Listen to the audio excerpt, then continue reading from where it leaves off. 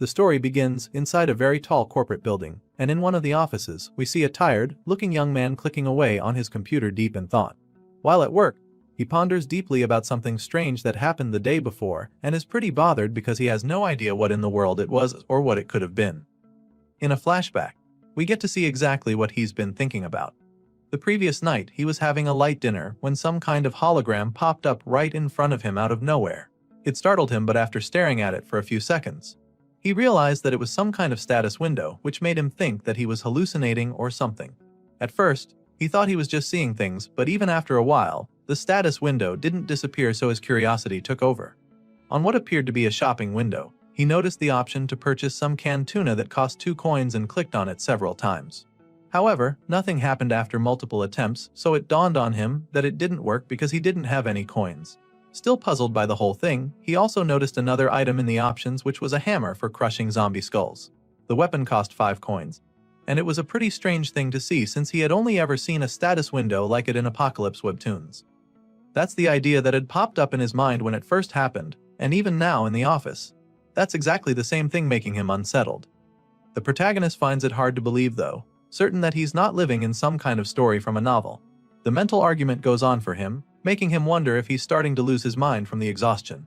Just then, Song is finally drawn out of his thoughts when his superior storms into the office yelling his name in annoyance. The furious man slams the door behind him and immediately starts beating the MC for spacing out yet again. At this point, Song is still in a daze, and it's only until the boss taps his hand that he finally regains consciousness completely. The man tells him to focus and immediately starts demanding answers for a job he passed to him the week before. Apparently, the MC didn't handle it properly, so now his boss is getting a call from the Hanbiel Trading Company. Just when it looks like the boss is about to go off like a bomb, Song explains that the Hanbiel Trading Company failed to prepare the documents properly, which required a re-examination to be conducted. Clearly, this isn't the first time the boss is behaving this way, because the MC doesn't look surprised at all. It turns out that this angry man has failed to get a promotion twice due to his own incompetence, and now he's here again, throwing another tantrum for everyone to see. As you can imagine, the man doesn't appreciate Song's tone, even though he didn't say anything wrong, so takes it personal, feeling that the MC is talking back to him rudely. Just when it looks like the situation is about to get out of hand, a lady calls out to the manager. The gorgeous woman offers him some kind of drink, telling him to calm down, and the moment he turns to look at her again, all the rage vanishes from his body. It's pretty obvious that he has a thing for this lady, Miss Song, so he immediately rushes over to her, assuring her that he's definitely going to let Song off the hook for her sake. All of a sudden, the manager starts to get all touchy with her, probably misinterpreting her intentions. He asks her out to dinner after work, suggesting that some grilled intestines and soju would be a nice meal to end the day. But the lady wasn't even thinking in that direction at all. She's starting to get visibly uncomfortable, especially since he says it would be a shame for her to go straight home when she's dressed so nicely. At this point, they're no longer on the same page, but she doesn't want to upset him, so she politely declines the invitation, explaining that she has other plans later. Thankfully, the manager doesn't get mad at her for it. He's just surprised, but since it can't be helped, he lets her off, suggesting that they grab a drink sometime later. The man leaves the office right after that, and the moment he's gone, both Song and Miss sigh in relief. Clearly, they're already used to the manager's annoying behavior, and while some still don't know how to handle it, others have obviously mastered the art. Knowing how much trouble he was able to face, the MC thanks her for helping him out, and she just smiles softly in response. Later that day, it's time for Song's break, but he's so tired already that he just wants to go home. At the moment, he's taking a smoke outside to relax and recalling the scene from earlier. He's not ready to go back into the office right now since his annoying manager Choi is still in there. As frustrating as the job is, Song remains aware that it's pretty difficult to get a new one these days. As such, he knows that he just has to endure it even if it's tough. After all, this is still one of the largest corporations around. While thinking about this, the thought of Miss crosses his mind, and he figures that it wouldn't be a bad idea to get her a coffee later. As if she read his mind, the lady in question suddenly pops up right beside him, acting surprised to see him there on the rooftop. Song, on the other hand, is actually surprised to see her, so he asks her what she came to do here, since he knows that she doesn't even smoke. In response, she just sighs first before admitting that she came up there just to get away from the manager. Apparently, a client disappeared without paying their bill, and now Choi is taking out his frustration on everyone in the office, finding fault with every single person in there. Miss wasn't ready to be one of the scapegoats, so she snuck out before he could get to her desk. The MC is amused to hear this and simply commends her for making a good escape. At this point, the lady feels comfortable enough to start ranting about how the manager makes her feel. It turns out that he keeps asking to eat out with her when he's not even paying, but the most annoying part for her is how he subtly tries to touch her every chance he gets. Suddenly, she stops mid-rant and starts talking about how cold it is today, but Song can't relate because he actually thought that it was pretty cool for a summer day. However, she does agree with him because the temperature seems abnormal to her. So much so that she even has goosebumps right now despite wearing long sleeves. He's surprised when she suddenly rolls up her sleeves to show him, but then he just teases her for being really sensitive to the cold since he doesn't feel anything. The lady starts to get a little worked up when she sees that he doesn't believe her, so she takes out her phone to show him a video that would change his mind. Determined to prove her point, Son shoves her phone in his face and shows him a strange video of snow falling in Africa. As you already know, that's definitely not normal, so the MC isn't completely sure that it's real. He expresses his shock and the lady agrees with him because it is indeed strange. At this point Song believes that there's something seriously wrong going on, and while he's still saying this, Seon's phone starts buzzing from a new notification. They quickly check the phone and are surprised to see a cold wave advisory being announced. That doesn't make any sense because they're in the summer and the MC begins to wonder if the meteorological agency got hacked or something. They're still trying to wrap their heads around the first message when a second emergency alert comes in. Apparently, the cold wave warning has been issued due to a rapid drop in temperature, so now, all civilians are being advised to prepare thoroughly for colds and other illnesses that could result from this sudden temperature drop. They both stare at the phone screen in bemusement, and because of how strange the whole thing is, they conclude that it has to be some kind of error. As far as Seong is concerned, it doesn't even make sense to joke about having a cold wave warning in the middle of June. However, while he's still trying to make this point, a tiny snowflake suddenly falls on his hand and even Son starts to feel even colder in that moment. Puzzled by this, they both look up at the sky and are absolutely stunned to see that it's actually snowing already. It turns out that the cold wave is coming a lot faster than they could have imagined. It only takes a few hours for all the rooftops to be covered in snow. And even though it's been going on for a while now, the MC still can't wrap his head around the whole thing. He stands out on the balcony with a cup of hot coffee in hand as he struggles to make sense of the situation. It's literally snowing heavily in the summer, which makes no sense to him. It's almost as if the world has gone completely insane. Despite warning himself with a cigarette and some coffee, it's still absolutely freezing to him, and it's clearly colder than it was when Son was there with him. Looking down at the heaps of snow on the roads, he can already tell that the traffic this night would be on another level, so he figures that it would be wise to pack up and head home right away. With this in mind, Song makes his way to the elevator, but after trying to open the door for a while, nothing happens.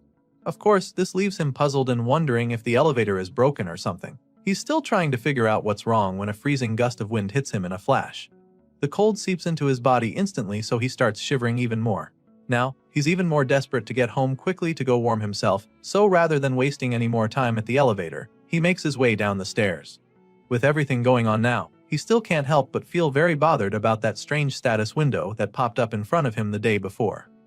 He clearly needs answers, but right now, the most important thing is finding a way to deal with this strange cold weather. By the time he reaches the bottom floor, he notices that the elevator doors are closing, which means that someone just used it. Now, he's sure that it wasn't broken, but upon getting closer, he hears the machine opening and closing the doors rapidly, which makes him feel that someone might be holding the elevator door. That's what he thought at first, but it still doesn't make much sense because it's way too quiet. If someone was holding the door, then there would at least be some kind of noise around. At this point, the most logical explanation is an elevator malfunction, but our MC is about to witness some even more strange stuff. In the blink of an eye, all the lights go out and Seong is suddenly surrounded by pitch black darkness. Seeing that there's just been a blackout, our MC begins to get pretty nervous and a lot more desperate to get the hell out of the building. He knows that this is not a good situation, so he decides to forget about packing up. He makes up his mind to just leave, but then all of a sudden, he's startled by an ominous sound of metal scraping in the distance.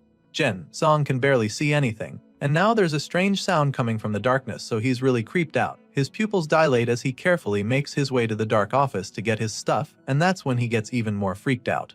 The place is completely deserted, almost like everyone left already, which is pretty strange. He could have sworn that a few people were still in there when he went up to the roof, so the current situation makes him even more nervous. Besides that fact that there's no one else around, he's also very creeped out by the sudden darkness. As he slowly moves along the office, he notices how messy the place is, which is very unusual. It's as if everyone else fled in a hurry, so now, Jin Song is sure that there's a problem. Desperate to calm himself down, he calls out into the darkness, asking if anyone else is there. Of course, there's no response, and that's when that creepy metal scraping sound continues. Jin Song's adrenaline levels spike and he immediately gets into flight mode. Bro quickly takes his backpack and starts to make his way out of the building, knowing that he definitely needs to move as fast as he can. Just as he's about to make a run for it, he senses an ominous figure behind him. He can't see it yet, but there's a zombie-shaped shadow right behind him that's already sending chills running down his spine. Our boy doesn't even bother turning to look at it, he just shuffles ahead to increase his pace. He can clearly sense that there's something terrible lurking in the meeting room ahead, and he's not too keen on seeing it for himself, so he continues on his quest to escape, but then all of a sudden, he steps on something. Jin Song looks down to see the ID card he just stepped on and it's covered in blood. He picks it up and sees that it belongs to one of his colleagues, Kim Hyun-sok. Of course, he's very puzzled as to why it's covered in blood and whose blood it even is. Seeing the trail of blood leaves the MC frozen in shock, wondering what on earth happened in the place. Curious for answers, he decides to quietly follow the trail till he gets to the window of the meeting room. There, he peeks through the blinds and is absolutely mortified when he sees one of his colleagues feasting on the other. They're both covered in blood, which overwhelms Jin Song a bit. The guy is too shaken to even move, and in that split second, the zombie senses his presence and makes eye contact with him. The moment they lock eyes, our boy finally snaps out of his trance, but it's too late because now, the blood-thirsty creature is completely focused on him. The zombie stands up and in the blink of an eye, our boy finds himself standing face to face with the monster. He's extremely terrified now, but the shock keeps his feet tethered to the ground for a while. Thankfully, this quickly changes when the zombie attacks him. As soon as the creature charges at him, Jin Song turns on the jets and starts running for his life. At first, he didn't know exactly what was going on, but now that he's trying to escape death, it becomes pretty clear to him that this might actually be a real zombie. Bro realizes that he's not winning this race, so just as he enters the office, his eyes lock in one of the chairs. At this point, he decides to fight back by grabbing the office chair. With all the power he can muster, he lifts the chair and hurls it at the zombie. He's hopeful that this would at least slow the monster down even if it doesn't kill it, and thankfully, it works. With the zombie now a little occupied with the pain, the MC slams the door before the zombie can get to him, and this seems to have bought him some time because the blood-thirsty monster bangs on the door for a few seconds before stopping. Eventually, the zombie decides to walk away, and when our guy realizes that it's no longer trying to get him, he decides to let his guard down by quietly sitting on the floor to rest for a bit. It's obvious that it was definitely a zombie just now, and this is further confirmed when his phone buzzes in his pocket. He takes it out to see the notification of an emergency alert. Apparently, there is an infection suspected to be a variant of the rabies virus spreading rapidly throughout downtown Seoul. All citizens are being advised to refrain from going outside as much as possible and wait indoors for instructions from the government. As you can imagine, the most baffling thing he picked out from the entire message was the fact that this is a rabies outbreak. He just holds his head in confusion and annoyance as he reads the message, because it sounds like a load of shit as far as he's concerned. I mean, you can't blame him for feeling this way. After what he just faced, he's definitely sure that this doesn't have anything to do with rabies. He's certain that it was definitely a zombie, and the fact that people think otherwise makes him wonder what on earth is really going on. Determined to find answers, he goes through the comments section and reads similar encounters from other people. One guy just saw an old man ramming his head into the wall, and another even got bit a while ago. Sadly, some clueless people on the chat seem to have been bit already, but they don't even know what's about to go down. Seeing all of these messages, Jin Song realizes that the chaos is everywhere, so he begins to wonder if all of this has something to do with that status window from yesterday. With this in mind, he tries to search for answers, but he doesn't find any information related to floating status windows. Clearly, that's a dead end, so he ponders on it, thinking of what to do next, but then all of a sudden, his phone screen gets scrambled. At first, he's confused, but then the whole page goes blank, confirming that the connection has been lost. Once again, he starts to panic because he has no idea what he's supposed to do now that there's no signal. Jin Song is overwhelmed and tired of the whole situation, and to make matters worse, the chilling weather is still an issue. The MC is feeling extremely cold, and he's afraid that he's going to freeze to death before the zombies find him if things continue at this rate. At first, he curled up on the floor for a while, hoping it would help warm him up, but that didn't work, so now, he needs a new plan to ensure that he doesn't turn into an ice cube or worse. Right now, his priority is to hold out somehow until a rescue team arrives or something. His phone's battery is at 83%, so he's confident that it could last him 2 days at least if he conserves it well enough. With this in mind, he turns on his flashlight and musters enough courage to climb back up the stairs. Once he's on the upper floor, he scans the area with his torch, but he doesn't see anyone. There's no sign of life around, so he figures that this is a good place to lay low for some time. Our boy already knows that he's going to be stuck in this place for the next couple hours or even days, and if that's the case, then he's going to need something to eat. He desperately wishes there were snacks somewhere in the office, or even some clothes he could use to warm himself up, and just like that, the search begins. He rummages through all the drawers he can access, and he's lucky enough to find a long-sleeve shirt tucked away in one of them. Now that he's gotten some better clothes, the next thing on his agenda is food, so the search continues, and after a while, he is delighted to discover a bag with food, water, and even a blanket in it. It's almost like it was placed there for him, and even though he doesn't know who the owner is, he's deeply grateful to them. Now that he's sorted those two problems out, he goes to the next thing on the list, which is a means of protection. He needs something to use as a weapon in case the zombies come for him, so starts looking, and is once again lucky enough to find a golf bag with several clubs in it. Jin Song grins widely when he finds it in the closet because he never imagined that his annoying managing director would ever be of help to him. Our boy retrieves all the stuff he found and wraps himself in the blanket. Of course, he's relieved to have gotten them now, but he's not sure if it's going to be enough to help him survive the next 3 days. It's clear that the real problem is whether the rescue team can even arrive by then. He looks out the window as the snowstorm rages on and begins to worry again. The roads are completely overrun by hordes of zombies, and this blizzard is so bad that it won't be easy for a helicopter to come for a rescue. Right now, Jin Song is afraid that a week might even pass without anyone coming to save him.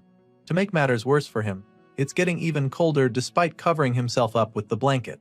He's shivering seriously, and it's only a matter of time before he chips his teeth with the way they're smashing against each other.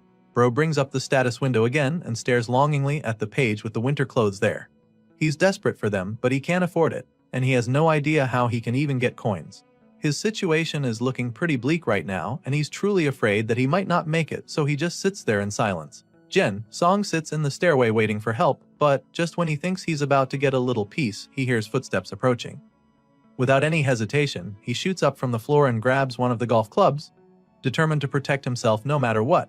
He braces himself for what's to come, and all of a sudden, the footsteps become a lot louder and faster, as if the zombie is charging at him. The door bursts open in a flash and our boy takes a mighty swing, but just when he's about to land the hit, he realizes that it wasn't actually a zombie, it's his colleague. The guy introduces himself as Kim Ju, Manager Choi's replacement from the sales department, and the MC immediately recognizes him. He's heard about how annoying the guy is, but right now is not the time you get into that. The two get back to hiding and Kim tells Jin Song where he's been. The guy was in the break room when he suddenly heard loud banging on the door from outside, so he quickly locked the door from the inside early enough. Hearing this, Jin Song is curious as to how he got out and made it to this point without being taken down by the zombies. In response, the guy admits that he just burst through the door and ran through all the zombies in his path till he got to the emergency exit. At this point, our boy can tell that this guy is just trying to brag about his strength because nothing he's said so far has been useful. As if being useless isn't enough, Kim is now also about to be a liability because he suddenly starts complaining about hunger, asking Jin Song if he has any food. The food he has is barely enough for him, so he doesn't have any plans to share it with this annoying guy. He bluntly tells Kim that he doesn't have any food, but the guy doesn't believe him at first. Even though the MC isn't going to share his emergency rations, he doesn't mind giving the guy some water. I mean, he's not completely heartless. Anyway, he takes out the can of water and hands it to Kim, who thanks him for it. At this point, you'd think the guy would just take the water and be grateful, but that's not the case. All of a sudden, Kim grabs Jin Song's arm very firmly, and with a twisted look in his eyes, he asks our guy once again if he really doesn't have any food.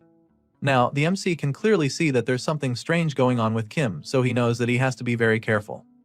While getting the water, Jin Song notes something unsettling about the guy. At first, he thought that Kim was sweating because he had been running, but the guy has been dripping with sweat the whole time, even though it's freezing. Our boy feels that he might just be feeling too paranoid, but just as the thought crosses his mind, Kim suddenly lunges at him like a madman. Thankfully, he's quick enough to notice it, so slams him in the face with the water flask. He disorients Kim with the hit, lands a powerful kick to the side and sends him crashing into the wall. At this point, Jin Song has his golf club in hand, ready to strike because he's clearly facing a zombie now. Kim was fine just a moment ago, but now, the guy is foaming at the mouth and growling at him with crazy eyes. As much as our boy hates to have to do this, he also knows that he doesn't have much of a choice. If he doesn't take out the zombie, his own life will be in danger, so without any hesitation, he buries the golf club in the zombie's head. This is no longer his colleague Kim. It's now a bloodthirsty zombie ready to infect him, so he can't let that happen. Jin Song pummels the zombie until the whole place is covered in blood. He lands repeated blows to the head till it stops moving. At this point, it's clearly dead, so he can finally take a breather. The MC takes a moment to catch his breath, and then all of a sudden, he sees a status window appear right in front of him. It's a notification confirming that he just earned 1 coin. As you can imagine, he's taken aback by this because he has no idea what the hell is going on. After pondering over it for a while, it finally starts to make sense to him. The only place he's seen anything about coins was on the shopping window. So, he pulls up the shop to confirm, and sure enough, he sees several items that can be purchased with coins. Right now, he has 1 coin, so he can't really afford anything since most of the items cost more than that, including the winter clothes he so desperately needs. Seeing all of this, Jin Song begins to understand what exactly is going on. He realizes that he's probably going to get 1 coin each time he deals with a zombie, and frankly, that's quite disappointing to him. He literally just risked his life to fight and survive that, so he's pretty pissed that all he got was 1 coin. It's a really tough system, as he can already tell, and just thinking about it exhausts him. Jin Song simply falls to his knees, thinking about what his fate is, and that's when he spots something intriguing on the zombie. The MC notices the throbbing bite mark on the decreased Kim's arm and just sighs as the reality dawns on him. Kim probably got bit while trying to run through the zombies in the building, and he clearly didn't even know he had been bit.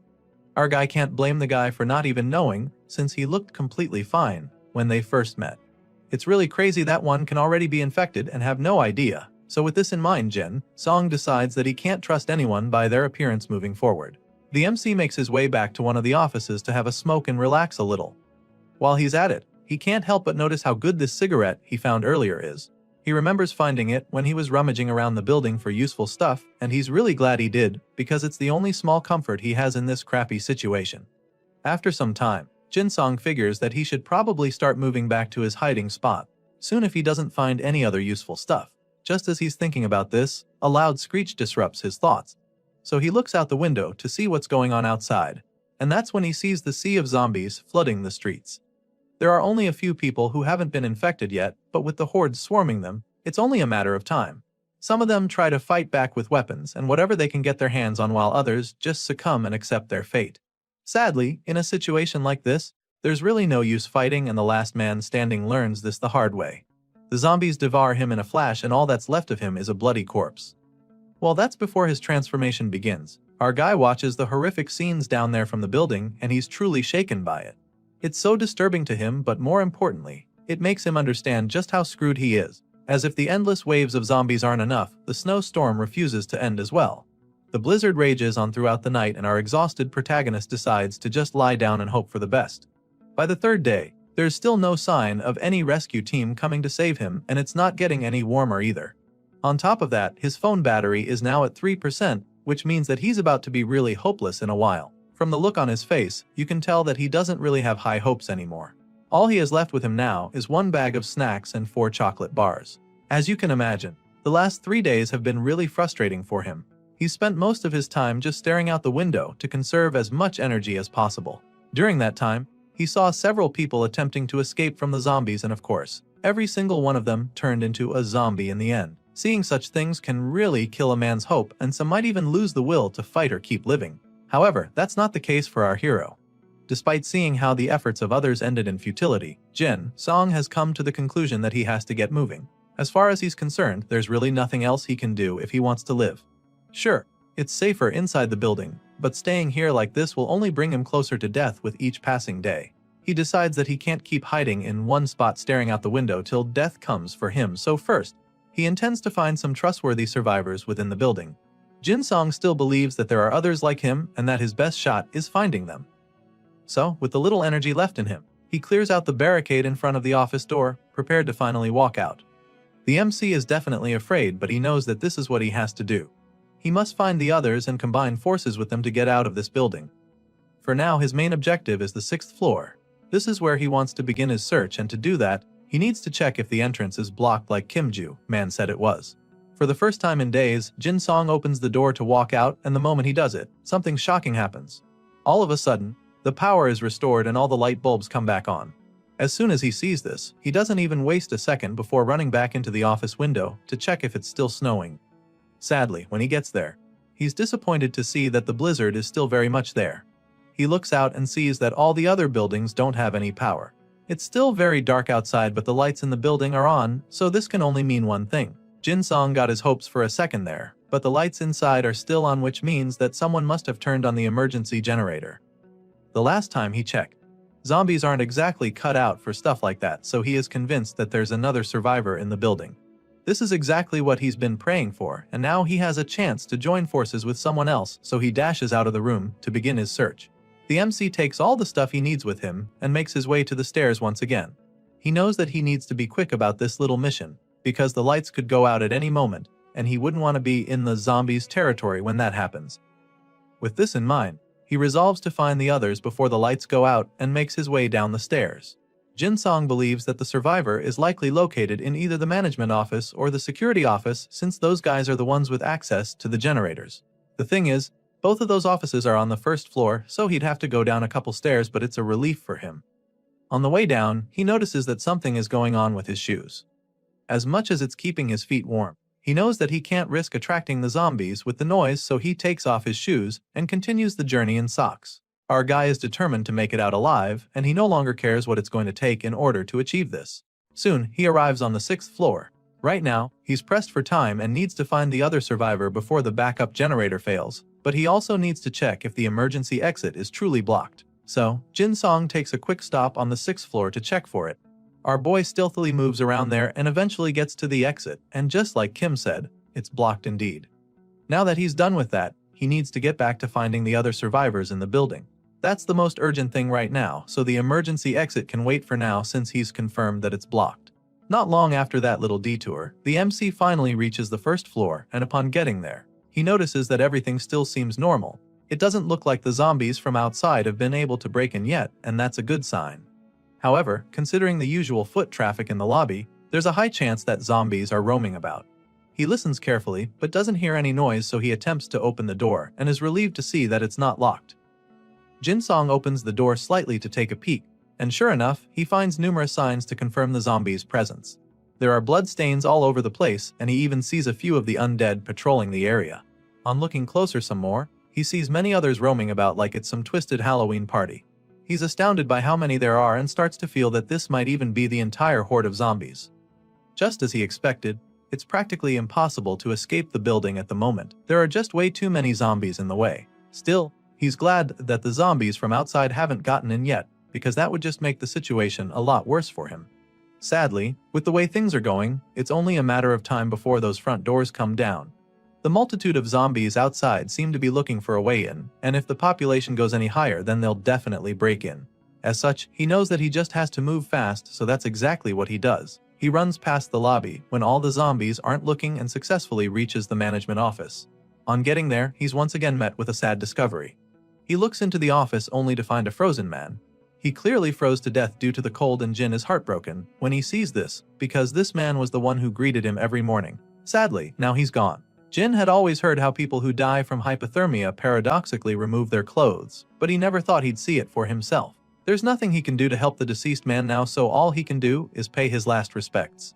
He covers the man's eyes shut and prays for him to rest in peace. There's no point staying here and risking getting caught by the zombies. The generators are also likely to fail at any moment, so Jin gets a move on. He hurries down to the other parts of the 1st floor in search of the other survivors. Clearly, nobody in the maintenance room survived this apparent Ice Age apocalypse, so the only place left to check is the security office. The MC arrives in front of the door and just stands there, desperately hoping that he finds a living person in there. As much as he wants to meet with the other survivors, he's also afraid of how they might react to his sudden appearance. Jin fears that they might have set up traps to prepare for intruders, just like how he would set up a barricade if he was in their position. With this in mind, the MC figures that the only way to avoid getting attacked is to let them know that he's not a zombie or a hostile beforehand. The best way to do that right now is to avoid startling them by making any sudden noises.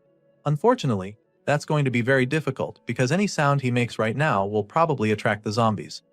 Speaking of zombies, some of them are coming his way for some reason. They mindlessly stagger in his direction, making him a lot more nervous. He needs to think fast if he wants to survive this, because these creatures aren't exactly easy to defeat. He knows this all too well, since he's spent the last 3 days watching them devour civilians like him who tried to be brave. They might have terrible eyesight, but their sense of hearing is extremely sharp, so he has to be very careful. Our guy starts knocking on the door as quietly as he can, hoping that the survivor in there would recognize that he's human and let him in. But that might not work. And on top of that, the low knocking sounds seem to be attracting the zombies to him. Jin starts sweating a lot and eventually decides to take the risk. He can't wait for those inside to open the door anymore, because he's literally a sitting duck out here. Now, he's made his presence known, so he musters all the courage he can to open the door, hoping that he doesn't get attacked by those inside. So, he slowly reaches for the door and opens it as quietly as he can, but he's suddenly met with a big shock when he does this. Jin Song sighs nervously after knocking a few times on the door.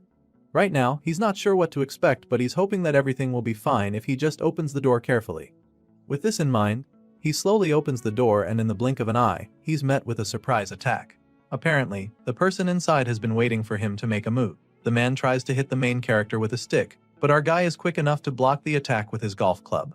On one hand, he just managed to avoid taking a blow to the face, but on the other hand, the noise created by the impact is so loud that it draws the attention of the zombies lurking around. At this point, both Jin and the other survivor are nervous and terrified because they know just how sensitive the creatures are to sound. Right now, they have only a few seconds to decide what their next move is if they don't want to become zombie food. So, in that split second, the survivor decides not to throw Jin under the bus. Rather than pushing him back out for the monsters to devour, the man drags our guy into the room and locks the door behind him. All of this happens so fast that Jin Song gets pretty confused for a second. After locking the door, the man turns to the MC with an inquisitive look in his eyes. For a few seconds, neither of them say anything. They just stare at each other with their guards up, mentally prepared for anything that happens. Jin finally interrupts the heated staring contest by asking the man with the stick if he's still human, which he confirms before asking the MC the same question. Our protagonist reveals that he's also human, but the other guy doesn't seem to be convinced yet. He still doesn't believe Jin, and you can't blame him for being this skeptical. Seeing this, Jin tries to explain and make the guy understand that they're on the same side. He reveals that he came all this way since the emergency generator suddenly came on because he thought that there might be another survivor. He attempts to go closer, but the N refuses to let his guard down. At this point, Song finally introduces himself as the assistant manager from Sales Team 2, hoping that this would ring a bell. He even shows the man his ID card as proof, but deep down, he's not even sure he can trust the guy. Sure, he's finally found another survivor, but what if the man is infected just like Kim Jute Man? Anyway, after seeing the ID card, the other guy calms down a little and equally introduces himself. Apparently, this is Choi Jae-sung, the development team assistant manager. At the moment, Choi is still covering himself with a big blanket, which is most likely because of the cold weather, but Song can't help but find this suspicious. If Choi wanted to, he could easily hide his own zombie bite by covering it with the blanket. Sure, this is a possibility, but the MC also notices that Choi isn't sweating like Kim Jute Man was. In fact, he looks cold. The man looks pretty chill and well-fed, which makes Song wonder if the guy stopped by the break room at some point, especially since there's a full bag pack sitting in the corner. All those who were infected by the zombies showed an abnormal level of hunger. So, the fact that Choi has enough reason to control himself means that he actually isn't infected. With this in mind, Jin Song concludes that this guy is safe to be around, so he lowers his golf club and attempts to talk to the man. But of course, that's not exactly going to be easy since Choi still doesn't trust him enough for that. He tries to move closer, but the man uses his stick to create some distance between them. Apparently, Choi noticed him looking at the bag and thinks that Jin Song is trying to steal it. Choi Jae-sung points the stick at our guy while shielding his bag, and Jin realizes that he might have made things worse. Obviously, he wasn't interested in the bag, but Choi is way too paranoid to realize this, so now, the MC needs to figure out a way to fix this. Things could get really bad from here if he doesn't lighten the mood right now. He can't make Choi trust him completely in a heartbeat, but the easiest way to show that he isn't a threat is to put his weapon away, so he slowly returns the gold club to the bag, hoping that would work. He lifts his hands in surrender, thinking this would calm Choi down, but the man keeps staring at him with the same look in his eyes. At this point, our guy isn't sure what to try anymore, because he actually thought this move would be enough. Just then, an idea pops up in his mind. Whenever things got difficult at work, they used to smoke together to take the edge off, and knowing how stressed out Choi must be after being cooked up in here for days, he contemplates offering the guy a cigarette.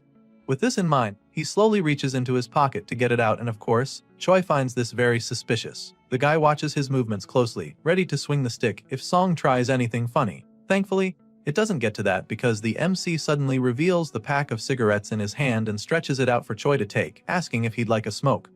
As you can imagine, the man is still pretty reluctant to let his guard down, but the offer is just way too tempting for him to pass up, so he eventually lowers his stick. Just like that, The atmosphere becomes less tense as Choi calms down and asks if he can have one of the cigarettes.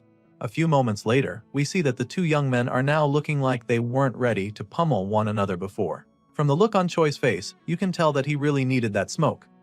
He moans in delight, admitting that he finally feels alive again, while Song just laughs in response, because he knows the feeling. Song admits that he knows exactly how Choi feels, and claims that this is one of the few comforts they have in this crazy situation they've found themselves. He makes this confession, but Choi doesn't say anything, which leads to an awkward silence for a few seconds. At this point, our guy starts to feel pretty nervous and then admits that the reason cigarettes are his comfort is because he's only eaten half a chocolate bar all this whole. Hearing this, Choi decides to loosen up a bit and share some of his food with our guy. Choi suddenly starts opening his bag and Song is stunned when he takes a peek. The bag is really full, which makes him conclude that Choi must have gotten that much from the break room. As far as he's concerned, that's the only explanation, and while he's still pondering on it, Choi brings out a pack of raw noodles. He breaks it in two and gives one piece to our protagonist. Of course, in their current situation, there's really no other choice but to eat whatever is available, so Song gladly takes the noodles from him and starts munching on it. He thanks Choi and becomes really curious about something. Choi said that he was from the development team, so the fact that he got here means that he probably cleared out all the food on the entire second floor.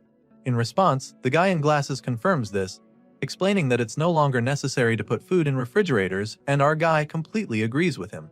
These two new friends enjoy their uncooked food together, and after some time, Song asks Choi what the situation is like on the second floor. Sadly, the guy reveals that it's not good at all. At first, Choi was trapped in the break room with a colleague. Back then, it was just the two of them, so they split the food in two to manage their resources. However, the other guy kept insisting that they had to keep moving.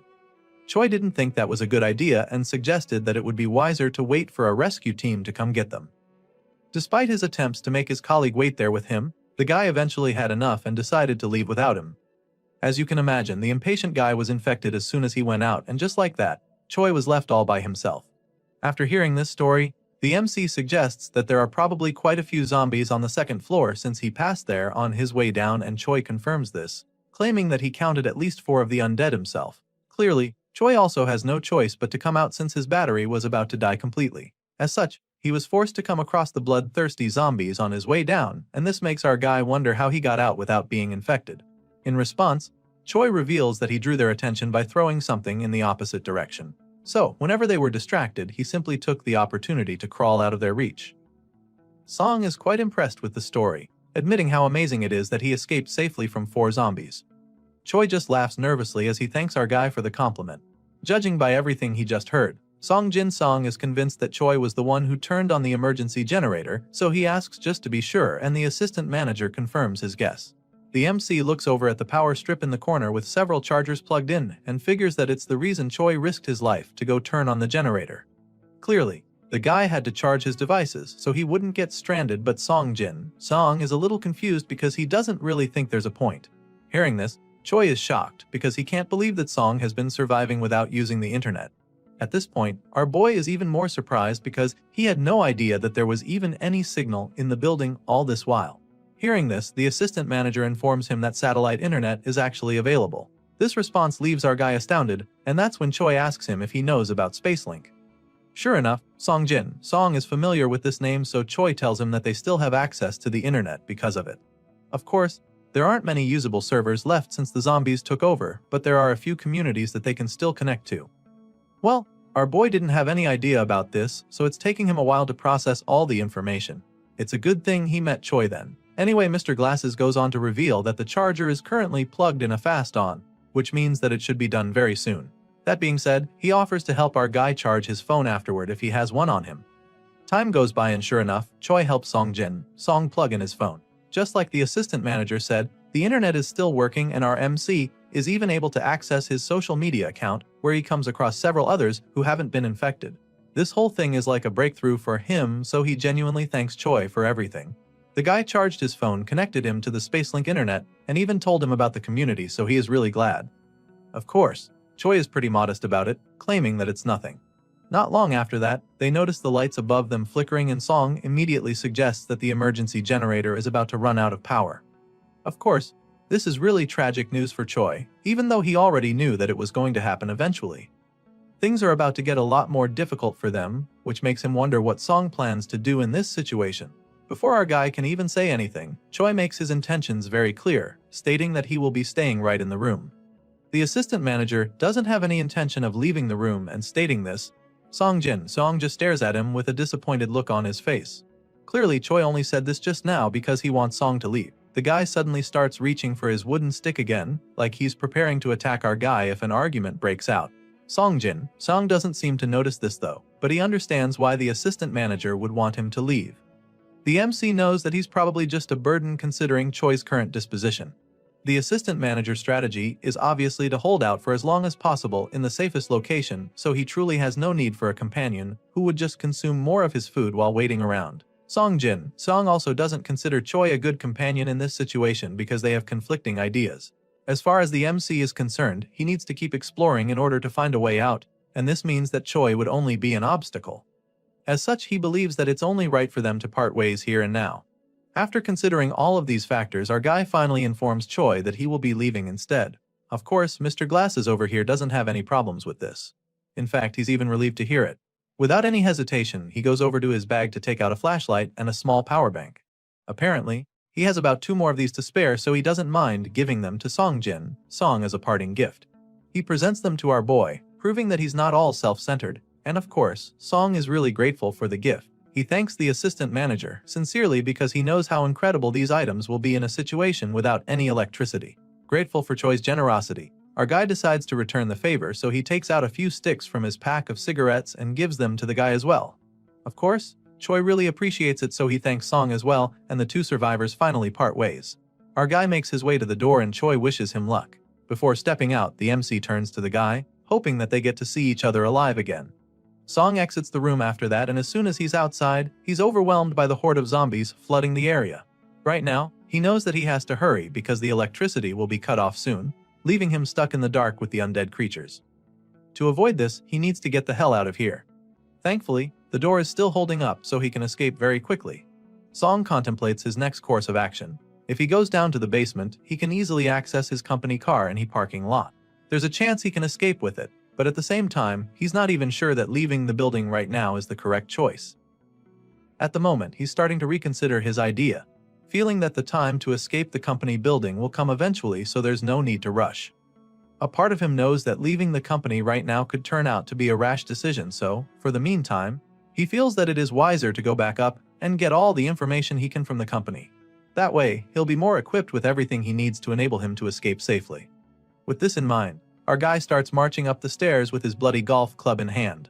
He's only a few steps in when everything goes dark all of a sudden. He curses in frustration when this happens because it means that the emergency generator finally ran out of power.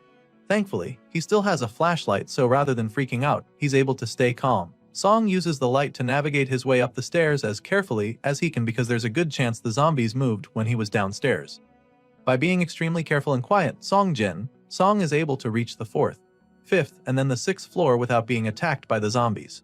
Now, he just needs to move a little higher to reach his destination, but then all of a sudden, he hears a noise coming from the floor above. He's certain that someone is on the upper floor and fears that it's most likely a zombie. Despite being absolutely terrified right now, the MC knows that there's really no turning back at this point. He has no choice but to keep going, so he tightens his grip on the golf club and braces himself for what is to come, confident that he'll break through no matter what. A few seconds later, we see that our determined hero has hung the flashlight in the railing to enable him go face the zombie with both of his hands free. He slowly goes up with his trusty golf club in hand and quietly closing in on the monster as he prepares to knock it out. By the time he gets close enough, he is finally able to see the zombie fully and is even relieved that it's also facing the rooftop. With the creature turning its back to him, this means that he'll be able to sneak up on it from behind, so he's even more motivated to use this opportunity before it's too late. Determined to take out the zombie, he moves even closer, waiting for the perfect opening to strike, but things take a huge twist when the zombie senses him. Just like that, the monster's neck turns 360 degrees to look at him, and in that moment, he already knows that he is cooked. The monster growls at him as it foams from the mouth, and before our guy can even think of anything, the vicious zombie lunges at him from up the stairs. At this point, you'd think Song would definitely get infected because of how close he is, But he somehow manages to land a devastating blow to the zombie's head with his golf stick, and the force from the hit is so powerful that it sends the monster slamming into the wall. Of course, just one hit isn't going to be enough to take out a monster this vicious, so the creature gets right back up, even more pissed this time around. The zombie screeches at him in rage and once again, charges at him, so he repeats the same moves a second time. Song knows that this is a matter of life or death, so despite being absolutely terrified, he musters all the courage and strength he can to fight off the zombie. He lands several powerful blows on the monster, desperate to kill it for good. But just as he's hoping that the fight is all over, he sees the creature getting back up. He sees that zombie still moving after everything, and he's already tired of landing hits, but he doesn't have a choice. So, he just hits the zombie some more, begging it to just die, and then he finally kills it. Our guy is sure that it's dead when the familiar blue window pops up in front of him, informing him that he has acquired 1 coin. The shopping window appears right after that, showing him all the stuff that he can purchase now that he has 2 coins. The MC stares at the window in a daze with his bent and bloody golf club still in hand. He's irritated by the twisted system showing him a shopping menu when he literally almost died a few seconds ago, so he angrily waves the window away. But then again, he keeps his frustration aside and decides to be more rational about it. Looking at the stuff on the menu, he realizes that the coins might be useful for something else, so he decides to just take them for now. Song accepts his reward and starts packing up his stuff. While he's at it, he can't help but wonder where this particular zombie actually came from. From what he can see, the rooftop is closed, so it couldn't have come from there, and this makes him wonder if it came from another floor instead. He starts racking his brain about all this, so he starts to think that the 7th floor might not be safe either. Despite feeling this way, he decides to go up there anyway and quickly enters the empty office room there. He shuts the door behind him and sighs in relief, feeling that he should be safe. He takes out his water can to have a drink, and then the memory of the zombie he faced earlier flashes across his mind. He is still hung up on how fast it was. At that speed, he feels that the zombie is probably even faster than when it was still a normal person. As far as he's concerned, it might even be on the level of a wild animal now that it's this lethal. Song is truly shaken by the experience he faced, and he's even afraid that he would probably have been the one who died if there were 2 zombies. With this fear now dwelling in his mind, he figures that he needs to find companions to move with. If he can't do that, then he'll have to create situations where it's always a one-on-one with the zombies. Anything other than that might not end well for him, and he knows this. After quenching his thirst, he suddenly remembers that he should probably check the internet now that he's back upstairs. He feels that there might be more information on the zombies online. Song quickly gets back on the Spacelink internet and starts surfing the web for anything related to the zombies, but he just finds stuff about the weather. One guy is really astounded by the temperature outside because it was minus 27 degrees Celsius when he measured it. Another person from Gangwon province also had a crazy experience with the temperature, claiming that the water froze when he left the tap running.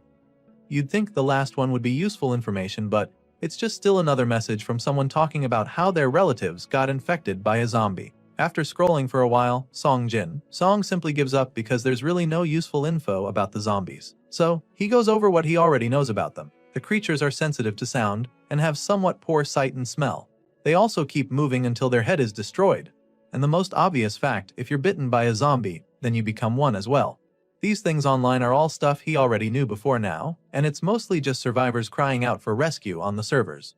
As annoying as the situation is, it's actually helped him to confirm one thing, which is the fact that the government has now completely collapsed. It's now very obvious that no one is coming to save them, and so now, the harsh reality dawns on him. Song finally accepts the fact that he has to survive on his own, by himself in this godforsaken world. The thought runs through his mind just as the harsh cold seeps deeper into his body, causing him to cough violently. Of course, that's never a good sign. Soon, it's day 5 of survival and our guy is literally shaking like a leaf. The cold seems to have really gotten to him now, because he's covering himself in a blanket, but still shivering tremendously. For some reason, he still thinks that he hasn't caught a cold yet. Bro claims that he can't let that happen when he's clearly sick already. I mean, you can't blame him for not wanting to accept that he's sick. After all, in this situation, a cold practically means death. Song is determined to stay healthy, so he motivates himself to move his body in order to generate some heat. This might turn out to be a bad idea since he'll probably need to replenish the lost energy afterward. Anyway, our guy proceeds to do some jumping jacks to generate heat, and of course, it doesn't take long for his belly to start growling. He's clearly very hungry now and tired too, so he goes straight to one of his chocolate bars. Normally, he would have eaten only half, but right now, his body needs the calories, so he throws conservation out the window and eats the whole thing. After eating, Song takes off his shoes, feeling pretty irritated by the cold. He probably thought his body would have adapted to the temperature by now, but after 5 days of this Ice Age apocalypse, he is now sure that he can never get used to this cold. As such, he decides that it's time to go light, feeling that it would just be cumbersome to move with his shoes on. He drops them on the desk, feeling that leaving them there would be better since it makes less noise. Once that's out of the way, he realizes that he needs to find proper food before things get worse. To do this, he'll need to leave the office for his search. According to Assistant Manager Choi's information, half of the food from the break room should still be there, so now, his mission is to make it there alive and find it. He needs to get to the development team floor and find the bag of Choi's colleague, who turned into a zombie. The only problem with this little mission now is the fact that there are probably more than 4 zombies in that area, waiting for their next human victim. This makes things very difficult for him because it's going to be almost impossible to snatch the bag from the zombified colleague without the other undead creatures noticing. The only way to get the bag back now is to take the zombies out one by one. With this in mind, our boy goes into assassin mode. He scans the area to locate all the zombies. The first one is in the Development Team 1 office. There's another in Development Team 2 as well, and then one in the New Business Team office. There should be at least 4 on this floor, but he's only seen 3, which makes him wonder where the last one is. He's confused right now, so he tries to recall what he saw the last time he passed here. There were no bodies on the path from the break room to the emergency exit before. But now, there's one more somewhere he doesn't even know. This makes things a bit complicated, so he decides that the first course of action is to deal with all the zombies he's found. Using his flashlight, he keeps looking around and eventually finds another one in one of the supply rooms. He checks another room and is delighted to see that the non-food supplies are still there, but his quiet celebration is suddenly interrupted when he hears the low growl of a zombie coming his way. Song quickly hides to avoid getting spotted, but he also marks the zombie's location. And so, now that he's gotten all his targets, it's time for him to begin the hunt. To set the plan in motion, he hurls a cup across the room to get the zombie's attention, knowing that the mindless creature would run in that direction. Sure enough, when the undead monster dashes toward the noise, Song emerges from the shadows with his golf club and takes a big swing at the zombie's head. The bloodthirsty monster doesn't see him on time, and by the time it realizes that it just got played, it's already too late. The MC buries the golf club in the zombie's head, killing it with a single strike, but the noise attracts the others nearby, and they don't hesitate to come after him. Thankfully, our guy sees them coming from the other room early enough so before they can get to him, he slams the door and locks them outside. Seeing the crazy zombies screaming outside the door, the MC feels so proud of himself because his little scheme worked just as he planned. He smiles with the flashlight tightly held in his teeth, feeling pretty confident. Right now, his hopes of taking them all out are looking alive, but just when he thinks he's winning, a zombie grabs his leg out of nowhere. The moment he feels the hand firmly grip his ankle, he turns around in shock. He looks down at the zombie growling at him, and of course, this leaves him very petrified because being this close to one of them is literally a death sentence. The zombie widens its jaws to do what they do best, and Song's adrenaline level spikes in the blink of an eye. The flashlight falls from his mouth in his panic, but thankfully, he is able to avoid getting bit. Before the monster can get him, he forcefully stomps on its head. He slams it and proceeds to hammer it with the gold club until there's blood everywhere and the zombie stops moving. As you can imagine, even after killing the zombie, he's still overwhelmed by what just happened. It was a very terrifying experience for sure, but it's still not over yet because there are still 2 other zombies waiting outside the door for him. Well, at least they can't get to him now, so he calmly picks up his flashlight from the pool of zombie blood. Now, he's already attracted 2 of them to him, so he resolves to finish this before any more zombies are drawn by the noise. Determined to come out of this alive, he puts the flashlight back in his mouth and charges right out the door. He opens the door and immediately throws a spoon across the office to distract them. Of course, this works pretty well since one of the 2 mindlessly runs toward the noise. The other one is a bit more suspicious about the situation, so it just stands there looking baffled, and this allows our boy to strike. Meanwhile, the other zombie that went after the spoon appears to have a backpack on, and it's probably the one Song is looking for. Our boy attacks the first one and goes after the second one with his golf club like a gladiator. The zombie tries to run away, but of course, the MC is way too locked in to let it escape. He goes after the undead creature with murderous intent, and a few seconds later, we see his golf club bent beyond recognition. The metal stick is completely deformed and covered in zombie blood at this point. The final confirmation that he killed the 2 creatures is the sudden message that pops up, revealing that he just acquired 4 coins. After the crazy ambush he just laid on the zombies, he uses his flashlight to see the bag properly. He almost died while taking them on, but it wasn't for nothing because now he's finally gotten the bag of food he came for. He inspects the dead zombie with the backpack, and that's when he sees how deformed his golf club is now. Looking at it, he can immediately see that he won't be able to use it anymore. It's time to let it go. Song quickly unstraps the backpack and takes it off the zombie corpse. He puts on the bag and is delighted by how heavy it is because that just means there's a lot of food in there. Before leaving, it dawns on him that he no longer has a weapon to protect himself. Going back down to other floors without a weapon would be pretty risky, but he doesn't have a choice, so he figures that it's better to just move quickly.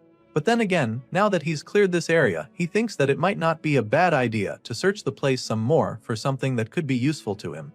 Since he's still there, he decides to take a look around. Assistant manager Choi said that his colleague hid in the break room, which means that the two of them probably didn't get a chance to search anywhere else while they were on this floor. Well, our boy has managed to make the place safer for exploring, so that's exactly what he does. He looks around the place, and it doesn't take him long to find some interesting stuff. He finds a pretty good haul, and he's impressed. Just from the desks in Development Team 1, he found a power bank and even nutritional supplements, so he's feeling really lucky. Things are looking really good right now, so he feels that it would be good to also search Development Team 2 as well. On his way there, he suddenly hears something that catches his attention. It definitely sounds like a zombie, so he begins to panic since he doesn't have a weapon on him anymore. This might turn into a big problem for him if he's not careful, so he quietly jogs in the opposite direction. If he runs into the zombie right now, then he'll be done for, so he decides to go back. There's no point risking his life in search of another good haul. A few moments later, we see that Song has found somewhere safe to check out what's in the bag. It's pretty safe now, so he's finally starting to calm down. He laughs in excitement as he hugs the bag tightly. He never imagined that he'd end up feeling safe at the office, especially in a situation like this. After being all ceremonial about his find, he finally decides to open up the back to see what exactly he brought back from the zombie. Song takes out 3 bags of chips, along with 2 boxes of choco pies. There's a ton of cookies and 5 cup ramens. He also finds a can of cola inside, which takes his excitement to another level. In this Ice Age apocalypse, what he's got in his hands right now is practically a treasure. With his conservative skills, this should be enough for at least a month. As long as water is available with these supplies, Song believes that he can survive for a month without much trouble. Our guy leans back with a look of satisfaction on his face, convinced that this stash was definitely worth risking his life for.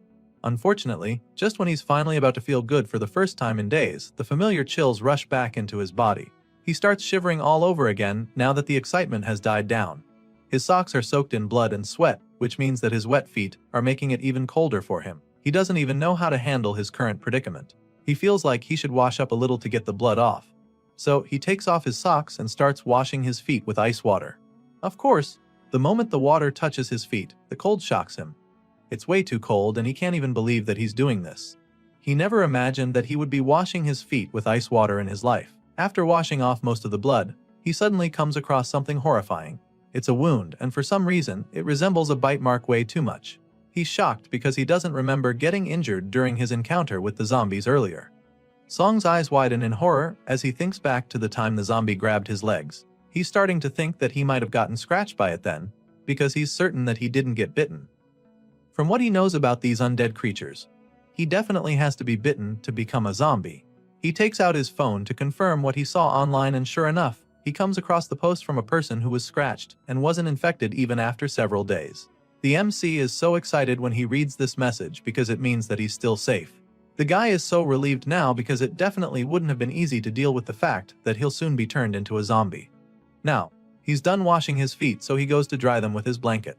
After cleaning his legs, he can finally see how serious the wound is. Once again, his legs start shivering from the cold and he begins to get worried. At this rate, he's afraid that this wound will lead to frostbite. On top of that, his toes are exposed, and if that continues, he'll be in some serious trouble. He knows that he needs to warm his foot up somehow, so he finally decides to visit that strange shop that's been popping up. He opens the shopping window in search of something to help him get warm, and like always, he's reminded of his balance. The floating window informs him that he possesses 6 coins now and shows him all the necessary items he can purchase with them. He vividly remembers seeing winter clothes on the shopping window, so he immediately starts scrolling to find them. It doesn't take too long for him to get there. Thankfully, they're still there, and they also seem affordable. The winter jacket and pants would set him back 3 of his coins. The winter boots just next to them cost 3 coins as well. This is also the same price for the winter gloves and the winter hat. Everything on this page costs 3 coins each, which makes things pretty dicey for him. He obviously can't afford all of them, so he'll have to choose carefully and get the items he needs the most.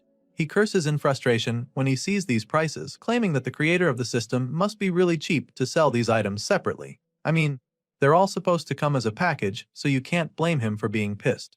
Besides that, the pricing doesn't even make any sense to him because boots, gloves, and a hat are all smaller than the clothes.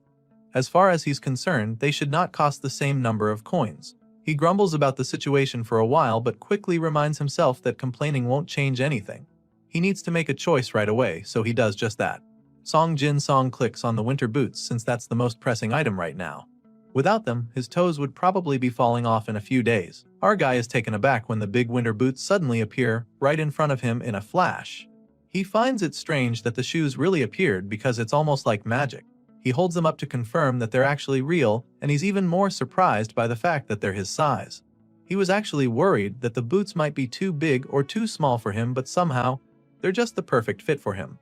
He's still trying them on at this point, and the whole thing just makes him wonder if this means that everything he buys on the shopping window will come out customized for him. After wearing the comfy winter boots, his feet are feeling a lot better, but he knows that it's not enough. Sure, he's saved his toes and feet from the frostbite now, but he's still shaking like a leaf. Song doesn't think the boots will be enough to save him from the cold, so he goes back to the shopping window to look for anything else that can be of help. Determined to heal his wound, fight the cold, and also manage his coins, this stranded office worker scrolls endlessly through the shopping window in search of the perfect item. Sadly, after searching for a while, he still doesn't find what he's looking for, and this leaves him a little frustrated. Just when it looks like he's not going to have any luck, his eyes widen all of a sudden. His gaze locks in on a particular item that we can't see yet. It seems to be that he's finally found what he's been searching for, because he does even think twice before clicking the button to buy it. He purchases this mystery item in a flash and 1 coin is deducted from his balance. Well, we still can't see what Song just acquired, but what we do know is that it's definitely something useful. Remember that mystery item that Song purchased without a second thought? Well, it turned out to be a hot pack for the wounds on his feet. The MC quickly takes it out of the wrapper and starts massaging his feet with it. Right now, he feels more alive than he's been in the past 5 days. Well, it actually makes a lot of sense since this is pretty much the most relief he's felt since the apocalypse started. Sure, buying a single hot pack with 1 precious coin was pretty expensive, but this young man doesn't mind at all. He rubs the hot pack all over his feet, and the soothing feeling pretty much intoxicates him for a second. The hot pack wasn't cheap, but it was definitely worth it for him because he finally feels like he can live in these unbearable conditions. Soon it's day 7 of survival in this ice age apocalypse, and tragedy strikes. Song goes to the sink to get some water and is absolutely horrified when not even a single drop comes out of the faucet. As you can imagine, this is a very terrible discovery for him, and he almost doesn't believe it at first. He quickly comes to terms with reality though, since he actually saw it coming. It was really just a matter of time, and now, in the end, the water has finally been cut off.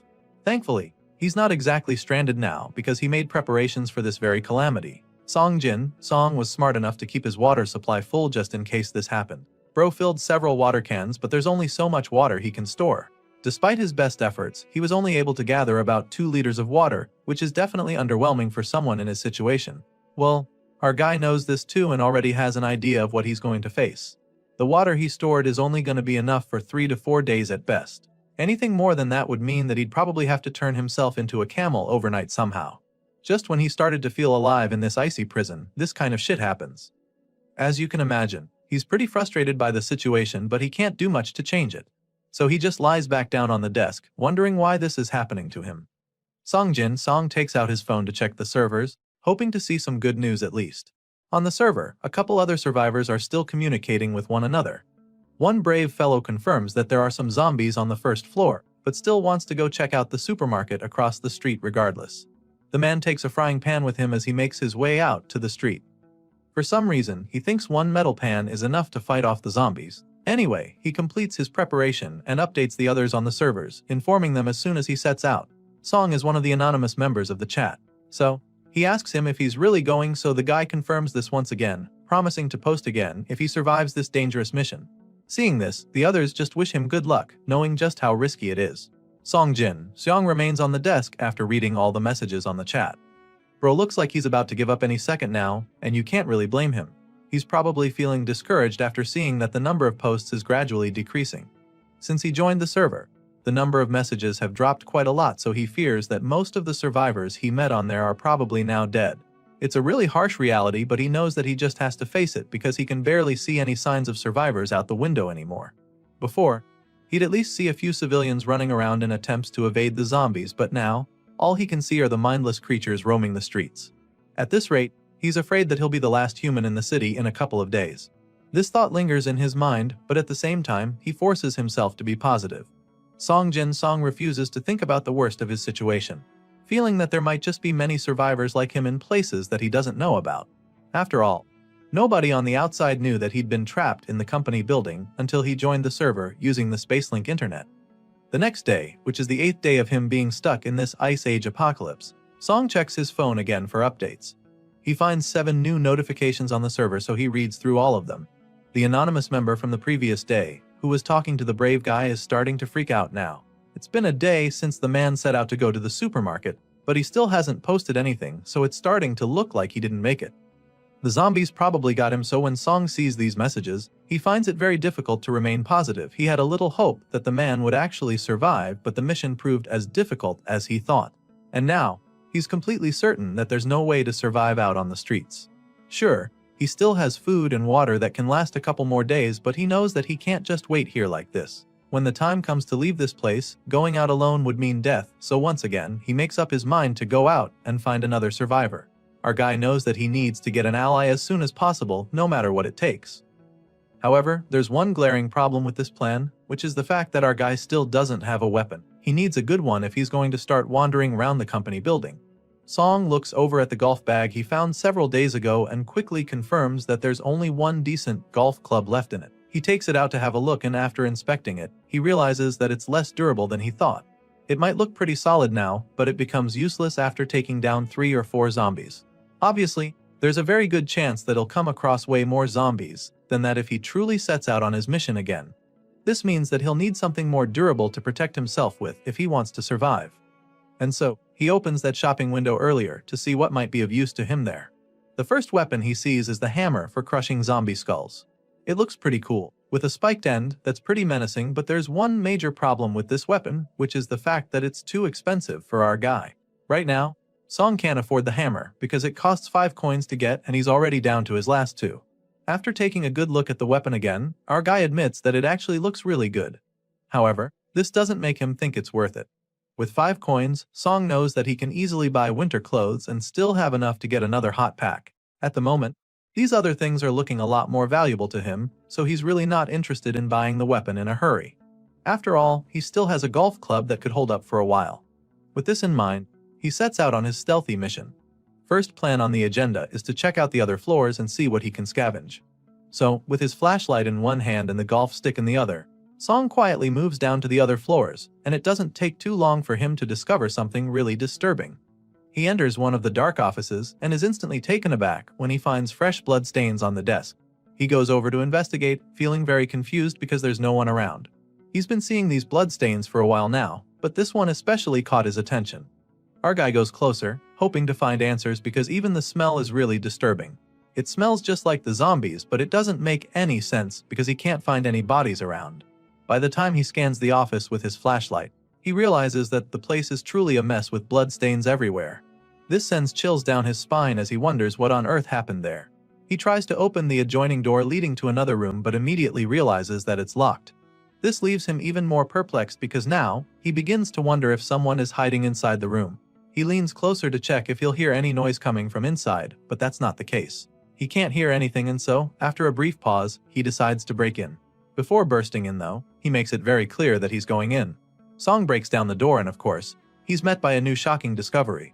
The entire room is filled with bloody corpses piled on top of each other. He's taken aback by the sight, but bravely goes in to investigate some more. Looking at the heap of dead zombies, he can tell that there has to be at least 10 of them lying here. It's chilling to be in here with so many dead zombies, but he forces himself to focus. He came here in search of useful items, so he quickly goes to one of the drawers to rummage. Even while he's at it, he can't help but wonder what the hell happened in there. He's bewildered that someone was able to kill these many zombies, and he can only wonder who in the world could have done it. The fact that a monster like this person has been in the company is truly mind-blowing for him, and all he can think about is how good it would be to have them on his side. as far as he's concerned. He wouldn't have to worry about a thing if this zombie slayer became his ally. After check in the cupboards, he doesn't find anything useful, so he prepares to get out of the room. He wouldn't want to be caught off guard by the other active zombies. Song remembers seeing signs that the other offices were searched too, so he feels that this place might already have been swept by whoever killed the zombies. He begins to panic a little when this thought crosses his mind, because if that's truly this case, then this whole place has most likely been cleared out already. As such, he just gives up on searching. Convinced that there's no way anything useful would be left in there for him, he sighs in defeat, feeling that all his efforts were simply futile. Sure enough, there's really nothing in any of the compartments, and this just leaves him wondering one thing. Who was it to have taken things so thoroughly? He finds it hard to believe that only one person could have done this, so he feels that it could even have been several others. And so, he begins to wonder if they're even still in the building after seeing how they cleared out the whole place. While still looking around, Soyoung suddenly stumbles upon something that really catches his attention. He notices a piece of paper sticking out from under one of the coffee machines on the table, so he immediately takes it out to see what's in there. That's when he realizes that it's a note from another survivor. In the letter, the person claims that they're glad to know a fellow human made it to the 4th floor. They also apologize for taking everything on the floor that could be used as food. They then advise Song not to waste his time or energy checking the break room, since they've already searched all the drawers. They also tell him not to bother opening the managing director's office since they've piled up the zombie corpses there. Clearly, this note was written by the person who cleared the floor and slaughtered all those zombies, but that's not the only information that was left in the letter. Song continues to read the paper and gets to the part where the person reveals that they left a shirt in the cabinet for whoever finds it. They also recommended that he avoid going to the 5th floor if he can. Apparently, this person intends to leave the city and head toward the west coast because it seems to be a good place to guard against zombies. After all, there are a couple islands over there. The writer left at exactly 10 am on the 8th day since the zombie attack, which Song is pretty horrified to see because it was the day before. He curses in frustration, feeling that he could have met the person if he had just moved one day earlier. At the end of the letter, the writer finally reveals their identity. He's assistant manager upon Hyuk, Jay from the accounting team, and he ends the note by wishing Song good luck, hoping to see the reader of his letter again one day. Song is pretty familiar with Hyuk, Jay because they were colleagues from the same year. From what the MC remembers, the guy always used to brag about being in the special forces, so now, after seeing how he wiped out a wave of zombies, our boy finally agrees it was a well-deserved bragging right. Song gathers the papers and suddenly realizes that there's something on the back as well. It's a short note revealing that Hyuk, Jay left a gift in the drawer for any office worker who might come by. As you can imagine, our guy is pretty excited when he sees this, so he instantly rushes to the drawer in question where he finds a briefcase. He opens it up with so much excitement, but all he finds is a bunch of coffee mix. Apparently, Hyuk, Jay thought this would be funny, but the MC isn't exactly feeling the joke right now. Soon, it's say 10 of the apocalypse and our guy is back to surviving on the remaining chocolate bars he has. Out of boredom, he finds himself reading Hyuk, Jay's note over and over. He's particularly curious about the part where the guy told him to avoid going to the 5th floor. It makes him curious and suspicious at the same time. He keeps wondering why he shouldn't go up there when he knows that the 5th floor is the president's office. Logically thinking, it doesn't even seem likely that there would be many zombies there since it's so high up. As curious as he is right now, he still knows that Yoon Hyuk, Jay isn't the kind of person to give a warning without reason. He finally finishes his chocolate bar just as the thought crosses his mind. He's been really bothered by what was in the note, but even more importantly, he hasn't seen a single survivor outside since the previous day. It's pretty troubling as it's starting to look like there aren't any normal humans left out there. Right now, he's starting to feel pretty hopeless because as time passes, the chances of meeting a survivor and potential ally keeps decreasing. He still regrets missing one the previous day, so he's not willing to waste another chance. With this in mind, he decides to finally get off his butt to search the other floors. He's determined to find someone this time around, but he's a little overwhelmed just thinking about how many floors he might have to check it before he actually finds someone. The thought lingers in his mind for a while, but he is suddenly drawn out of his thoughts when a bright light shines in his eyes. He's really puzzled when he sees this because he didn't think that anyone would still be out there. He quickly snaps out of the shock though, because he realizes that this is someone sending him a signal. And so, he starts waving like a maniac to get their attention. Our guy gets so excited when he realizes that there's actually someone out there who's not yet a zombie, and then when he takes a closer look, he sees that the man in the other building is holding a piece of paper up. The person is obviously trying to tell him something, but they're too far away from each other for him to see what's written on the paper. Just when it seems like he won't be able to communicate with the person, a bright idea suddenly pops into his mind. Song quickly takes out his phone to take a picture of the paper, and once that's done, he zooms right in, hoping that he'll finally be able to read it. Thankfully, his plan works and he can finally see what the guy was trying to tell him. Apparently, it's saying that there are people on the 6th and 7th floors in the company building. Also, the man has people in his own building and wants to team up. This is exactly what our guy has been desperately hoping for, so seeing this message right now is like a dream come true for him. He had almost lost hope, but now, hearing that there were other survivors all this time, he gets really excited. Now, he needs to go straight into action. For the meantime, he can leave the people in the other building, hoping that they can handle themselves. His priority right now is to find the person on the 6th floor, so he grabs his gold club and springs into action. Our guy sets off on his mission to get to the 6th floor, but is taken aback when he discovers that the entrance is blocked. He doesn't understand why this is the case, so he starts to wonder if the other survivor saw the message and decided to clear out the place. Either way, he makes his way down to the 6th floor, and upon entry, he calmly makes his presence known, revealing that he's from the 7th floor. He announces that he's an employee at Taezong Trading and all of that. He's still trying to assure them that he has no hostile intentions when he accidentally kicks something. Song quickly uses the light to check what it is and notices how the place looks kinda weird. Something feels off, so now he's wondering if another guest arrived before him. The MC is pretty puzzled at the moment because he's not sure what is going on, but he gets answers very quickly when a zombie sneaks up behind him and attacks. The terrifying creature charges at him with blistering speed, but he somehow manages to turn around in time to defend himself. Song uses his golf stick to block the zombie charging at him, and it shoves him down to the ground in the process. Now, with his back touching the floor, our guy knows that this is a life or death situation, so he fights with everything he's got. First, he creates some space by kicking the zombie in the gut. This gives him the chance to get back on his feet, so this time, he doesn't hesitate to unleash his own attack on the zombie. Song charges at the monster and takes it out pretty quickly with his golf club. A few seconds later, our guy is standing above the brutalized zombie with sweat dripping down his face. He's managed to take out the monster, but he's not done yet, so to finish the job, he lifts one of the metal tables and smashes the zombie with it. Song mercilessly squashes the zombie's head, leaving a bloody mess in the floor, and it's at this point that the kill is finally confirmed because the mysterious window pops up once again to inform him that he just acquired another coin. The MC finds this pretty amusing because with the way the windows keep appearing, it's starting to feel more like a death notification at this point. As much as he'd like to dwell on that, he has more pressing issues on his hands. There was supposed to be another survivor on this floor, so now that he's dealt with the zombie that attacked him, he goes back to searching for a potential ally. He grabs his flashlight to continue his search, and when he doesn't sense anyone around, he starts to wonder if that guy across was lying to him earlier. Just when he's about to start having doubts, he hears a clanking sound from one of the doors around him. Of course, this gives him some hope, because he's convinced that it must have been the other survivor. Looks like the guy wasn't lying after all. With this in mind, Song goes over to the door to investigate and notices that it's been locked. So, rather than bathing in, he tries to use his words first. He tells the person hiding that he knows they're there, and then quickly explains that he didn't come here to harm them. Song makes it pretty clear that he came to team up, and politely asks the person to introduce themselves to him. While saying all of this, he quietly reaches for the door in an attempt to open it. But it doesn't budge. When he doesn't get a response from the person in there, he goes ahead to introduce himself, revealing that he's an employee of the company with sales team 2.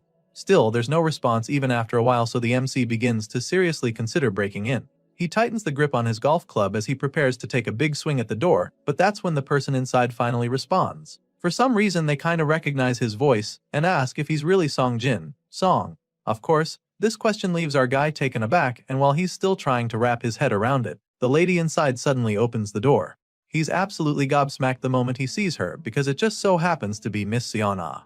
As you can imagine, our guy is stunned, but the lady looks really excited to see after all this time. Sure enough, she lets him in and the two catch up for a while. Song is really surprised to learn that she's been here all this time. Clearly, that has been the case, and they probably wouldn't have met if it wasn't for the guy that reached out to them last night. Apparently, our guy wasn't the only one who received a message from another survivor last night, because Sion Ah was also approached by someone who came urgently asking her to open the door. The guy was banging on the window, asking her to open up, but she had a bad feeling, so she refused to let him in. Sadly, that didn't even matter because the guy realized that she was alone and just forced his way in. She saw him trying to break in, so she didn't bother waiting to find out what would happen. Seon quickly ran to the break room and hid there. She didn't even stay there up to an hour before finding out that the guy had turned into a zombie. Upon hearing this story, Song realizes that the zombie he took out when he arrived on this floor must have been the same man. Seon confirms this immediately, and this makes Song wonder if she has a weapon. He asks her and she claims that she does, showing him the wooden spear sitting in a corner. The MC takes a closer look at the weapon when she brings it out, and it's pretty familiar to him. It looks similar to what Choi Jae-sung had when they came across each other. Song asks if it's a mop, and she admits that it is, revealing that she sharpened it herself with a box cutter. Apparently, it's even more useful than she thought it would be, and Song just finds it pretty intriguing as she explains. He can see the blood stains all over the sharp end and figures that she must have dealt with some zombies before as well. Clearly, she knows how to handle herself in this apocalypse, else she wouldn't still be alive right now. However, Song still fears for her. He feels that she's a huge risk because women aren't exactly known for their physical strength, and in a world like this, he thinks that having a lady as his only ally might be a major disadvantage to him. While all of this is running through his mind, the clueless lady criticizes her weapon, wishing that it would be shorter and thinner. Song stares at her with his reservations circling all around in his mind. He knows just how dangerous this apocalypse is because now, they're not being hunted by zombies alone, but by other people as well. In these conditions, having a wrong partner can easily go wrong, so he's afraid that Son might just end up being a liability to him if he's not careful. After pondering on the situation for a while, he finally decides to continue by himself. He suggests that he'd soon be on his way, but of course, Seon doesn't like the sound of that. Before he can take another step, she grabs his hand to stop him and then looks him dead in the eyes before asking if he's really going to leave her. At this point, Song knows that he won't be able to avoid the difficult conversation, so he just starts by telling her how sorry he is. As soon as he says this, the lady already knows what he's implying, so she starts to panic. She begs him not to leave her, afraid that she won't be able to make it on her own, but Song just pulls away from her grasp and apologizes once again.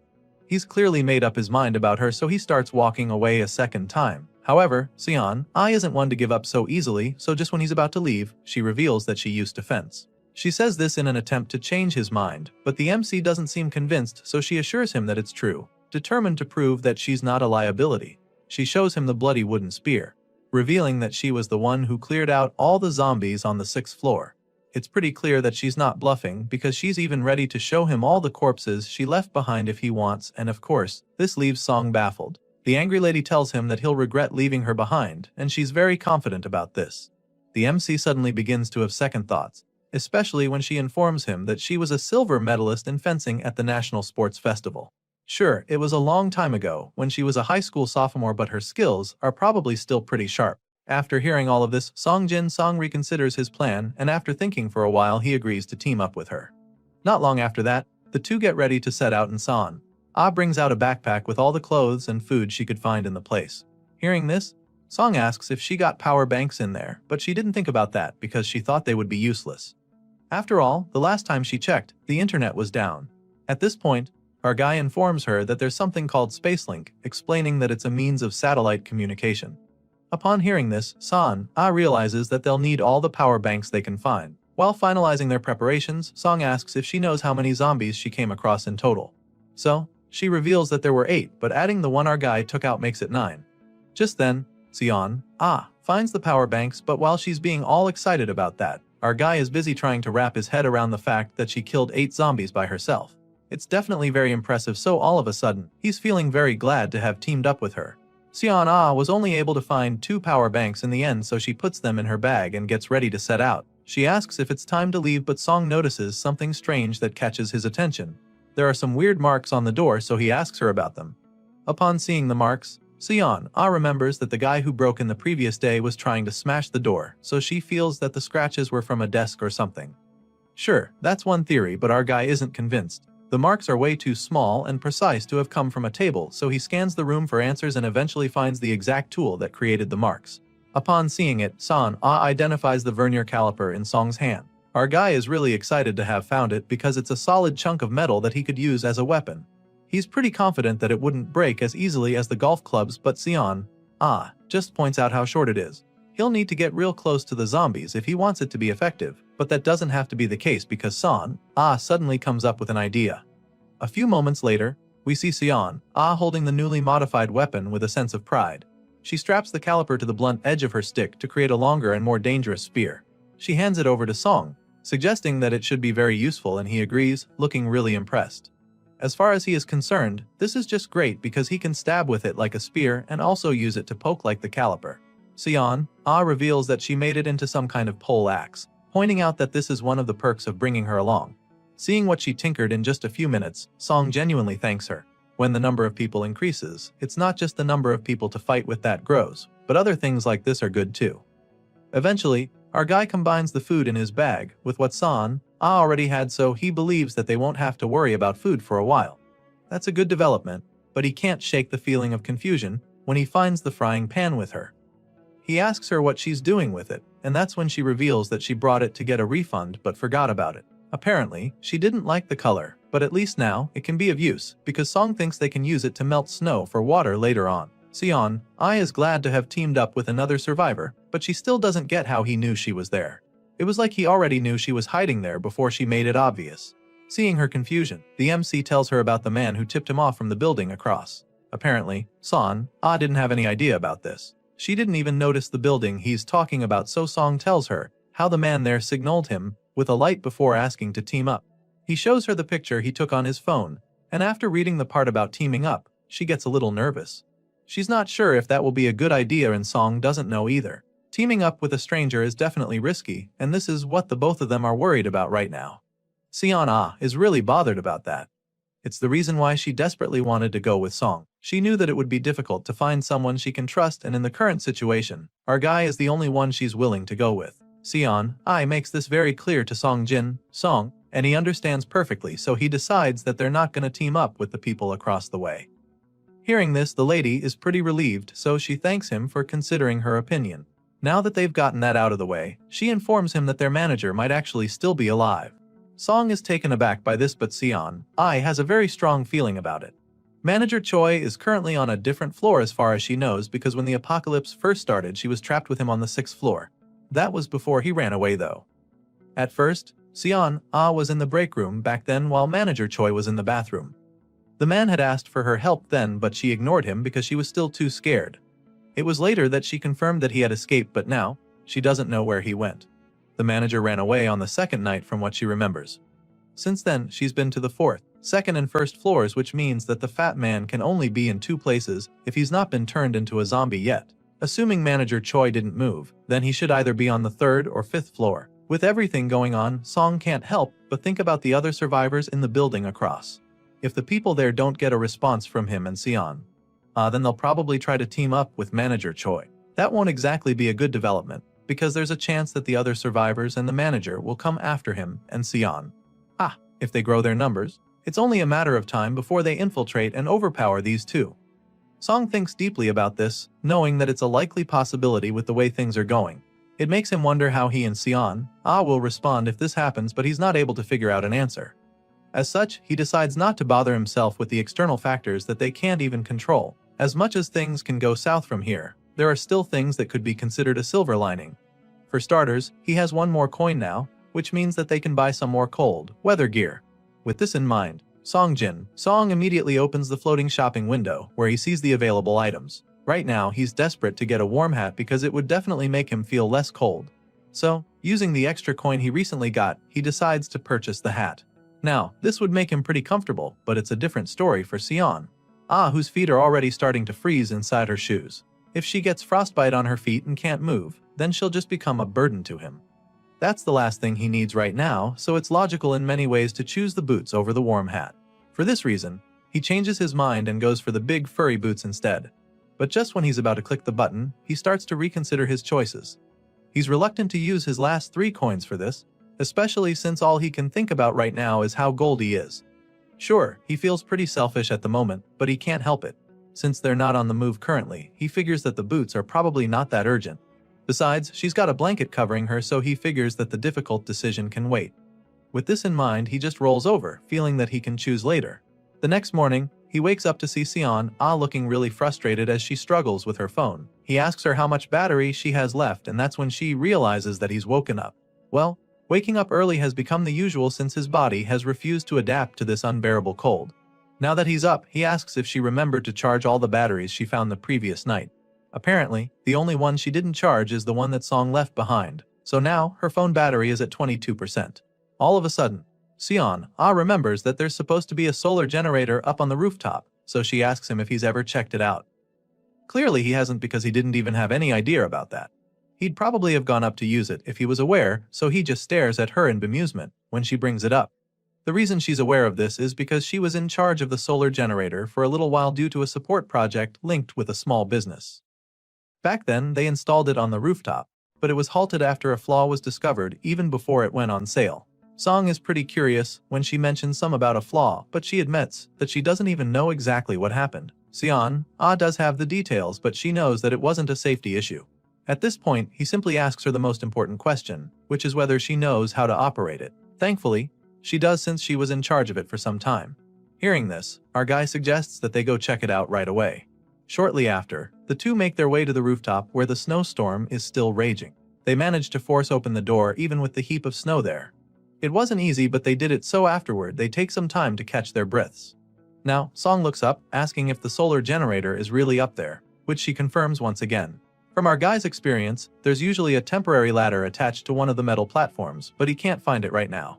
Thankfully, Seon spots it in time and then shows it to him. They go over to it, but Song immediately realizes that it's stuck. The ladder isn't coming down despite his best efforts. The ice must have frozen the ladder up there, so Song suggests that they'll just have to climb up like that. It's definitely not going to be an easy climb, and the lady isn't even sure that Song can go up to handle it.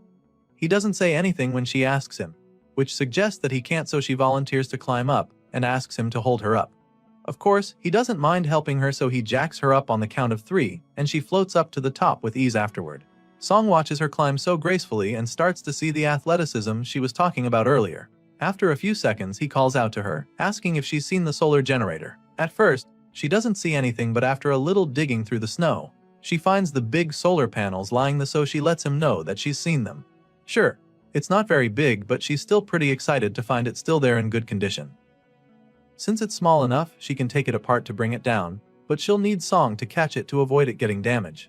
Our guy assures her that he can handle that, so she slides down the first solar panel to him.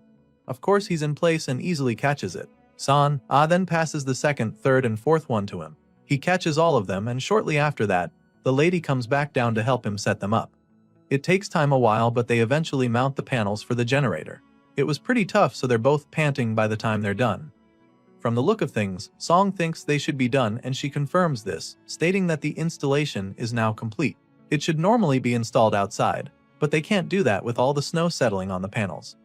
It's fairly bright enough, so Song wonders if the efficiency will be high with all the clouds in the sky. From what she remembers, the generator could charge a phone to 50% when the sun shines brightly. But that's if they collected power for half a day. Sadly, the sun is barely out right now, so they'll have to wait a while to see any results. Our guy plugs in the phone at 1%, and by the next day, they come back to meet a pretty underwhelming battery level of 9%. As you can imagine, this is extremely disappointing. Apparently, the voltage is so low that the estimated charging time is 12 days to get to 100%. And so, the MC doesn't even know what to think. As you can imagine, Song and Seon are pretty disappointed when they see the extremely low battery level. The lady can't believe that they could only get 8% of battery life after charging the phone overnight. She's not the only one feeling this way though, since Song is also really pissed that they went through all that trouble the previous day just to get such a poor result. His thoughts are suddenly interrupted when he notices Song rubbing her cold feet against each other to get some warmth. As much as he wishes so much that he could solve all of this, he knows that there's actually nothing they can do since the sun isn't even out yet. The lady claims that she actually expected something like this, but even at that, it still feels really disheartening to see it unfold like this. Sure, right now things are looking pretty bleak, but our guy believes that there's still hope. After seeing what happened, he feels that they can be positive because he's actually learned something new from it. Of course, Seon is very curious when she hears him say this because she has no idea what he could be talking about. She expresses her curiosity, and that's when he reveals that he knows where they'll go after they leave the office. At first, the lady doesn't understand what he means by this, but then in a flash, it suddenly clicks for her. Apparently, her guess is absolutely right, because for some reason Song plans for them to go to the company's warehouse next. He's convinced that by doing so, they'll be able to find a good number of tools needed for survival, along with some more food to keep going. After he breaks down the plan to Seon, she assures him that she's very much in support of the idea. Great, they're on the same page, but there's one major problem holding them back, which is the fact that our guy doesn't even know how they're supposed to get to the warehouse from the office they're in. If the car GPS doesn't work, then they'll have to find their way with just a phone, and there's already a glaring obstacle with this method, since they don't have enough battery life for that kind of mission. Song is pretty stumped at this point because he's not sure if it would even be wiser to draw a map on paper instead. He ponders deeply on the matter, but Son quickly interrupts his brainstorming session by telling him that he shouldn't even be bothered about that. She walks over to him and of course he's taken aback by what she just said. Song turns around to look at her with a look of bemusement plastered on his face, and that's when she informs him that the company house is actually close to her house. That being said, she knows exactly where the place is because she used to see it often whenever she was out for a walk. Son explains all this to the MC and assures him that he doesn't have to worry about finding his way there. Of course, this is amazing news for our guy since he was already beating himself up about it.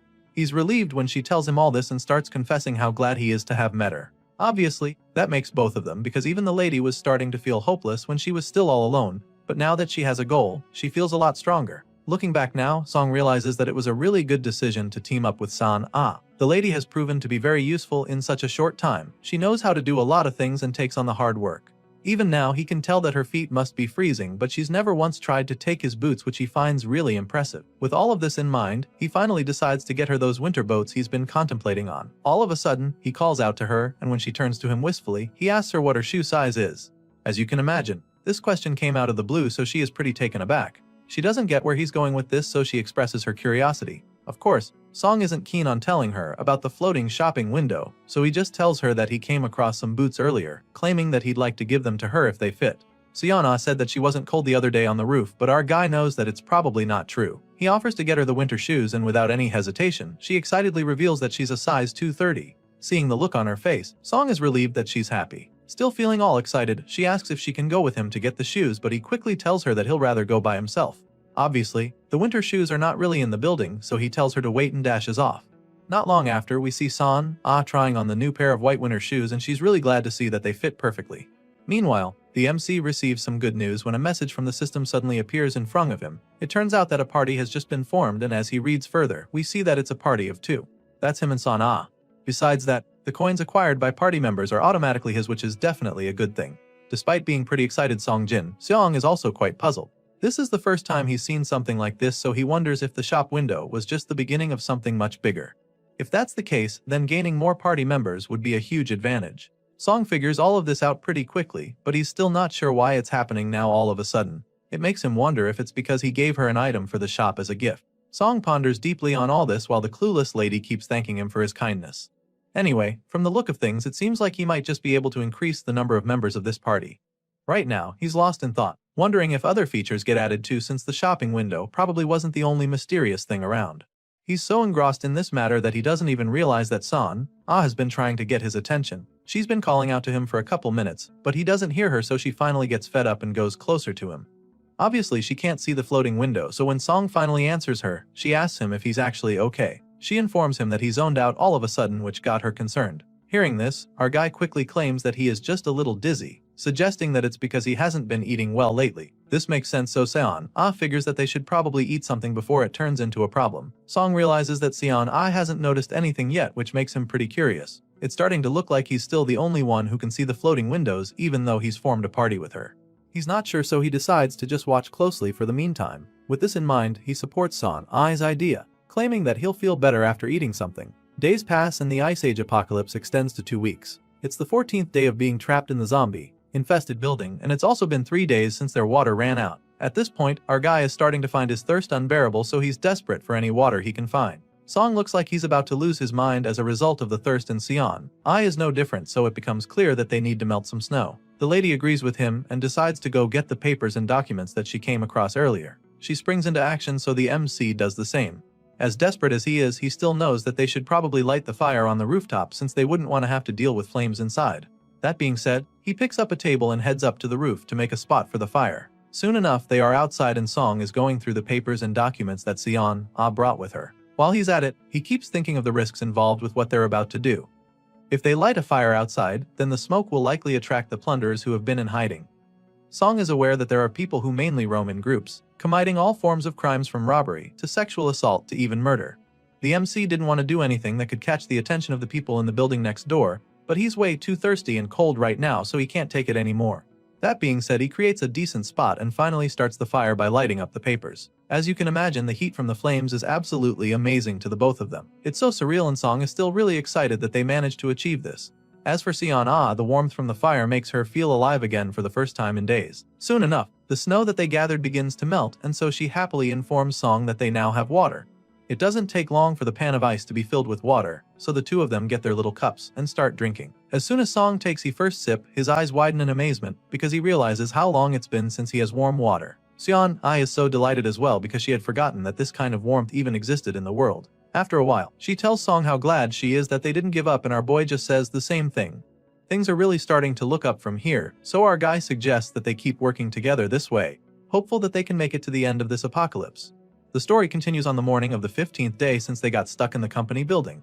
Sion is the first to get up, so she tries to wake him up too. For some reason, she's panicking, so Song is pretty startled when he wakes up. She tells him that he needs to get up, so he asks her wrong, and that's when she points to something in the distance. Apparently, the people from the other building sent them a message. All the sleepiness vanishes from Song's face when he hears this, and then he asks his partner what exactly the message said. At this point, Son reveals that the other survivors on that side appear to be coming to them. She explains this to our guy, leaving him in a daze, and then spells out the exact words they used. They literally said that they're going over to the company building to join Song and Son. Our guy immediately gets up from the ground when he hears this and curiously asks her when she saw the note. Apparently, she saw the message a few seconds ago and came to wake him up right after. She believes that they left there after confirming that she has seen their message, so now she believes that they're on their way already. As far as she's concerned, it's only a matter of time before they go out on the street in an attempt to come join them. As you can imagine, our guy doesn't like the sound of this at all. The survivors from the other side must have seen the fire last night and now think that Song has a lot of resources in the company building. Right now, he can't be sure if the other survivors are friendly or if they're actually plunderers, so he doesn't trust them. He makes this very clear to Son, and they both decide not to join the people from across the way since they don't know them. The both of them decide to stay on their own, feeling that it could get dangerous for them, but sadly, this decision isn't theirs alone to make. All of a sudden, Sion spots the people from the other building out on the street. The guys are armed with weapons and their faces are masked, which is really bothersome for our guy. Seeing that the guys are outside already, it's clear that they have to act quickly, so he suggests that they pack their things before the visitors get to them. Meanwhile, downstairs, the armed survivors make their way into the company building, brutally running through all the zombies in their path. Our guy can sense it when they're in the building and finds it shocking that they're moving this quickly. They're fighting the zombies very systematically, and so it's just a matter of time before these intruders catch up with them. At this rate, the armed survivors would get to them in 15 minutes, so the MC packs his things to get the hell out. After grabbing his stuff, he checks on Sa-na to see if she's done, but she's not. Meanwhile, back outside, the other survivors suddenly begin to get overwhelmed with the number of zombies that are coming after them. They're severely outnumbered, and it becomes clear that they can't keep out all the monsters, so they decide to run for their lives instead. The intruders take a break from fighting and burst through the glass doors of the building to escape the zombies. Of course, when our guy sees this, he begins to panic even more. He curses in frustration because now the other guys are going to reach them even sooner. Desperate to escape, he turns to check on Son again. He asks if she's okay when he sees her crouched down to the ground.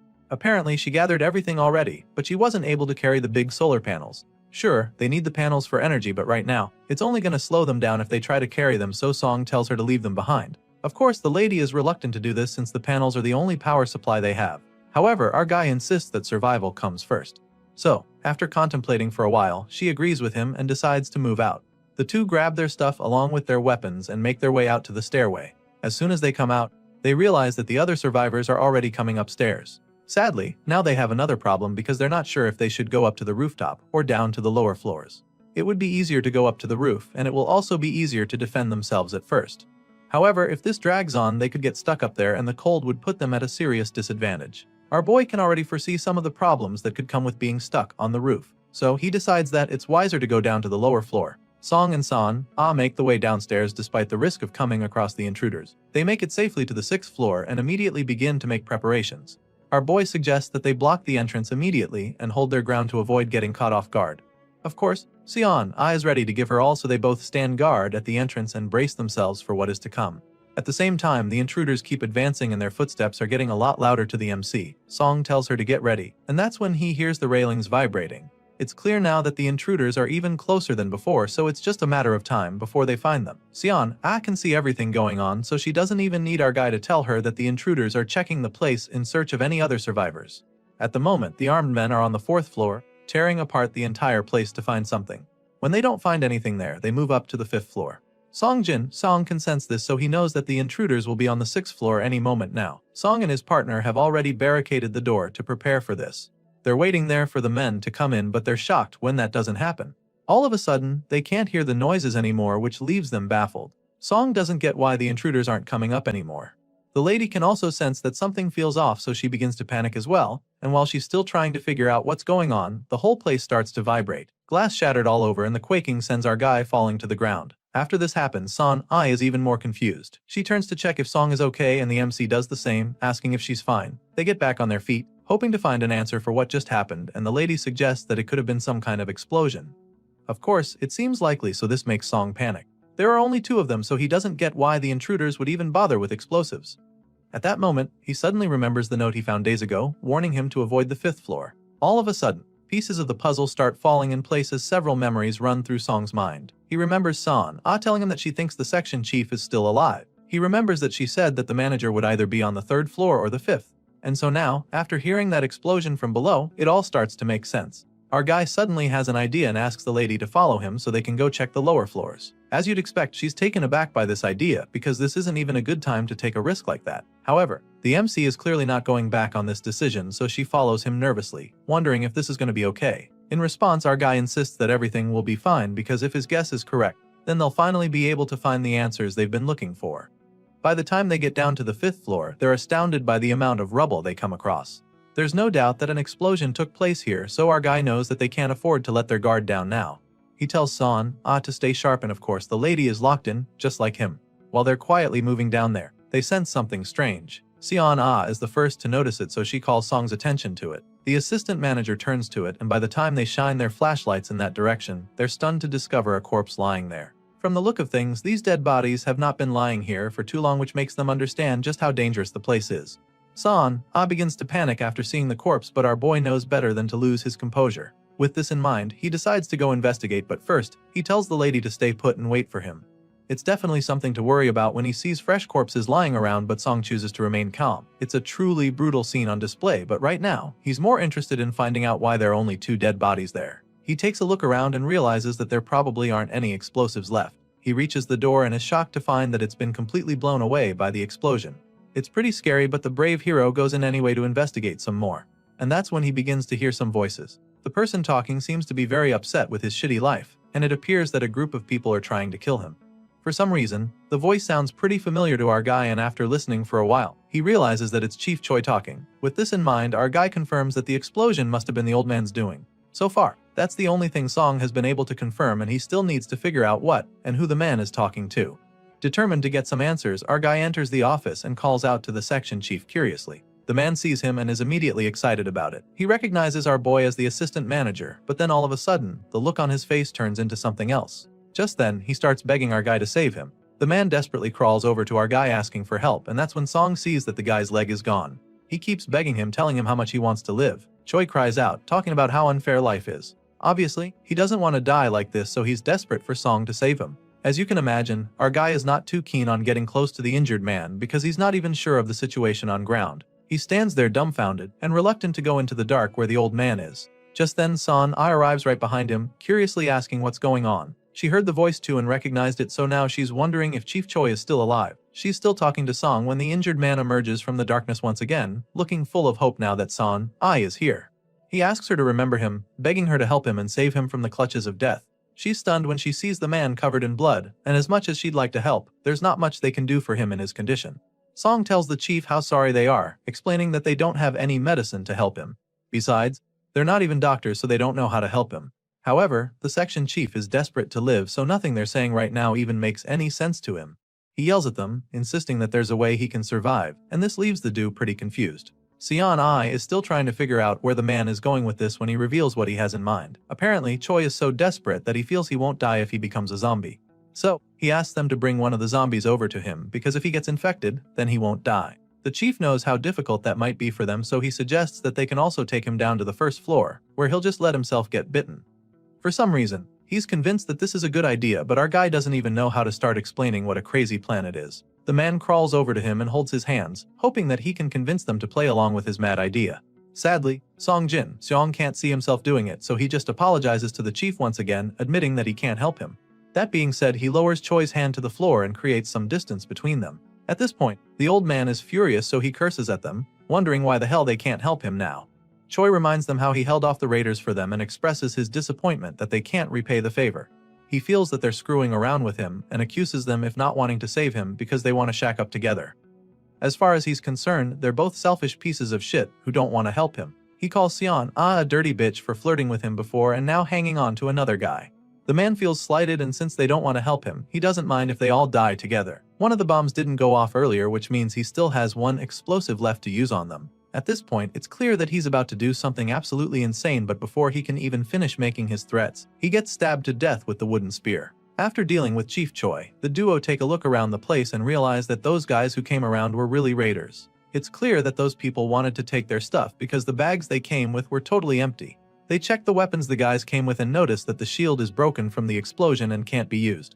Besides that, the hammer they left behind is too heavy to carry, so now Song is conflicted. The MC carries all of the weapons while Son keeps checking the bags. He looks at how messed up the place is, with the shattered glass everywhere, and suddenly says that the plunderers would have died anyway. This catches the lady off guard, so she asks him what he's talking about. As you can imagine, she still feels pretty bad that they had to kill the chief, so to hear Song say this leaves her puzzled. Seeing the look on her face, he states that manager Choi would have died either ways from the blood loss. He would have slowly gone into shock from the excessive blood loss, so he believes that they reduced the old man's suffering by letting him die early. That being said, he assures her that there's no need to feel guilty. As far as Song is concerned, this is the best way things could have gone for them, because even if they helped him to become a zombie, they'd still have no choice but to kill him. It's pretty harsh, but it's the truth and a reality that they have to get used to. Son stares at him, looking all dazed, but then after a while, she breaks the silence and agrees with him. She feels that he's absolutely right, and so she stops feeling bad about what happened. Soon enough, they get back to their mission to survive, and they arrive at one of the shattered windows. Son looks out the window and spots something crazy. It's a horde of zombies swarming out on the street. Later on, Song checks his phone for updates on the situation, wondering if anyone else felt the explosion. It was pretty huge, so he feels that the others should have sensed it too. Sure enough, they heard it, and they're also aware that it came from the Taesung Trading Building, which is where our boy has been since the apocalypse started. The people are aware of what happened, but nobody knows why it happened. The community knows that they started a fire too, which makes them a target now. Of course, this makes our guy really worried, because now that it's a topic in the community, other raiders will come flocking too. On top of that, the zombies that swarmed outside are also a problem. Song has been watching everything since the day before, and while the zombies are spreading out again over time, most of them are still remaining. The lobby probably doesn't even have room to step. Now it's clear that they can't hesitate and let them occupy the emergency exit too. He figures that they leave at the earliest, the day after at the latest. Hearing this, Seon is once again on board. It sounds like a good plan to her, and since they're on the same page, Song suggests that they go check the situation on the first floor. The MC picks up his flashlight and Seon does the same. They strap the lights on their heads to help them see properly. After walking for a while, the lady stops all of a sudden because she hears a strange sound all of a sudden. By this time, they both hear a loud bang, and Song figures that it must be coming from upstairs. They stare at each other at this point, unsure of what is to come, but they have to check it out, so our brave hero takes the lead. He takes a peek and sees a zombie walking around in the room. This makes Son begin to panic all of a sudden, so Song quickly shuts the door. She begins to freak out, fearing that Choi could be in there, but our guy knows that it's the guilt talking right now. So, he assures her that it's not possible for Choi to be there. His head was pierced through, so even if he got infected later, he would still die. Still, she can't get herself to calm down. She's afraid that one of the raiders got bitten on a lower floor, but Song assures her that it's not the case. If that was true, they probably would have turned into a zombie by the time they arrived. That being said, Song suggests that it's probably a survivor from the 3rd floor that went up to the 5th floor. It's either that, or something came in through the broken window on the 5th floor. Of course, the latter would be way too bad for them to deal with, so the two of them decide to assume that it's the former. Now that they have this idea, the MC suggests that they go back down to the 1st floor. The hero never imagined that the situation would get this bad. It's right to say the 1st floor has been completely overrun, so this makes him remember the security room where he spent some time. He wonders what the assistant manager Choi Jae-sung is doing. If he was in the security room, he would have heard and felt the explosion closer than anyone. With this in mind, he realizes that going out that way would actually be suicide. At this point, Seon suggests going out through the underground parking garage. Thankfully, our guy was thinking the same thing, so they head down that way. There were no zombies when they checked before, but that might have changed, so he reminds her to be alert. Sure enough, there are several zombies down there now, but there aren't too many. There are about 10, which is a lot fewer than what's in the lobby. The place is filled with cars because everyone left their cars when the snowstorm started. The duo can use this to their advantage because there are plenty of cars they can use as cover. Besides that, the zombies might not even smell them either if they move quickly since it's underground. Just then, our guy notices a reflection in a mirror and asks Sion if she can make out what's in it. His eyesight isn't that good, so he can't see it properly. Sion can't see that much better than him, but she can see that the frequency of zombies on the other passage is similar to what they have on this side.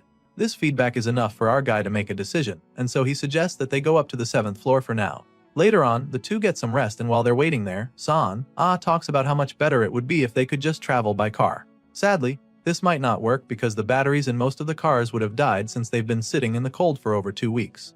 The car option isn't going to work, so she wishes that they could use bicycles. Sadly, there are none, so they'll just have to walk. Once that's out of the way, the two get back to planning their escape with a map. After they're done making plans, they try to get some rest, but the cold is absolutely freezing with a temperature of -35 degrees. Neither of them are able to sleep in these conditions, so after shivering violently for a while, Son finally decides to break the silence. She asks Song if he's still awake, and he answers, even though it's obvious. Well, he's been tossing and turning all night, so she could tell that he hasn't been able to sleep. Besides the cold, she can sense that he's worried about something and feels that it's probably because he's been thinking about the person on the 1st floor. He's worried about Jae-sung and he admits it, so Son tells him that he can go bring the guy if he wants. However, the MC doesn't take this offer because he knows that doing that could endanger their lives. Right now, she's his only ally in this apocalypse and he can't risk losing her. But then again, he just feels bad because Jae-sung seemed trustworthy. Hearing this, Sion admits that it's unfortunate that the person is someone he trusts. She reminds him that there will probably be more dangerous situations once they go outside, insinuating that they hold on to anyone they can trust.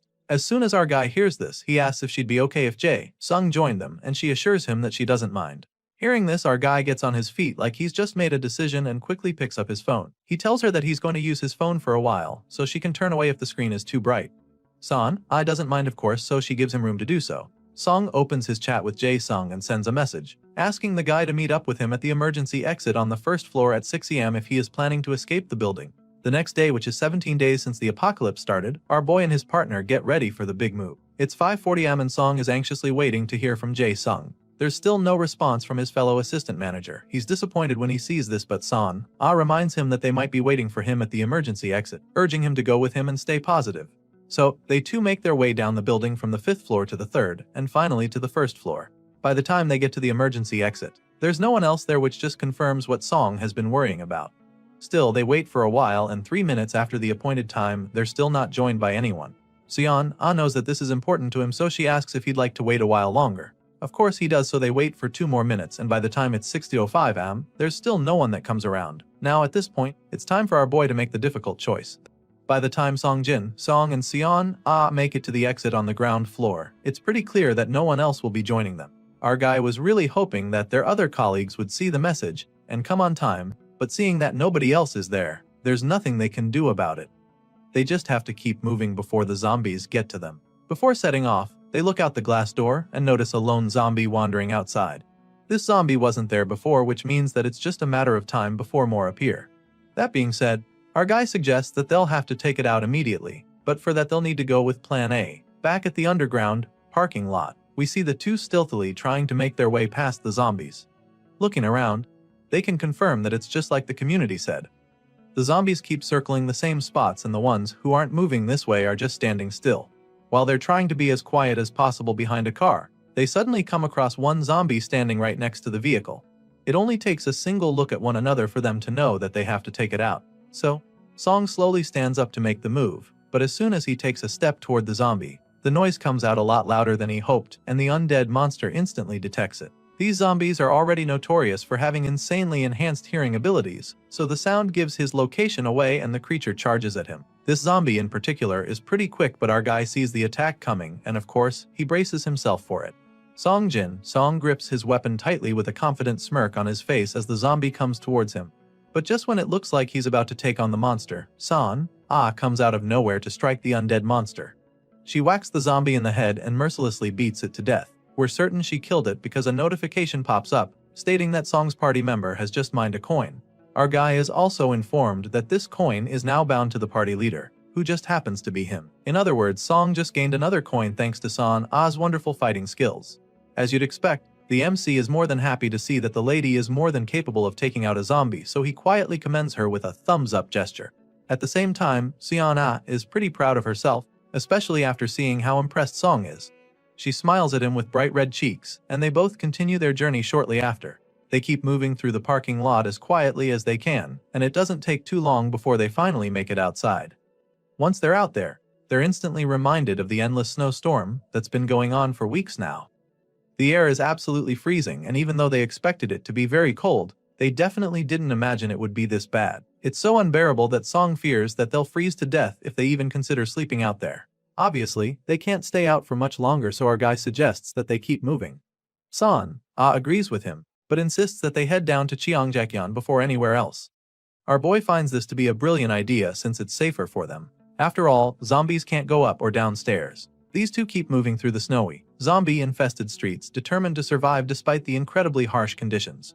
After a while, the hazardous elements start to get to them, and Seon-ah is the first to complain. As far as she's concerned, they're moving way slower than she expected, and she'd definitely like to pick up the pace. However, our guy reminds her that they don't have much of a choice. After all, moving slowly is way better than getting spotted by the zombies and having to fight them. Of course, she knows that he's right, so she sucks it up and forces herself to keep moving through the blizzard.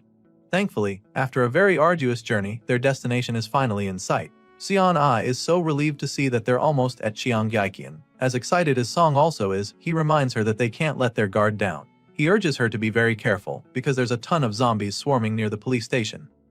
After a while, their destination is only 30 meters ahead, and shortly after that, they only have to keep walking for about 20 meters. Soon, it's 17 meters, and just like that, step by step, the two get closer to their goal. Unfortunately, just when they're so close to the end of the journey, the snow suddenly starts coming down harder. Song immediately knows that this is very bad for them, especially since the wind picks up in a flash. This makes things a lot harder for them since their scents will be carried toward the horde of zombies in no time. Before he can even finish the thought, Seon-ah notices it as well. The wind is blowing rapidly toward the police station, so they've only got a few seconds before the zombies catch their scent. Sure enough, the wind blows their human essence right into the nostrils of the undead, and just like that, there's a swarm of zombies charging at them. Seon-ah starts panicking when she sees the monsters coming, so she asks Song what to do. I mean, he's the party leader, so he should have a plan, right? Well, he doesn't have one right away, but seeing that they'll be mauled to death in a few seconds, the gears in his head start turning real quick. Song knows that going down to Cheonggyecheon right now would be suicide, so that's out of their options. The zombies can't walk down the stairs, but that doesn't mean they can't come down the steps now that they've caught their scent. It's a chase now, so whether these two like it or not, these mindless brain eaters will probably tumble down somehow. Of course, our guy has already thought of this, so he knows that such a thing will make a lot of noise and just attract more zombies to come swarming in. With this in mind, he concludes that the best way to go would be to get into a building as soon as possible. Right now, any building would be enough, but there's a major problem with that plan. You see, all the open entrances are already surrounded by the zombies, and if they try breaking into a locked building, the noise will only draw the undead creatures to them. Our guy is seriously brainstorming right now, but it's clear that he needs to speed it up if he doesn't want to be torn apart in seconds. Seon-ah points this out to him, stating that they have to do something and not just wait there like sitting ducks. In that moment, the MC is forced to make a decision, so without overthinking it, he decides that they head left. He looks over there, referring to the bus just sitting there. As soon as they see the opportunity, they run as fast as they can toward it. But that's when they're met with another challenge. The door is locked shut, and despite all their pushing and pulling, they're unable to open it. Seon-ah gets frustrated and concludes that there is no point trying anymore. She considers breaking the glass window with her stick, but of course, that's not a very good idea, so our guy tells her to wait a second. He looks through the window and notices that the key is still in the ignition. As you can imagine, this is enough motivation to keep trying, so he shoves the metal part of his weapon in between the door and finally gets it open. Seon-ah goes in first, and by the time Song looks to the side, he sees that the zombies are merely a few feet away from getting to him. Thankfully, he gets into the bus before they can reach him, and then uses his stick to keep the door shut. Of course, he knows that this is just a temporary fix, so he gets right to work, trying to figure out how to start the bus. He knows that it's only a matter of time before the zombies get in, and Seon-ah confirms his fear by telling him just how close the brain eaters are. He tries to start the engine, but it doesn't work at first, and it's looking like they're finally going to be sitting ducks. The stick holding the door will definitely not stay there for long, so he suggests that they try blocking the entrance before the zombies get to them. Meanwhile, they're both still praying for the engine to start, and after a couple tries, the bus finally starts. Sadly, this joy is short, live because the engine just goes off once again, leaving our guy extremely frustrated. Song tries again, but by this time, it's already too late because the zombies are right outside the door. Sion stands there to stay on guard, and for good reason, because the glass door alone is definitely not enough to keep the vicious zombies outside. The first one smashes through the door, desperately trying to get to them, but she just stabs it with her spear and sends it right back outside. She stabs a couple of them to buy our boy some time while he desperately tries to start the engine.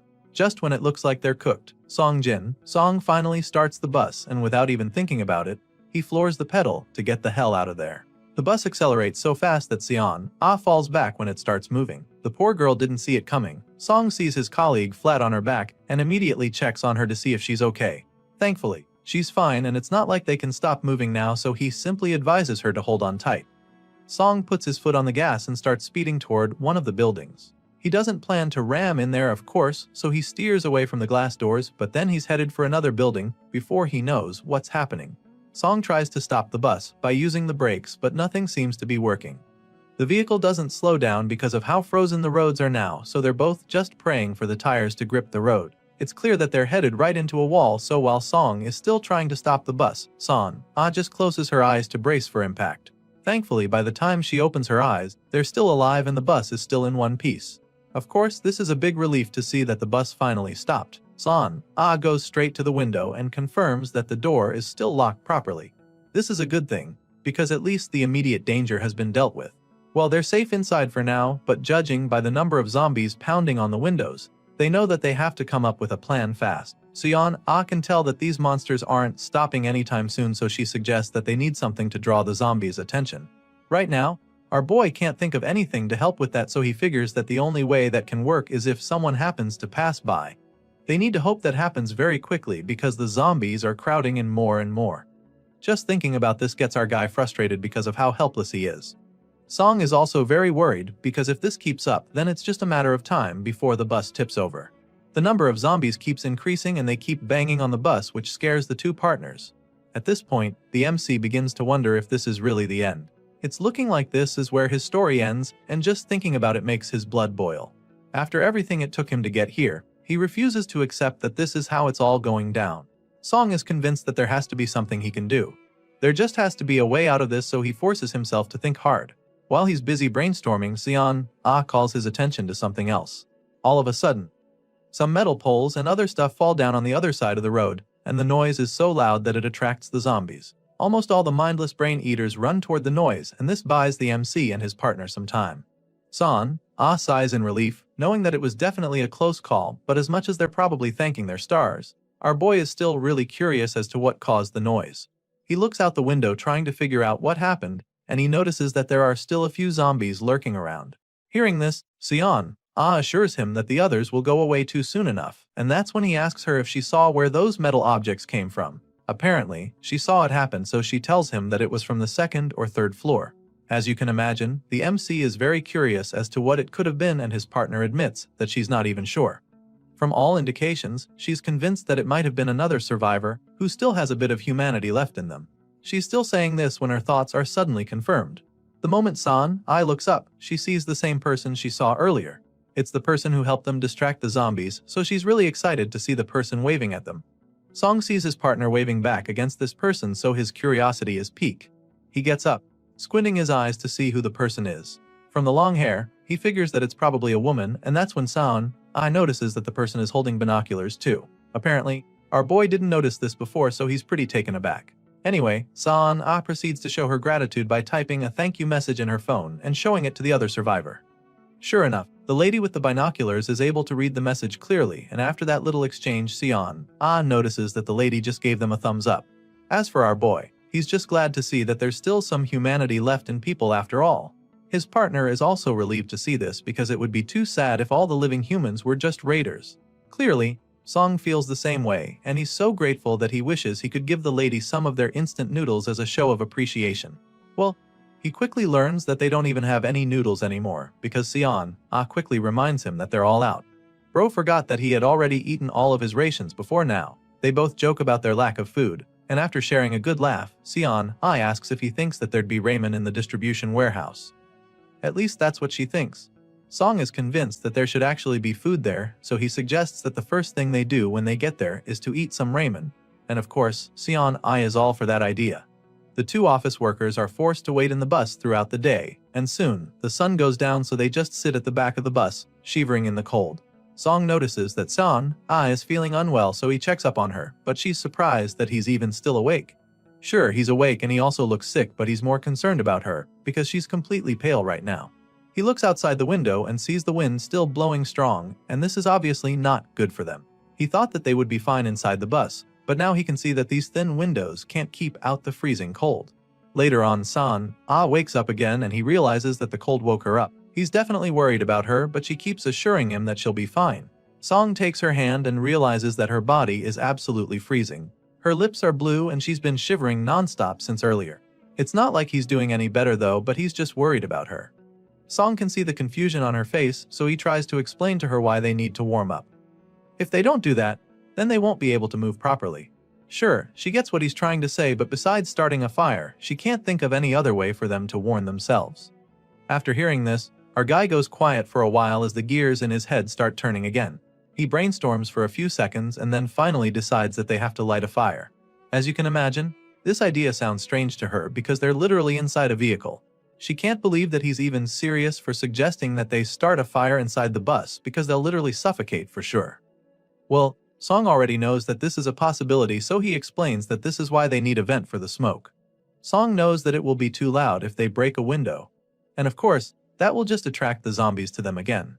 Just then, they both look up at the ceiling and have the same idea. They see the hatch up there, so Seon immediately shoves her stick to see if she can create an opening. Thankfully, it works, so Song suggests making a few more holes. Shortly after that, we see that the two actually made a fire inside the bus, and their little gimmick with the holes in the ceiling works as some kind of chimney. While warming themselves by the flames, Seon suddenly shows him something on her phone. Apparently, it's a post that went up earlier that morning, and she has a feeling that it might just be about them. The post talks about two survivors, a man and a woman who escaped Seoul by bus. He also sees a message that's allegedly from the people who helped them distract the zombies earlier. After reading the message, Song definitely feels that it's about them, but he's not sure yet, so he figures that they try confirming. He picks up the phone and asks the others to tell them which building they're in. Sure enough, they respond, revealing that it's the opposite building, stating that there's a convenience store on the first floor. In order to confirm that they're on the same page, the other survivors ask them which car is parked right in front of the convenience store. Seon immediately goes to take a look and confirms that it's a white Sonata. Our guy passes on the message and the people on the other side reveal that he's correct. Now that they're all sure who they're talking to, Song thanks them again for helping them out with their zombie situation. And then, the others respond by asking if they can join the duo on the bus. Seeing this, Song shows Seon the message and asks her what she thinks. The scene shifts and the story continues the next morning. On the chat, a message came in that morning from a guy who woke up, and as soon as he opened his window, he was shocked to see a zombie crawling up the wall. As you'd expect, he freaked out and started throwing everything he had at it, hitting it in the head until it fell back down. Other users see this message and of course, they're shocked because they didn't know that the zombies have now somehow evolved into doing parkour. I mean, it literally sounds like mutant zombies are coming onto the scene now. The guy who dropped the message responds, claiming that the zombie looked oddly familiar, and so he checked only to find out that it was the manager of the indoor climbing gym next door. At this point, it's clear to them that there are zombies that retain their skills from before they turned. Meanwhile, back with our guy and his partner at exactly 8:56 am, Song suggests that they start preparing and Seon agrees with him. Before heading out, she asks him what he thought of that post they saw earlier on the chat about the mutant zombies. He claims that he actually expected that something like that would be the case, but Seon is surprised to hear this. She wonders how he knew, so he reminds her of the explosion that shattered the windows back when they were on the 5th floor where manager Choi died. Seon realizes that the zombies that got up there probably made it there by climbing the walls. Anyway, they come out of the bus back into the road where the zombies are still roaming all over. Of course, they don't want to be out here too long, so they keep hoping that the other survivors will join them soon. Thankfully, at exactly 900 am, someone steps out of the building and starts walking toward them. She's got a friendly smile on her face, so Seon figures that it must be the lady that helped them out the day before. For someone who's been trapped in this apocalypse, the woman looks really good, so Seon can't help but feel jealous, especially when she sees the padded jacket she's wearing. Song sees it as well and begins to think that they should also get some winter clothes like that. His partner feels that this lady must be so kind and she can't wait to team up and become a trio. Unfortunately, her hopes are instantly dashed when a zombie flies out of nowhere and bites the new girl in the neck. It happens so fast that they can't even believe it. Even the girl is too stunned to move, and while the others are watching in horror, the zombie proceeds to feast on her. It's truly a gruesome sight, but they can't even gasp or scream in horror, because that would just make them the next item on the menu.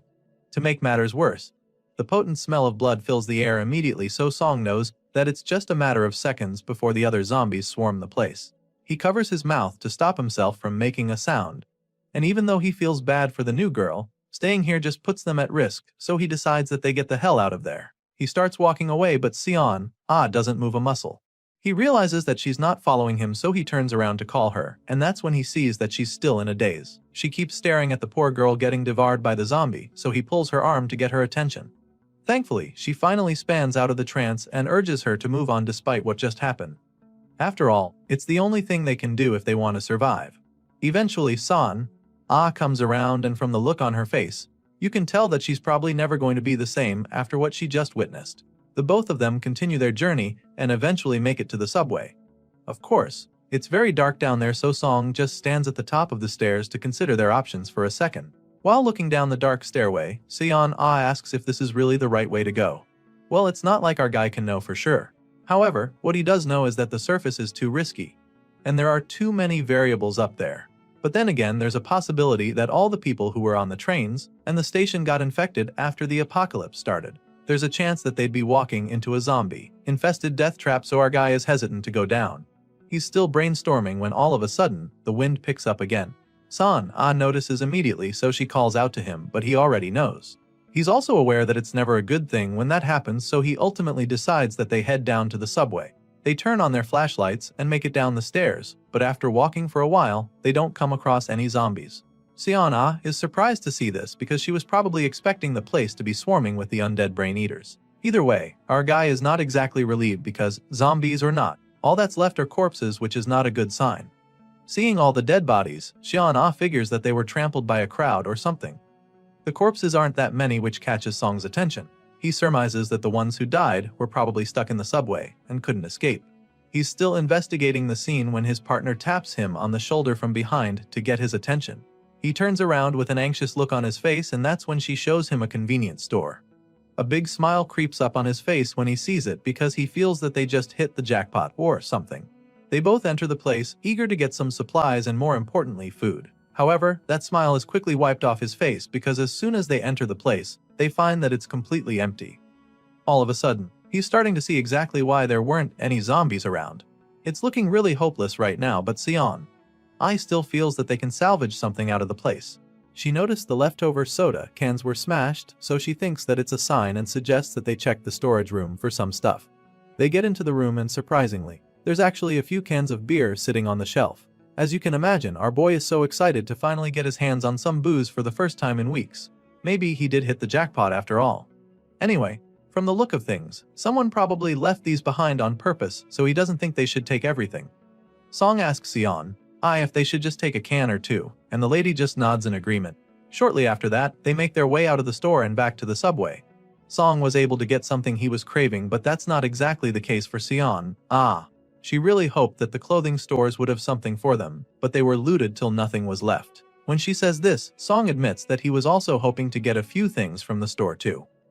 I mean, their biggest issue right now is surviving the freezing cold, so San really wanted some winter clothes. I mean, it's still only summer and she knew that there'd be mostly summer clothes, but she didn't even expect that every single piece of clothing would be gone. While the clothing store was empty, Song noticed that the phone store just next door wasn't even touched. Well, that makes sense since only a few survivors even know that there's a way to communicate anymore. Soon, they get to the tracks and it becomes pretty clear that they'll have to walk a lot more than they thought. Trains aren't working anymore, and Sion believes that they would have to walk about 20 kilometers. As soon as Song hears this, he starts moving, but before he can march ahead of her, she pulls him back to show him something weird that she saw earlier. It was so weird that she took a photo. Sion takes out her phone and shows him the picture in her gallery. It appears to be some kind of note left behind by someone. The writer claims that they expected chaos to come, but not like this. That it's far beyond anything they imagined, and that they're scared now, not sure what to do or where to go because they can't find their way. After reading this note, our boy immediately gets the feeling that whoever wrote the note is somehow responsible for the apocalypse. They might have caused all this, but he can't be sure, so he just tells Sion, how creepy he thinks the note is. Just then, her phone battery dies, so the MC simply suggests that they keep moving. The two walk down the tracks for several kilometers, and the farther they go, the more anxious they get. It's so clean along the tracks that it's unsettling, and Sion, feels the same way. She thought that there would be bats or animals at least, but there's no sign of anything. Not even zombie corpses anywhere, which makes Song conclude that they're all gathered somewhere. Just thinking about it gives Sion, chills, and she keeps wondering what would happen if they run into the zombies soon. Just then, they finally come across the abandoned train, so they stop in their tracks, unsure of their next move. The story continues with our guy and his partner going right into the abandoned train to look for anything that can be useful to them. Seong focuses on the lower levels like the floor and under the seats, while Sion, searches the ceiling in the meantime. However, even after looking for a while, they don't find anything at all, not even a single corpse. It's starting to look pretty fishy at this point, because there should actually be some abandoned stuff in there. And just when it looks like they're not going to find anything, Sion, notices a small object sitting on the overhead shelf. She quickly calls Song's attention to it and then brings it down, revealing the box. Our guy comes around to see, and by the time she opens the box, they both discover that it is a kitchen knife sitting in there. It's still pretty shiny with no rust, suggesting that it's quite new. Despite being pretty confused by the whole thing, Sion, inspects the knife without hesitation. She notices that the blade is a little short but admits that it's sharp enough, feeling that it will be useful. It turns out she's not the only one who found something, because our guy suddenly reveals that he also discovered something over in the other compartment, so he opens his backpack to take out the item. Song hands it over to her and she immediately recognizes it as a Bluetooth speaker, but she's not exactly sure why he took it. So, he explains that it could come in handy later when they're trying to lure the zombies. Shortly after finding the knife and the speaker, the duo resume their search inside the train car, but they don't find anything at all and start to realize that they should probably have come here sooner. At this point, it's looking like there's nothing else that can be of use to them in there, so Song suggests that they head out and keep moving.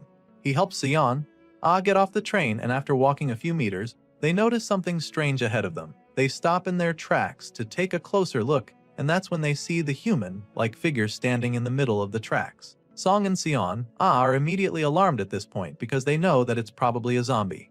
Sure enough, their fears are confirmed when the zombie slowly emerges from the shadows and starts walking toward them. For some reason, the zombie doesn't show any reaction despite sensing their presence. It just keeps staring at them, which leaves our boy pretty confused and anxious. Besides the fact that the undead monster is standing in their way, Song is even more worried by the sheer size of the thing. The zombie is so huge, and he's almost certain that it is at least 2 meters tall. But while he's still trying to wrap his head around his bug, the zombie is Sion, suddenly reveals that she recognizes the zombie. Apparently, she knew the man before he got infected, so she immediately tells Song that the guy they're looking at used to be a pro baseball player from the KBO. Song isn't too surprised when she says this. In fact, it makes a lot of sense because it explains why the zombie is so huge, and so he suggests that they avoid the guy as best they can. With this in mind, they keep moving forward, and by the time they get close to the zombie, the big guy has already moved to the side. This allows them to quietly walk past him, hoping that they do not get detected by him. Sadly, despite moving as silently as possible, the zombie somehow senses them. He probably perceives their scent and turns to face them. He still can't see them, but he definitely knows they're there, and so our boy begins to panic a bit. They're still hoping they can safely pass, but this hope is quickly dashed when the zombie turns to them with an ominous glint in his eyes. The moment Song sees this, he just curses in frustration, knowing that the sneaking game is over. The huge zombie charges at them, so Song tells his partner that they have no choice but to follow the same plan they used the last time. Thankfully, Sion knows exactly what he is talking about, so she understands what she needs to do. The lady gets out of the way while our guy stands his ground to face the first wave of attacks. The zombified sports star runs toward him, and he's instantly blown away by how fast the guy is. Still, he remains unfazed and braces himself for the clash. He points his weapon at the beast, but it doesn't slow down, and in a blink of an eye, the office worker finds himself standing face to face with the vicious zombie. The undead creature growls at him, so he stabs it in the chest with his wooden spear, and even though this isn't exactly going to do much damage, it's only a distraction to allow his partner to take over from there. With his spear buried in the zombie's chest, he gives Sion the signal, so she comes in swiftly to deliver the finishing blow. Before the zombie can even realize what's going on, she whacks him in the head with her golf club. She hit the zombie so hard that the metal stick practically snaps in two. The zombie yells in pain, but it's not enough to knock it out. By this time, The lady is beginning to panic because her only weapon just got broken in two, and all she has left is a short metal rod.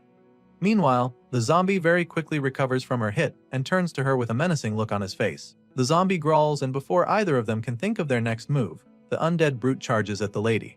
The zombie shoves Sion with so much force that it almost sends her flying.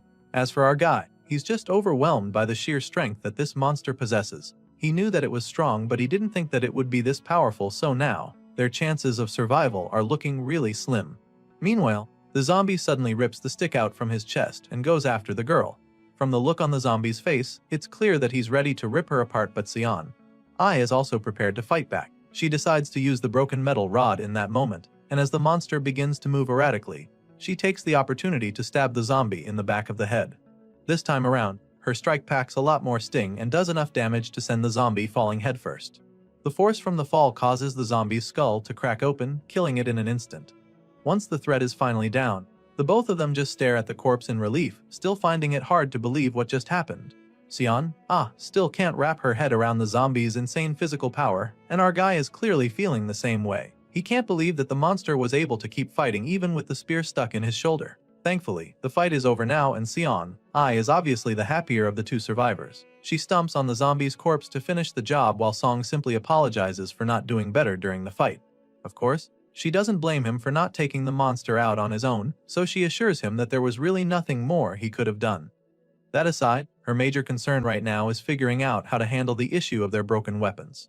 For starters, her golf club has been reduced into a small rod, so she considers attacking it to the wooden spear from before. As you can imagine, our guy feels that this is a great idea. The wooden spear's top is wore down already, but her metal stick is still pretty sharp. Together, he believes that they'll make up for each other's weaknesses, and the piercing power will be even greater. That being said, she proceeds to start tinkering, and after a while, she reveals the new and improved weapon.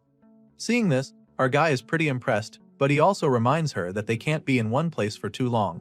They took a break while she was fixing the weapon, so now he feels it's time to get moving again, and Sion agrees with him. A couple hours later, we see that the two survivors are getting pretty tired again. They've been walking for a long while, and Sion is starting to get a little frustrated because they've passed 5 whole train cars and didn't find a single useful thing in any of them. The whole thing is really killing their vibe, and Song is now very certain that someone else must have swept through the trains before them. As discouraging as it all seems, the lady still has high hopes. They can't stop moving even if they wanted to, so they just remain positive because they'll soon be at Sinseol Dong Station. Just as she says this, they both hear a loud bang erupt from the darkness ahead of them. It's clearly an explosion, but the MC can't even begin to imagine what could have caused it.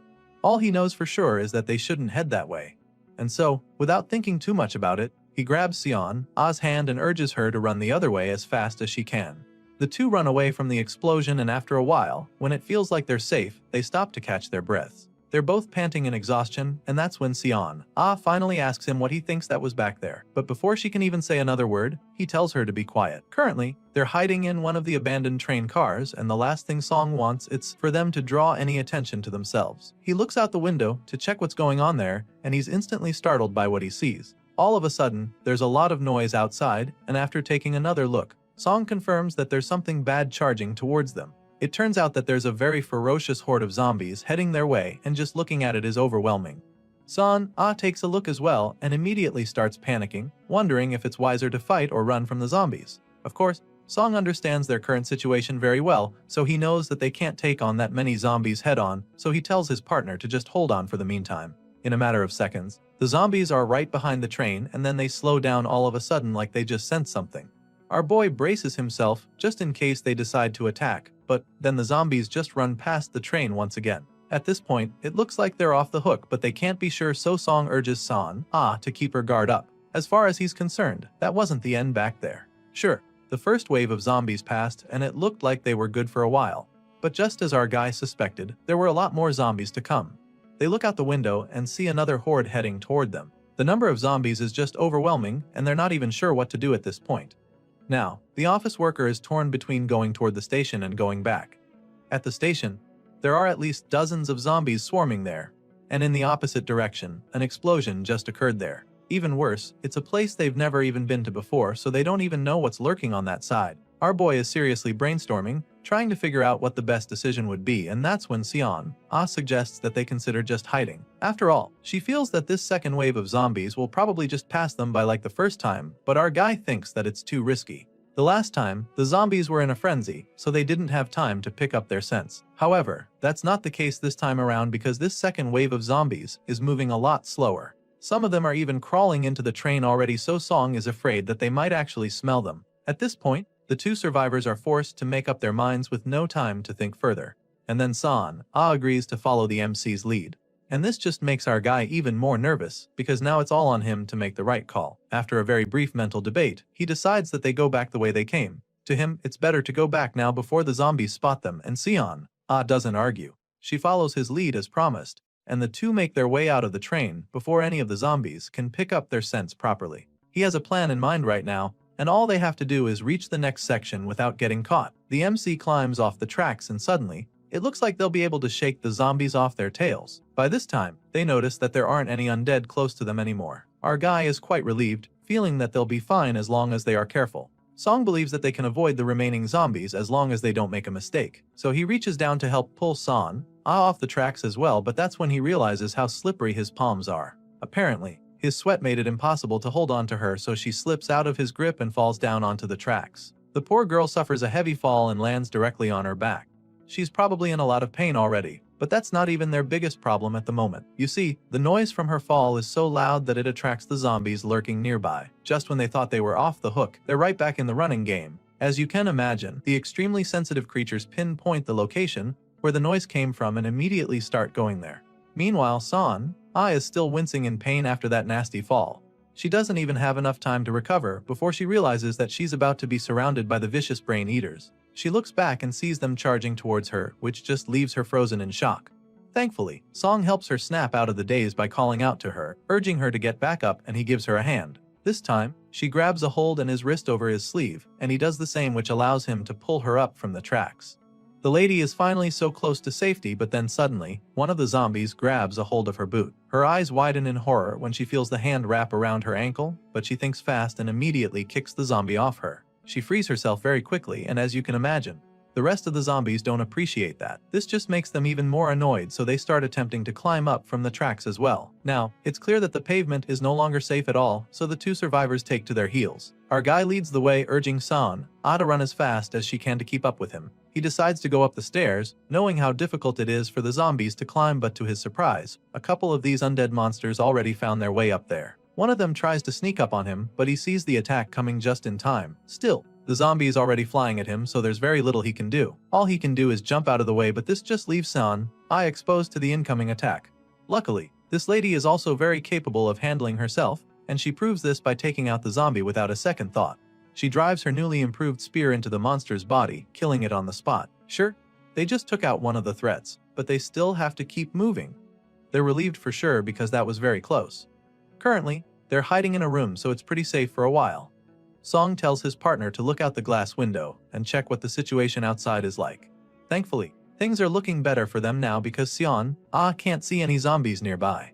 She tells the office manager what she's seeing, and the moment Song hears it, he lets out a heavy sigh of relief. He's so glad that he can even say that they're still alive, because with what they've been through in the last couple minutes, it's a miracle that they survived. Our guy takes a moment to really soak in the fact that they aren't dead yet, but that's when he remembers what happened to Song a few moments ago. That fall she suffered was definitely a serious one for sure. But that's not even the big concern now, because a couple of seconds ago, one of the zombies grabbed a hold of her leg. Our guy has been in this apocalypse long enough to know that such an exposure could just turn into something much more problematic, and he surely hopes that it's not the case. So, he asks her about her leg, reminding her that she was grabbed by a zombie not too long ago. There's blood on her white winter boot, which is pretty shocking to her. Still, she desperately hopes that the blood stain was from the zombie's hand. Desperate to find out, she takes off her boot to check. She remembers the zombie brushing against her, which gets her pretty anxious. Of course, our guy can see that she's scared, so he offers to help her take a look and find out what their fate really is. Shows him her food after taking off her winter boots, and he immediately begins to inspect. Song looks really hard, and he does indeed find something. It's pretty clear that she got scratched by the zombie, and our guy is very relieved about this, because he knows how much of a problem it would have been if it was a bite mark he just found. Song tells her that it's nothing to be worried about, but it doesn't really calm her down. She's still hung up on the fact that the zombie got her with its claw, and the look on her face right now is that pure horror. Still, the MC assures her that she'll be fine, revealing that he also got scratched a little but nothing happened. At this point, the girl desperately asks if he's sure of what he's saying, and once again, he assures her that she will be fine. Hearing this, she finally calms down, admitting that she thought it was already the end for her. This scratch mark that somehow resembles a snake bite appears to be swelling a bit, which is pretty normal, so R helps her attend the wound. Afterward, Seon admits that she feels a lot safer now that he's disinfected it, and Song is just grateful that they were able to find a first aid kit a while ago. Sadly, the box is pretty lacking, and it makes the MC conclude that the manager who handled it was very careless. There's no saline, no alcohol swabs, or even coagulants in the first aid box, but still, he admits that they're even lucky to have gotten their hands on it in this apocalypse. After all, he didn't even expect to find a lot when the other scavengers have taken almost everything of use. At the moment, it appears that the last group of scavengers to get here didn't exactly take everything. Sure, they took almost anything that can be considered food, but it still looks like they only skimmed through the place, so our guy is pretty positive. After cleaning A's wound for her, he tells her to just rest for a while, and then proceeds to continue his search. He rummages through all the stuff there, and it doesn't take too long for him to find something truly useful. It's literally a key, and even though he doesn't know what it opens yet, he's now very sure that there's still stuff for them here. Song is feeling very lucky now that he's got the key, because this means that he won't have to worry about where to sleep tonight. Now that he's gotten into the room, he's determined to find some valuable items, so he begins his search immediately. But even after poking around the room, nothing seems to come forth for him. This makes him even more eager to find something. He's sure that it's somewhere in the room, so he begins to retrace his steps. He feels that he might have rummaged through too quickly, so he slows down the second time around, carefully checking the place. Once he's more focused, it doesn't take too long for him to find the logbook, so he excitedly starts going through the pages, line by line, determined to find the information he needs. Sure enough, he comes across the line stating that the locker password was changed, so he takes the new password and rushes to open the locker. Sees him and expresses how shocked she is. She didn't realize that he knew what he was doing the whole time, but now, it's pretty obvious. She's so curious as to how he knew to look for the logbook, so that's when he turns to inform her that he actually used to work in the subway. It turns out that it was during his time here that he learned that they always jot down the safe codes in the logbook. Well, now that he's gotten into the locker, I is wondering if there's something special inside the safe. In response, Song admits that he doesn't know for sure. All he knows is that the safe is mostly just for keys used inside the station. However, the main thing he believes can be of use to them is still sitting in a box in the safe. So, he takes out the box and reveals the gun sitting inside. The MC explains that this is actually a gas gun, and he knows this because subway stations always keep firearms in storage. Still, the lady can't understand why something like that would be in a train station. So, Song explains that station staff need to be prepared in the case of a robbery or an attack because they collect cash every morning. He gives her the box to keep after explaining this, but she feels that he should be the one to hold on to it. Besides, she's never even touched a gun, so she doesn't think she would know how to use it when it matters the most. Our guy agrees with her and keeps the gun instead. Since she can't hold the gun, he informs her about the key he found earlier. She asks him what it's for, so he tells her that he thinks it is the key to the station staff room. The two rush over to the staff room to try the key, and they immediately beat the clock as the door opens. The two smile at each other in excitement before going inside, and the first thing our guy notices is the size of the place. It's about 16 to 20 square meters, which is even worse than the place where he worked before. While looking around, they're shocked to see a pale figure sitting in the corner. They're startled at first, but upon closer inspection, they confirm that the guy froze to death already. The guy doesn't look like he was infected. He probably died of starvation, so proceeds to politely take his clothes off him. They get out all the blankets and pillows they can find, and for the first time in weeks, they can enjoy a good night's sleep. I is really liking this, so she suggests taking the blanket along even if they leave here. But Song isn't sure if they can move with that kind of weight. Well, she doesn't agree with him. She feels they can take the blanket since their food bags are almost empty anyway. At this point, they're finally on the same page, so the office worker agrees with her idea. The bed is surely very comfortable, and it's just a matter of time before they fall asleep. They've been running around all day, so Song encourages her to get some rest. Later that night, while our guy is keeping watch, he checks the floating shop for some items. The food they have left can only last for the next 2 days, so they have to get to the warehouse before then. At this rate, getting there shouldn't be a problem if nothing major happens. At the moment, he's got his eyes on some winter clothes that cost 3 coins. It's getting colder by the day, and even though being underground helps for the meantime, they'll still have to go back to the surface eventually. The situation underground is gradually getting worse too, and if things go wrong they'll need to cover more ground, so he's really considering the winter gear. Currently, he can afford sets for him and his partner, but he's not sure if spending that much on clothes is the wisest choice. After much deliberation, it looks like he is about to click the button, but he stops midway. He ultimately decides that they're fine for now, so he postpones this difficult choice he has to make. Still, there are a couple things he can't ignore much longer. There seems to be an update on the floating window which piques his curiosity. He taps on it and is instantly intrigued by what he sees. He feels that it could be a real game changer for them if he uses it right, so he explores it some more. The next morning, he wakes Sion up, and after much reluctance, she finally gets up to pack their stuff. She's still pretty sleepy the whole time, but our guy is absolutely ready to get moving. They make their way out of the station staff room back onto the tracks, and that's when they find something very shocking waiting for them there. A couple of train cars seem to have fallen off the tracks, blocking the way, and even though it might look like an accident, our guy is convinced that someone placed them there on purpose. Hearing this, Sion immediately volunteers to check if out, so she climbs the train from the side, but as soon as she reaches the top, the look on her face is instantly replaced with a horrified one.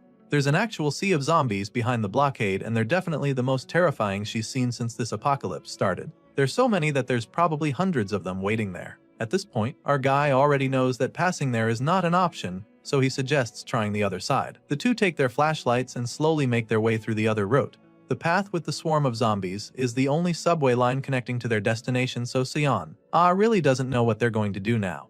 Our guy is also really stressed out by this option, but he has to make the call, and right now, the only option they have is to go up to the surface. Unfortunately, the wind up there is even more brutal now. Still, they can't hesitate because there's no telling when that sea of zombies will break through the blockade. Well, going up is just as risky because their sense will give them away for sure. That being said, Sion feels that they need to mask their sense somehow, but Song is not seeing the likelihood of that happening. I mean, it's not like they can take showers, so he suggests going back to check if they missed something out on the tracks. Once again, Son goes out to check, and he uses the opportunity to check the floating window again. He opens that new feature he discovered earlier. It's called Explorer, and it allows the purchase of hidden items not listed on the shop. If the item doesn't exist on the list, the scanner is not consumed, but if it does, the scanner is used up even if not purchased. Seeing this, our guy realizes that he'll be risking 1 coin just to use the Explorer. So now, the big question is if he's willing to take that gamble. The story continues from the moment the MC decides to check out the Explorer feature of the mysterious shopping system. A page pops up, explaining exactly how it works. Basically, the Explorer is a feature that allows the user to purchase hidden items that do not usually appear in the shop list. If the item doesn't exist in the list, then the Explorer won't be consumed. But if it does exist, then the Explorer will be consumed even if the user doesn't purchase. After reading all of this, Song decides to purchase it, which causes another floating window to pop up. He's taken aback by the interface at first, but quickly gets the hang of the thing. He figures out how to work the thing, and the first item he searches for is a vaccine. I mean, in this zombie-infested apocalypse, that's probably the most precious thing one can have, right? Well, unfortunately there's nothing like that on the shop list, but at least his Explorer doesn't get consumed. Still, the MC is determined to find some kind of cure on the shopping system, so he tries again. This time around, he searches specifically for a zombie vaccine. But just like the first time, he doesn't find any results from the search, and once again, his Explorer remains intact. When that doesn't work, he tries again, typing in stuff like zombie infection antibody and virus vaccine, but time and time again, all he gets is the same response, telling him that there is nothing like that. Song keeps trying regardless, being as creative as he can, but it's all futile, and once he's finally run out of ideas to find a cure on the shopping page, he just flops back down on the bed, feeling disappointed. He knew that this would likely be the case, but he's convinced that he still has to give it a shot. Now that he knows there's no cure on the platform, he decides to search for something else on the system. He starts with deodorant, and sure enough, it pops up right in front of him almost immediately. He's glad to have found it, but is taken aback when he sees how much it costs. For some reason, this can of deodorant costs 1 whole coin, which is pretty expensive as far as this MC is concerned. He doesn't get why it costs so much, because he knows that they will need more than one. It's pretty obvious by now that their human sense have been causing problems for them with the hypersensitive zombies, so now Song is hoping to mask it with deodorant. It's roughly 11 kilometers to Dong, which is their next destination, so in order to avoid these zombies in the cold, he estimates that it will take at least 4 hours to get there.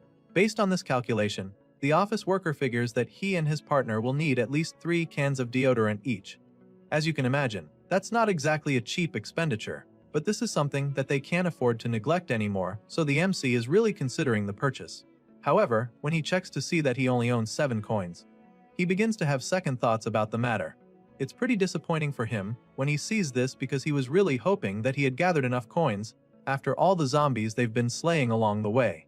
Well, to some people getting the deodorant might not longer be a good idea, knowing that they'd be using practically everything they have, but it's clear that Song desperately needs them, so he begrudgingly clicks on the button to buy them.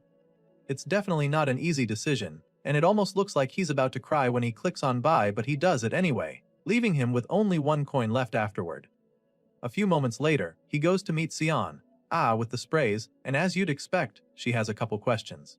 For starters, she'd like to know where he found them, but just like before, the MC isn't ready to tell her about the shopping system, so he lies to her, claiming that he found it at the platform inside a bag. Well, the lady has no reason not to believe him, so she buys the story, feeling all excited about it because she knows how useful these cans of deodorant will be during their journey.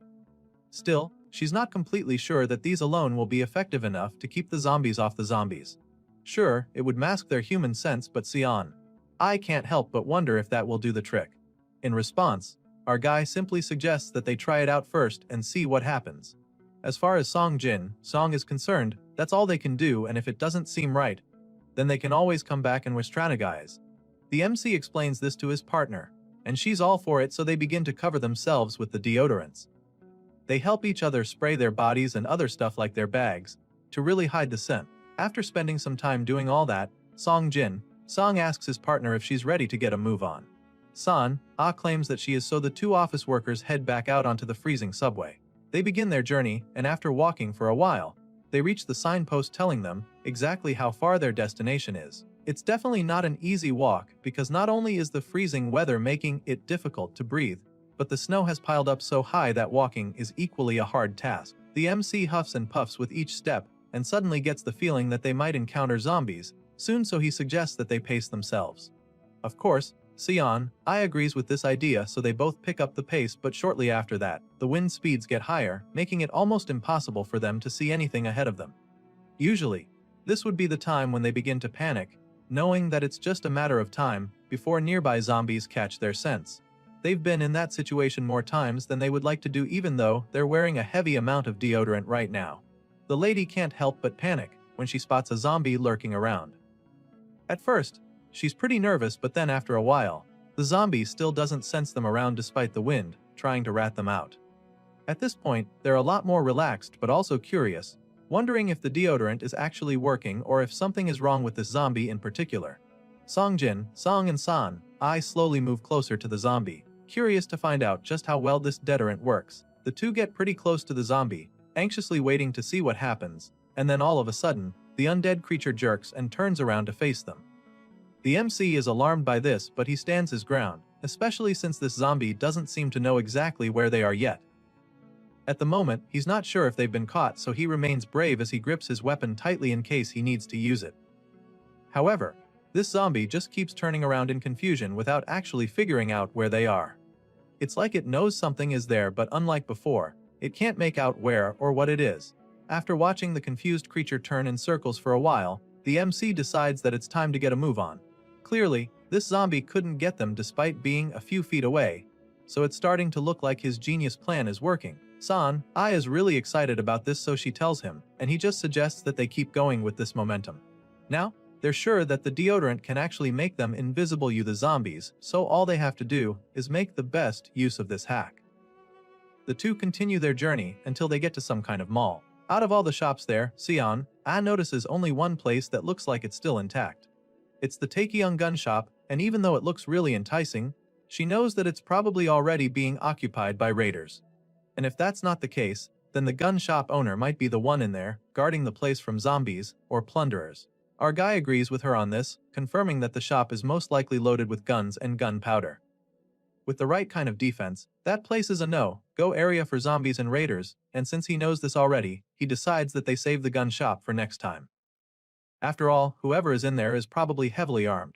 They keep moving forward, and then they suddenly get to another place that's familiar to the MC. It's a popular coffee shop and diner that Song recognizes, so he immediately knows that they've finally arrived at Soyu Station. Sion knows the place as well, so they both take a moment to stare at the station. The MC was actually hoping that they would have reached Udong by now, so seeing that they're still a couple kilometers away from their destination, he's not exactly satisfied.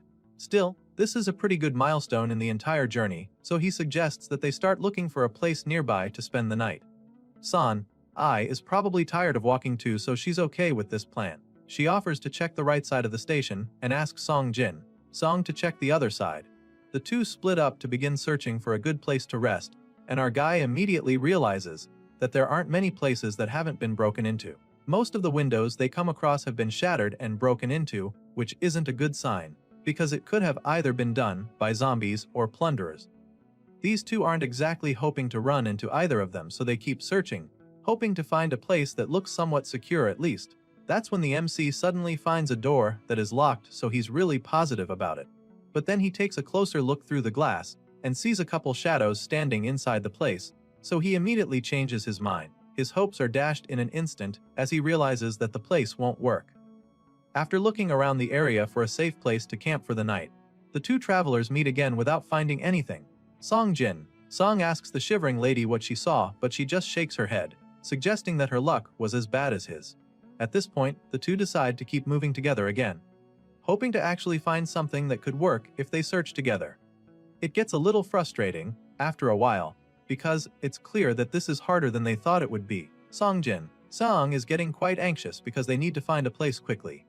As far as he's concerned, it should be a place that hasn't been occupied by zombies before. It should also be a place where they can ensure new zombies don't get in after they've entered.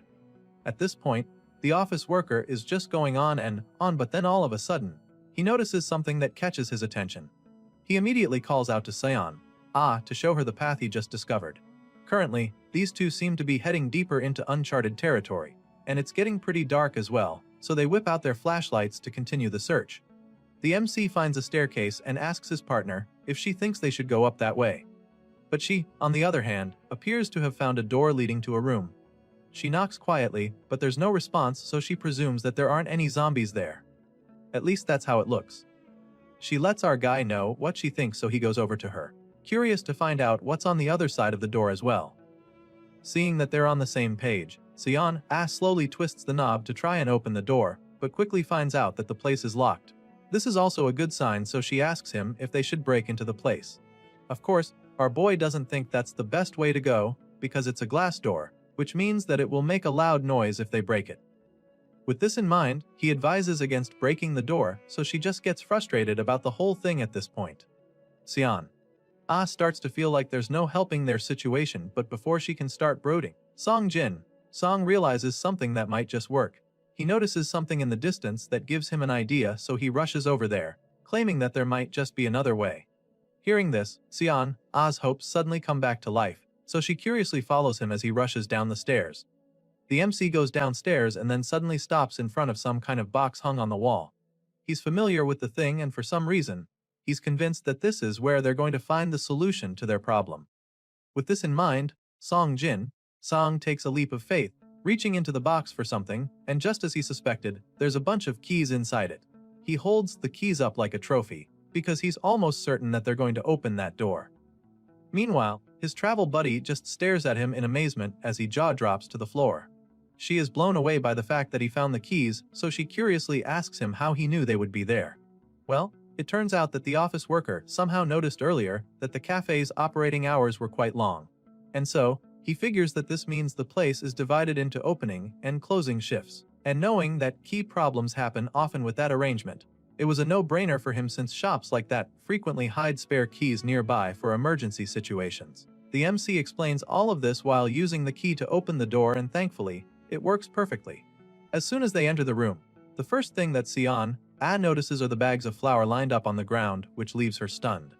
But that's not all, because there are a couple crates of eggs sitting around too, which makes our guy realize that this place wasn't looted after the apocalypse started.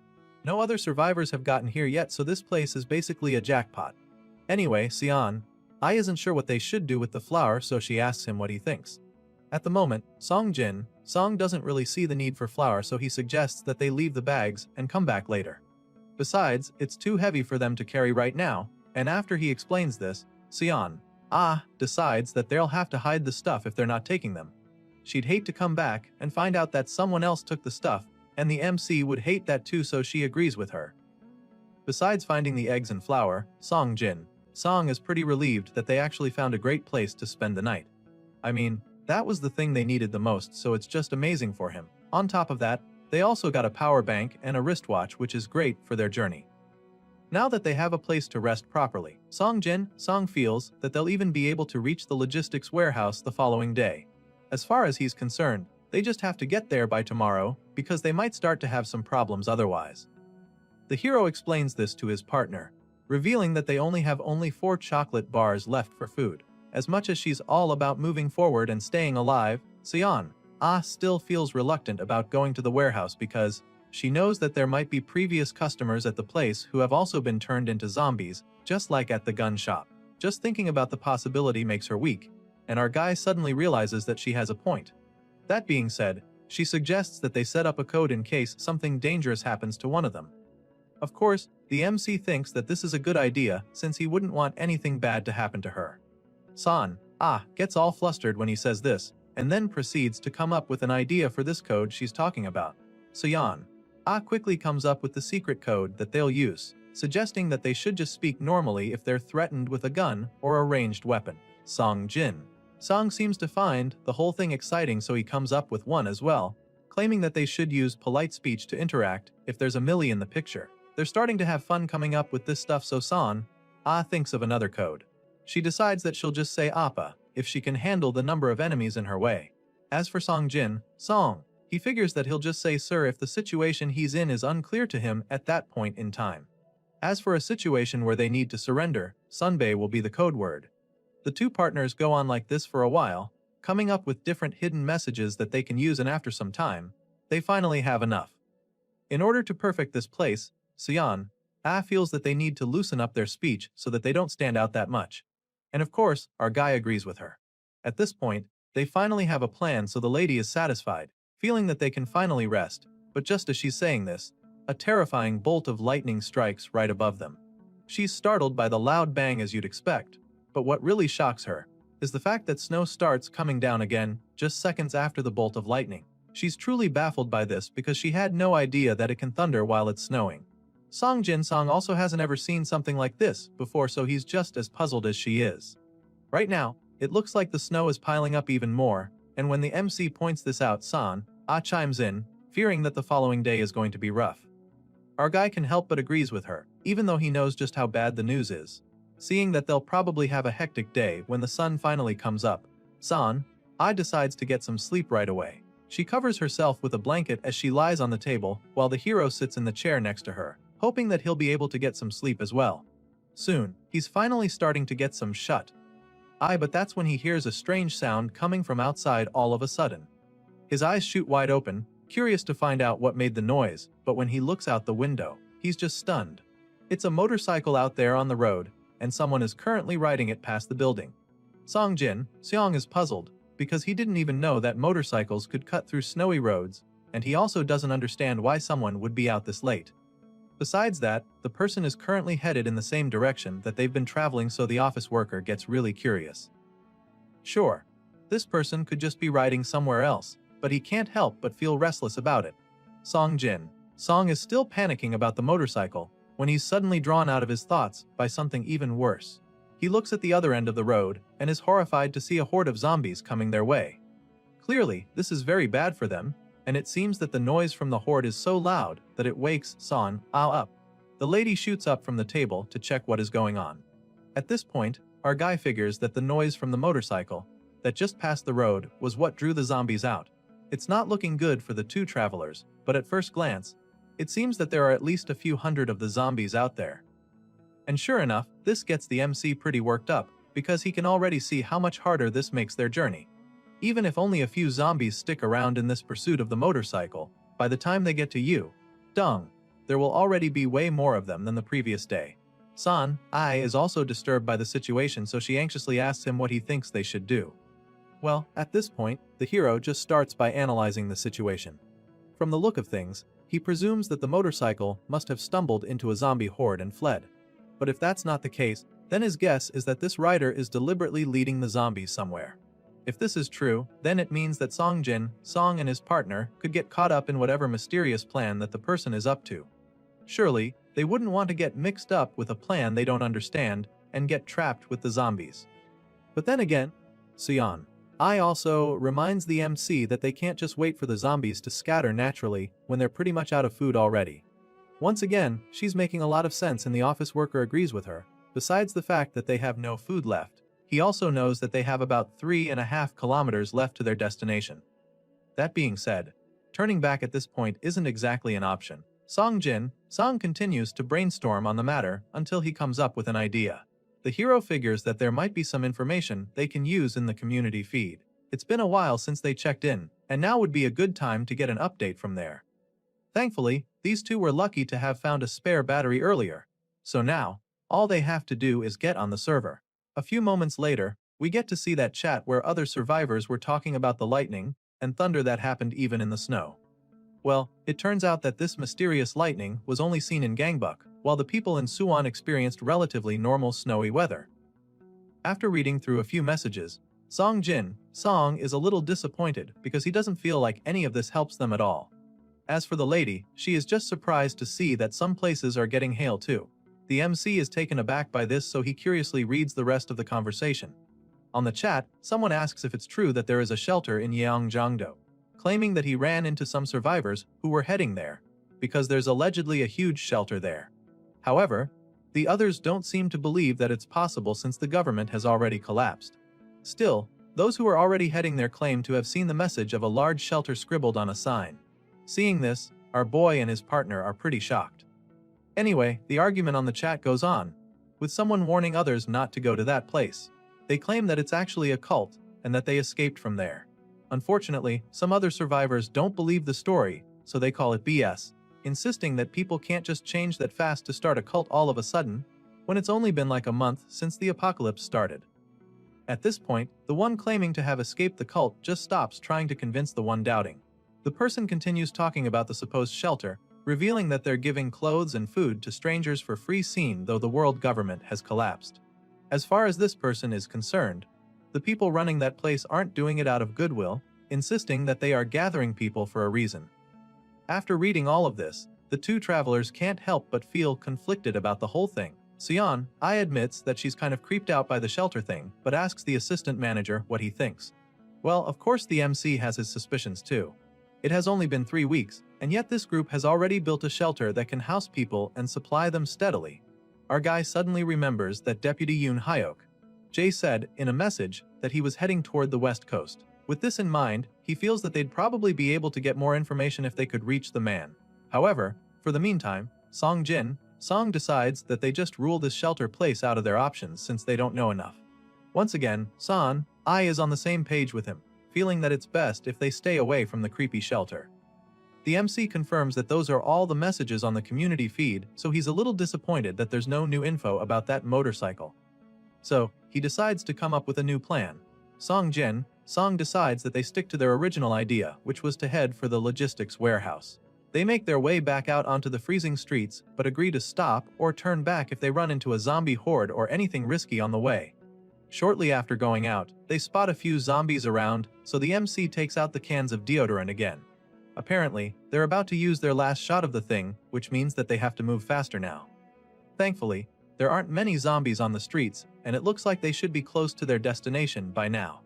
The major problem now is the truck fog that's making it very difficult to see what's ahead of them. Still, the two travelers keep pushing on through it all. Eventually, they get to a point where where the MC checks his watch, confirming that the scent blockers should have worn off. That being said, he informs his partner that they'll probably have to fight if they come across any zombies. Besides that, they should also have reached their destination, so they look around the area in search of the warehouse. While struggling to see through the thick fog, suddenly spots something in the distance. Sure enough, it's the warehouse they came looking for. It's way bigger than our guy expected, which is a good thing because it means that they shouldn't have to worry about supplies here. With this excitement, rushes to the door and tries to burst in, but after pulling on it a couple times, it still doesn't budge, which leaves her pretty confused. From what she remembers, this place used to be open all the time, so she doesn't get why it's locked now. As for our guy, he just starts brainstorming again. Just then, notices that there are barbed wires on the walls, which also wasn't the case the last time she was here. But that was a few months ago. Seeing that the front entrance isn't exactly going to work for them, the office worker suggests that they look around and search for a way into the place. The both of them start going round the place, and that's when the sharp-eyed lady spots something that just might work. It's a breach in the barbed wires on the fence, so she feels that they will be able to get in through it. She immediately prepares to climb up the wall, but the office worker stops her, because he feels that it's too dangerous.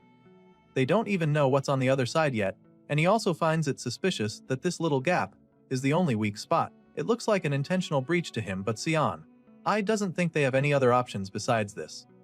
Despite being worried, the MC can't deny this fact. On top of that, their scent blockers have worn off, and they don't have any food either. Sion-I continues to give him reasons why they have to go in through the gap until he changes his mind. Still, he tells her to be careful once she's inside, concluding that they'll probably have to fight. Once they're finally on the same page, our guy crouches down to give her a boost. The athletic girl runs up and floats up to the top of the fence in a flash. She takes a moment to scan the surroundings and concludes that there's no one around. So, she jumps down into the warehouse, feeling very excited to finally be in, but before she can even take another step, someone pulls a gun on her head from behind. This guy must have hidden really well for Sion-I not to have seen him, because he practically emerges from the shadows and orders her to put her hands up. At this point, the girl just freezes in horror, because she's in a real pickle. At this point, it's not looking good for Sion-I at all. The stranger keeps the gun pointed at her head and proceeds to seat at her with his free hand. After patting her down for a few seconds, he confirms that she doesn't have a weapon, so he begins to interrogate her. He takes a few steps back, still pointing the gun at her head, and starts by asking if she has any companions with her, and she immediately reveals that they're outside. At this point, you can be sure what her train of thought is, but she probably says this to make the guy with the gun a little nervous. Well, he still has his gun, so he feels confident that he can take on her companions. He asks how many of her allies are outside, and she tells him the truth once again, revealing that it's just one person. Of course, this makes the man even more confident, so he orders her to call out to her companion and tell the person to come to the main entrance. At this point, Sion-Ah becomes reluctant, because she's not sure what the guy has in mind. She hesitates to call Song Jin Song, fearing that the assistant manager might get hurt if he comes, but the guy with a gun to her head simply demands that she hurry up and do it. And since she doesn't want to get her brains blown out, she finally calls out to the MC, asking him to come to the main entrance. Meanwhile, our guy, who's just on the other side of the fence, begins to panic when she screams his name. He already had a strong feeling that someone was in there, so he feels really bad, because this hostage situation could have been avoided. Well, it's already too late for that now, since his partner is already trapped in there with God knows who. So now, the MC starts brainstorming, determined to figure out a plan. He starts by analyzing her manner of speech and confirms that it's informal. Based on the code that they made the previous night, this means that the other person in there must have a gun or a long-range weapon. Besides that, he also remembers that she called him Jen Song alone, and this means that she's currently faced with only one threat there. With this in mind, the hero is a little bit relieved because he knows that he can handle one person. Knowing all of this, he proceeds to check his backpack for something to help with the plan that's already formulating inside his brain. While he's ransacking the bag, Sion-Ah calls out to him again, urging him to answer because right now, the guy with the gun might think she's lying or something. At this point, the MC takes out a gun from the bag and finally answers his partner, assuring her that he understands. A few moments later, they all make their way to the main entrance, where the lady is still being held at gunpoint. The kidnapper still hasn't seen Song Jin Song face to face yet, but he can sense that someone is outside the fence. So, he demands that our guy drop all his weapons and come forward. Of course, he wouldn't want to piss off this armed stranger, so he takes out his spear and shows it to the guy through the gate, displaying his readiness to cooperate. Now that Song Jin Song is here, he can confirm that the captor is one man with a gun, just as he thought. With this in mind, he continues to wave the spear in front of the gate like a white flag, but the guy with the gun demands that he drop the weapon immediately.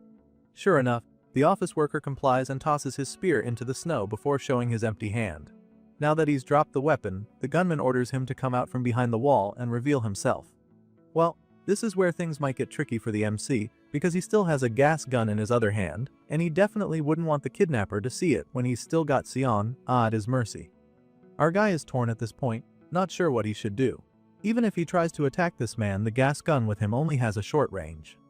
In order to be sure he'll actually do any damage, he needs to close the distance a bit more. The issue now is that he can't exactly go any closer because if Song Jin Song moves further, the other guy will see the gun. Eventually, the office worker comes up with a plan. He tells the captor that he's put down his weapon and asks for his companion to be set free. He makes it look like he's harmless, claiming that he can't do anything anymore without his weapon, and it seems that the guy with the gun actually decides to let her go. He grunts right after listening to everything that the MC says and then orders Son Ash to move forward. Our boy hears footsteps coming and realizes that the guy is actually letting her go, so he braces himself for the next part of his plan. The office worker patiently waits for them to get close enough, and at the perfect moment, he comes about to strike. Song pops out from behind the fence and tells his partner to duck so that he can get a clear shot. Of course, the athletic girl crouches down at incredible speed, so the MC is able to pull the trigger on his gas gun. The other guy is so stunned by all of this that he can't even react and ends up getting shot in the eye. In the chaos, he fires his gun as well, but since he can't even see anything, he just shoots without aiming. The guy keeps spraying the bullets, but our boy manages to avoid getting hurt because of the poor aim. Before he can open his eyes to even see what he's shooting at, Sion tackles him from behind and disarms him with her martial arts skills. The girl grabs him and twists his arm until he falls to his knees. The girl forces him into submission in the blink of an eye and pins him to the ground as well. As you can imagine, the man demands that she let him go immediately, but she clearly has no intention of setting him free, so while he's busy ranting, she casually takes out a roll of duct tape with her free hand. But before she can use it to restrain the man, she and her partner sense something from the other side of the wall. Our boy is instantly alarmed, so he turns around, pointing his gun at the source of the noise, desperately hoping that this guy doesn't have a companion. The office worker only looks in that direction for a few seconds before realizing that a small group of zombies is headed their way. Apparently, these mindless creatures are coming over because of the gunshot noise, and it's definitely not good for our guy, because he's still locked outside the warehouse. With the zombies closing in at terrifying speed, the lady tries to check the man's clothes for the key, but the guy vows that he'll never give them the key. He refuses to cooperate and even starts yelling at her to get away from him. All of this just makes things worse for our guy, who is still out there, exposed with the same zombies that can hear all the shouting. Sion gets pissed at this point, so she warns the man to stop messing around and just hand over the key. While she's trying to force the man to behave, we see that our guy is already surrounded by the zombies. All he has to defend himself now is the spear, and the odds aren't exactly in his favor, so he calls out to his partner, wondering what the holdup is for. On the other side of the gate, the lady doesn't look like she's making any progress because the stubborn man still refuses to tell her where the key is. Since he refuses to cooperate, she stops trying to work with him and just starts beating the shit out of him. After a few kicks, she somehow finds the key on his body and excitedly dashes to the gate to open the lock. While she's struggling with the padlock, we see that our boy is already in the middle of a brutal fight with the pack of zombies. I mean, he's not going to let himself die like this, so he uses the spear to take out all the zombies that come close to him. He slashes them one after the other, determined to stay alive, but then all of a sudden, he's forced to face a brute in the mix. This one is the biggest zombie in the horde so far, and it charges at him with murderous intent. Even though he's a little terrified, he stands up to the beast and holds his own against it. For a while, our guy is able to avoid getting hurt, but then after striking several times without dealing any significant damage, it becomes clear that he will not be able to take down this one. The zombie charges at him like a runaway train and slams him to the floor before he can do anything. His spear seems to be useless against this monster. It's so strong that it disarms him and knocks him down. But just when it looks like he's about to be done for, Son opens the gate and shouts for him to come inside. The office worker runs into the warehouse as fast as his legs can carry him, and then Son slams the gate once he's in, leaving all the hungry zombies locked out. The two partners just stand there, watching as the hungry zombies growl at the gate. Sure, they're in the warehouse now and the gate is shut, but they're also trapped in, and if these zombies don't go away, it would only be a matter of time before they force their way into the place. With the zombies now unable to get them for some time, Sion doesn't think twice before jamming the lock on the gate. She uses the key to make sure it's secure and then turns to Song, asking him if he's okay. She desperately hopes that he wasn't hurt in any way, and he asks her the same question before assuring her that he's alright. Once they're both certain that they aren't hurt, the assistant manager flops down to the floor to catch his breath.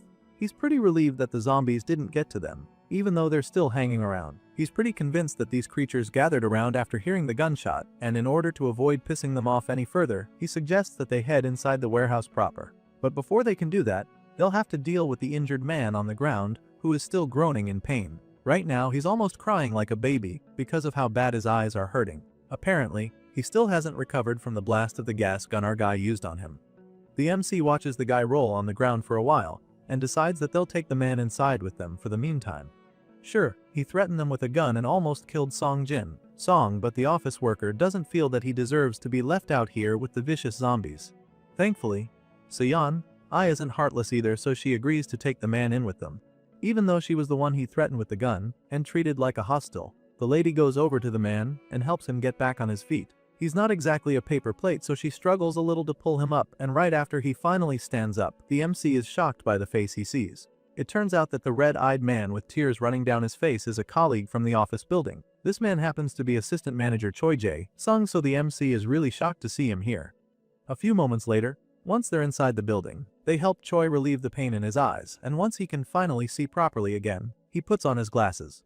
While the man is cleaning up, Song Jin-song and his partner take a brief side bar to discuss, and that's when he tells her that Choi Jae-sung is the person he met in the first floor security room back in the office building. He confirms this without a doubt, and then Seon whispers to him, admitting that she didn't expect to meet Jae-sung like this. Just then, our guy notices Choi wiping his eyes with a towel, so he tells the man not to do that. Apparently Jae-sung already knew that, but his eyes are still hurting, so he can't really help it. Choi's eyes are still watering seriously, which just goes to show how bad it is. Seeing this, the MC starts feeling a little guilty, so he apologizes. The gas gun is quite potent, so he can already tell that the effect will probably last for a few days more. At this point, Choi just sighs, knowing that he's screwed for a couple days. Thankfully, he's not mad at our guy for it. I mean, if they had just said something beforehand, they wouldn't have had to fight at all. But then again, Choi admits that he was the one who attacked first, so he can't really complain about it too much. He started it. The guy puts a kettle on the stove, probably to prepare something for his new guests, who are grateful for his hospitality and understanding. Choi Jae-sung just smiles in response when he hears this and then brings the kettle over to serve them some warm tea. He pours it into 2 cups, and then gives it to his guests, who are really appreciative of it. I mean, in this freezing weather, having something warm to drink is probably a luxury to them. They thank him for the tea and start sipping immediately in order to warm themselves. Choi Jae-sung sits with them to do some catching up, and our guy starts the conversation by asking him when he got to the warehouse. The man reveals that he arrived at the place 3 days earlier, admitting that he came here because he saw that the warehouse has solar panels. Seon is so shocked when she learns that solar panels are here too, because she can still remember how useful they were back when they were still in the office building. She seems pretty excited to hear this, and so Choi goes on to tell her more about them. It turns out that he was even installing the solar panels earlier in the morning when he spotted the 2 of them for the first time. Song Jin-song and Seon are shocked to hear this because they probably didn't think that anyone saw them outside. Well, Choi reveals that he did and goes on with the chatter, telling them how he had installed them on a window downstairs. Unfortunately, the ones downstairs weren't getting enough sunlight, so the efficiency was way too low for him. And so, he was moving the panels up to the roof, and that was when he spotted them. Seon has quite some experience with solar panel installation, so she knows that it must have been really difficult for Choi Jae-sung to do anything up on the roof when it was snowing. At this point, our guy just smiles as he stares at her. From the look of things, she looks pretty comfortable here, despite how she was when they first got in. Seeing how reluctant she is to leave anytime soon, the MC is glad because it looks like everything worked out well after all. Anyway, back to the conversation between her and the other assistant manager. Choi Jae-sung admits that it's not easy with the snow when working up on the roof, and this is why he was trying to figure out a way to cover the panels with a glass wave. After all, they have plenty of materials here in the warehouse. The guy explains this to Song Jin-song and his partner, so this gets the MC a little curious. Since there are a lot of materials over here, he wonders if by any chance there are enough supplies in the warehouse as well. Hearing this, Choi Jae-sung simply starts by confirming that there are quite a few materials like building frames here. At least, this he knows for sure, but in the food department, the guy admits that he truly isn't sure what the situation is. As far as he's concerned, it's a little uncertain, and he explains this to them. As soon as she hears this, Seon figures that this issue might be because the warehouse where food is stored is at a different site. Apparently, the food supplies aren't here, and Choi Jae-sung confirms her guess. The man goes on to tell them that he actually went to check, but by the time he got there, he discovered that the ceiling had collapsed under the weight of the snow. In other words, he found that the second warehouse where the food is stored is currently buried under several feet of snow. That being said, Choi admits that he just scraped together what he could salvage from the area. It's not exactly the kind of news that our guy was hoping to hear upon getting here. But then again, Choi reminds them that the food will most likely still be good for a long time. It's all buried under snow and frozen, so it won't get spoiled. With this in mind, the guy suggests that they should have enough time to retrieve plenty of the food later once they have the equipment and manpower for the job. He's convinced that they don't have anything to worry about, so Song is relieved to hear all this. Now that the details about the food situation are all sorted out, the MC proceeds to ask the host something else. He apologizes in advance for suddenly changing the topic, and then with a straight look on his face, he asks Choi if it would be alright if he and stayed at the warehouse with him. He knows the kind of man that Choi Jae-sung is, since they spent some time together in the office building back when the apocalypse started. Mr. Glasses over here isn't exactly famous for sharing his space or his resources, so the MC knows he shouldn't expect too much from him. Sure enough, Choi is left speechless for a second, making it seem like our guy's request doesn't really sit well with him. In this apocalyptic world, it's finders keepers, first come, first served. Of course, Song and could just overpower Choi and take over the warehouse, but our guy knows that it would be a lot easier to defend this space if they form a friendly relationship and gain another ally. Surprisingly, after staying quiet for a while, Choi Jae-sung tells them that he'd prefer that they stay. He says this with a pretty genuine look on his face, which gets our guy and his partner really excited. Song is probably shocked by this response, especially after his experience with Choi several weeks back. Well, I guess the apocalypse changed the guy. While the MC is still taking it all in, Choi goes on to admit that he was even about to ask the two of them the same thing. Apparently, he's enjoying their company so much that he might also be looking for a new alliance. After what happened today and how they easily overpowered him at the gate, he had to rethink a lot of things. I mean, bro had a gun and they still managed to tie him up, so it definitely made him reconsider his choices. Right now, he has lost the confidence to defend this place all by himself, and he knows for a fact that more people will keep coming here, because he's already run into a few. Sure, he was able to ward those guys off, but if he sends these kind guests away now, it would only be a matter of time before he is visited by other people who will overpower him, and well, they might not be as friendly as Song and If he's alone, he'll definitely lose this place someday, and he doesn't want that. So for a trustworthy person to suggest becoming allies, the timing is just perfect to him. Choi explains all of this and then stretches his hand out so that they can shake to their new alliance. Seeing this, our guy starts by thanking the man for trusting him. Just then, points out something that is bothering her. She recently noticed that the zombies from earlier haven't gone away yet. This is the same horde that attacked when they first arrived, so Choi is shocked because he expected the zombies to have dispersed by now. The man is pretty puzzled at this point because he's not sure why they're hanging around. His thoughts are interrupted when Song asks him how he got the gun he pulled on them. Well, it turns out that Mr. Glasses over here took the gun off a dead police officer who had killed himself earlier. The man probably didn't want to be turned into a zombie, so he took that drastic measure. The truth is that stuff like that isn't exactly uncommon in this apocalyptic world. They've all seen their fair share of corpses who killed themselves to avoid turning into zombies. Anyway, Choi Jae-sung kept the gun for self-defense, but then in the end, he somehow started using it for much more pointless reasons than he expected. At this point, our guy curiously asks the man if there are any bullets left in the gun. Sadly, there's none left, and Choi Jae-sung reveals this, leaving the MC quite disappointed. Sure, they're out of ammunition now, which makes it more difficult to defend themselves, but on the bright side, that horde of zombies hanging around outside the fence means that no other outsiders will be coming anywhere close to the warehouse soon.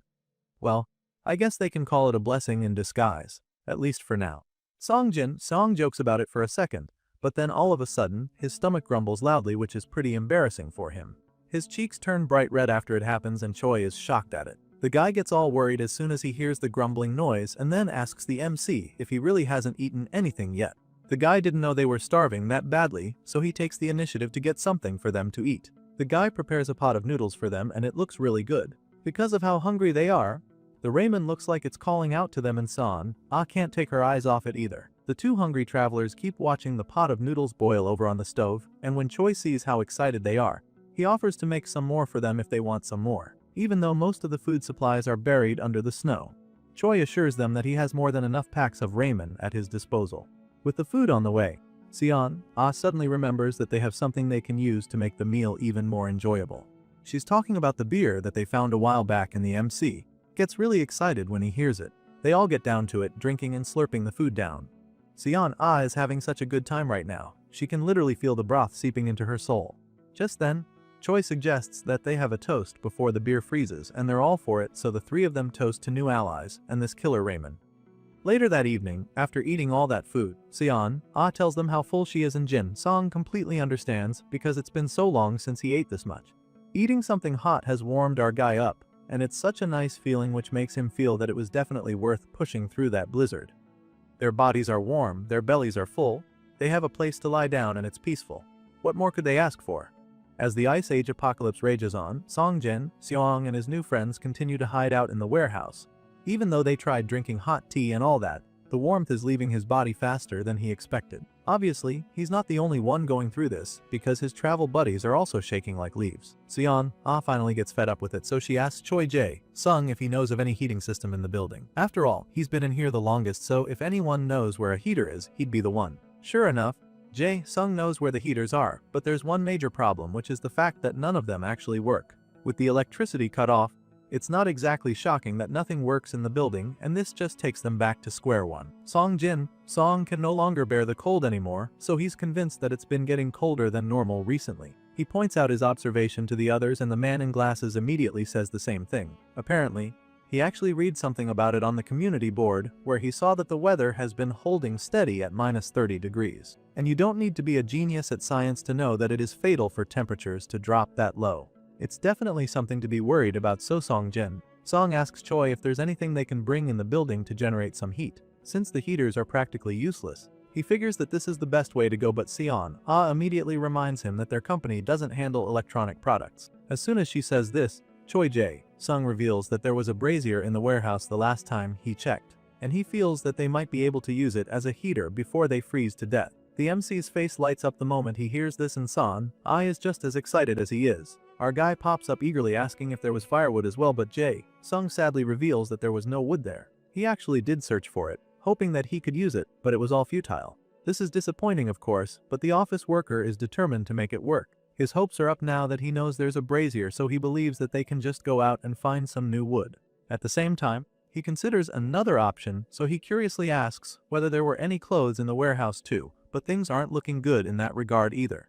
Jae-sung informs them that there's not much wood among the supplies and reveals that most of the clothing he found has a lot of plastic in it too. At this point, Son suddenly chimes in because she just got an idea. She informs the two men that there's literally a forest right behind the building, and they're pretty shocked when she says this. Apparently, they had no idea, and so now that's looking like another option they can use. Ash goes on to suggest taking wood from some trees. They're probably dead from the cold, so she believes that they would be good for firewood. It's starting to sound like they've got a plan, and even Jae-sung is sounding really positive. The man feels that they should be able to get the wood when they find a way out later, so he offers to go get the brazier right away. Right now, they're all on the same page, and Song is excited to get things in motion, so he tells the guy in glasses that they should get right to it. So, without wasting any more time, he grabs his backpack and follows Jae-sung to the place. On the way, he tries to recall all the details Mr. Glasses told him before. From what they discussed, the first floor has daily necessities except food, and the second floor is where the clothes are. Jae-sung confirms this and goes on to explain how items like the utensils they use today and other toiletries are also on the first floor. The MC is delighted when he hears this because he can finally brush his teeth after a while. On the third floor, that's where they can find bulky daily necessities like laundry drying racks, and the fourth floor has the kitchen supplies. He explains all of this to Song, and the MC interprets this to mean that they won't have to worry about pots, kettles, or knives anymore. Sure, he now knows where the utensils are, but they still have a problem. Apparently, the kitchen knives there have short reach against zombies, so that's a drawback as far as he's concerned. Moving on, the guy with the glasses explains that the fifth floor is mostly full of office supplies. Things like pencils, ballpoint pens, stamps, and notebooks are what can be found there. And as soon as our guy hears this, he can already tell that they probably won't need to go up there much since they're practically useless against the zombies. Finally, Jae-sung tells Song about the basement, which doubles as the parking lot, but right now, our guy seems to be more concerned about the winter clothing stock. Thankfully, Jae-sung knows where they are.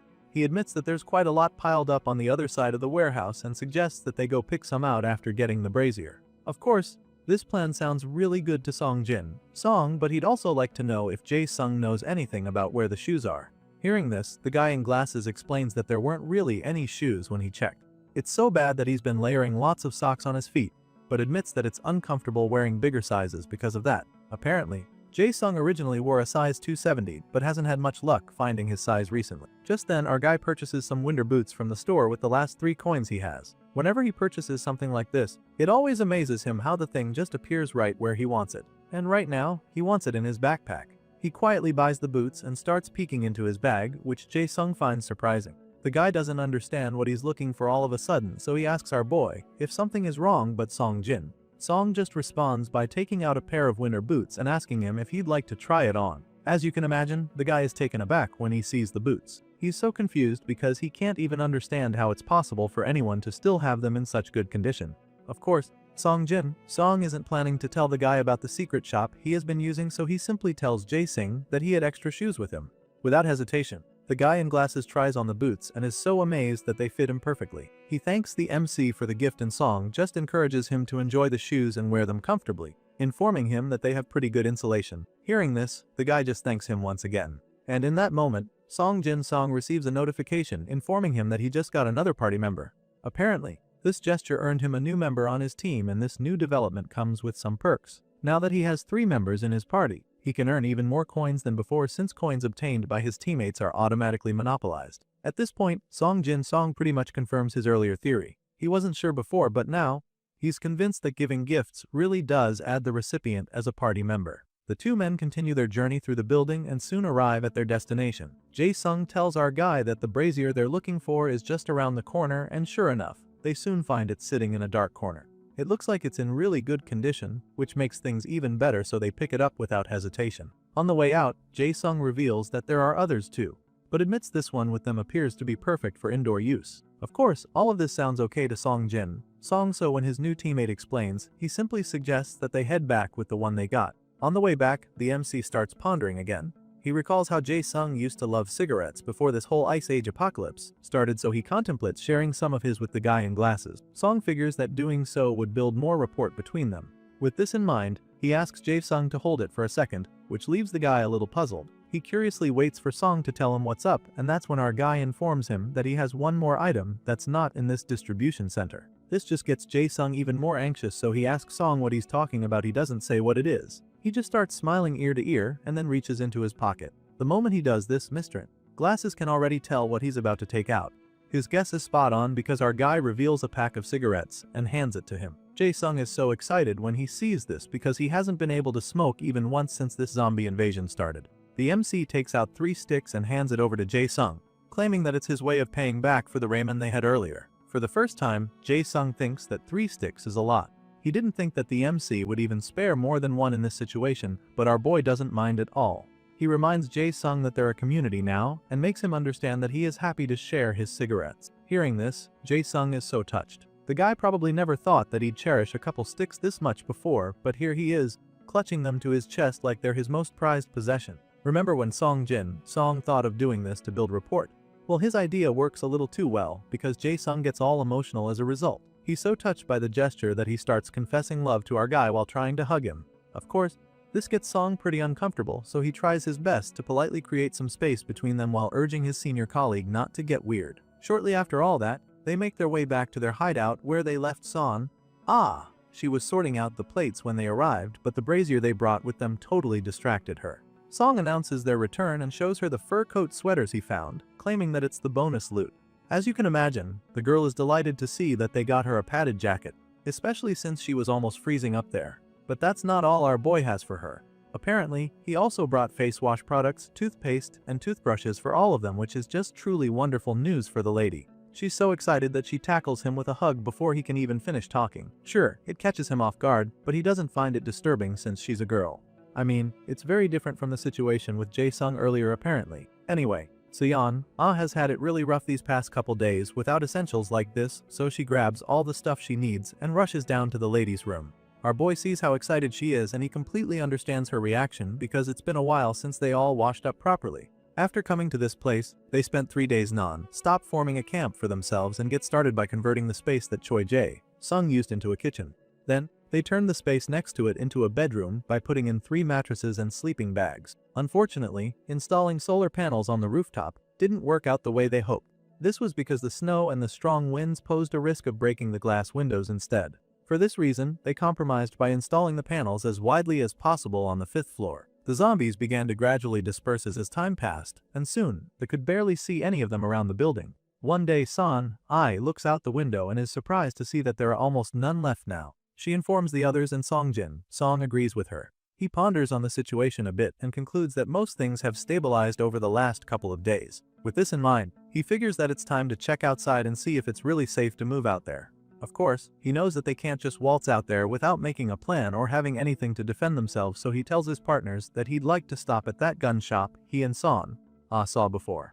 Unsurprisingly, the lady agrees with him. She's aware of the risks too, so even though she's in support of patrolling the area, she admits that going far will not be easy. Song knows that this is true, and it's mostly because they don't have coins to help them avoid the zombies anymore. Well, that's more of a personal issue for him, since the others don't even know about the shopping platform he's been using. Besides their complete lack of coins, the cold out there is absolutely freezing, so it would even be a miracle if they survived there. At this point, Song starts to wish that they had a car with them, because that way, they wouldn't need to worry about zombies or looters ambushing them. Elsewhere, later that night, we see that familiar figure on a motorcycle riding around the zombie-infested city. It's likely the same one we saw earlier, since he looks like he's trying to lure the zombies to follow him.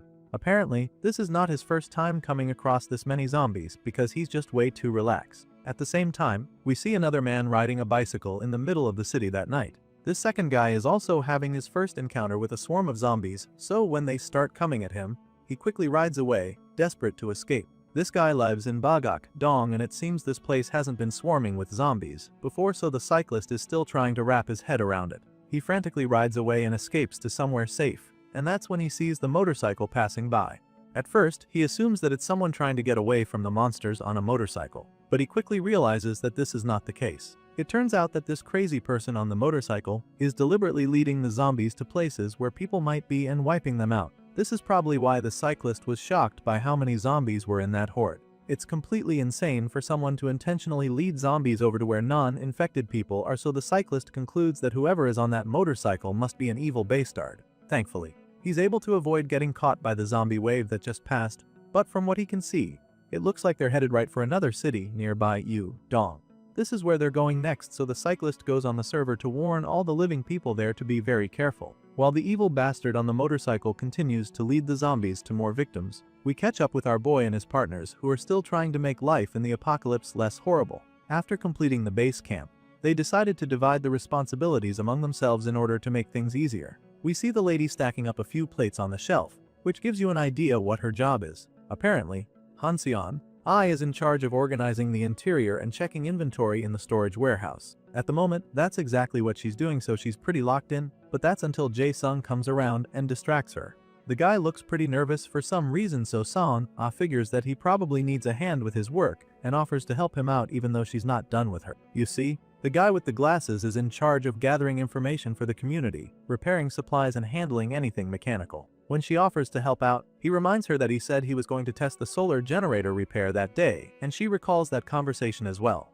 Unfortunately, he hasn't been able to get to work on that, because it's been cloudy several days now, and the solar generator hasn't charged at all since. As such, the test ended up being impossible, because no date was coming through at all. With that being said, Choi Jae-sung asks her if he can help with anything since his responsibilities are currently on hold. Of course, Seon is happy to have some extra hands, so she immediately asks him to help her go check the stock of kitchen supplies. The assistant manager doesn't mind helping out with this at all, so he gets right to it, and that's when we get to find out what the MC's role is in all this. Turns out, our boy has the most demanding job on the list, which includes patrolling inside the storage area, keeping watch outside, and even planning ahead.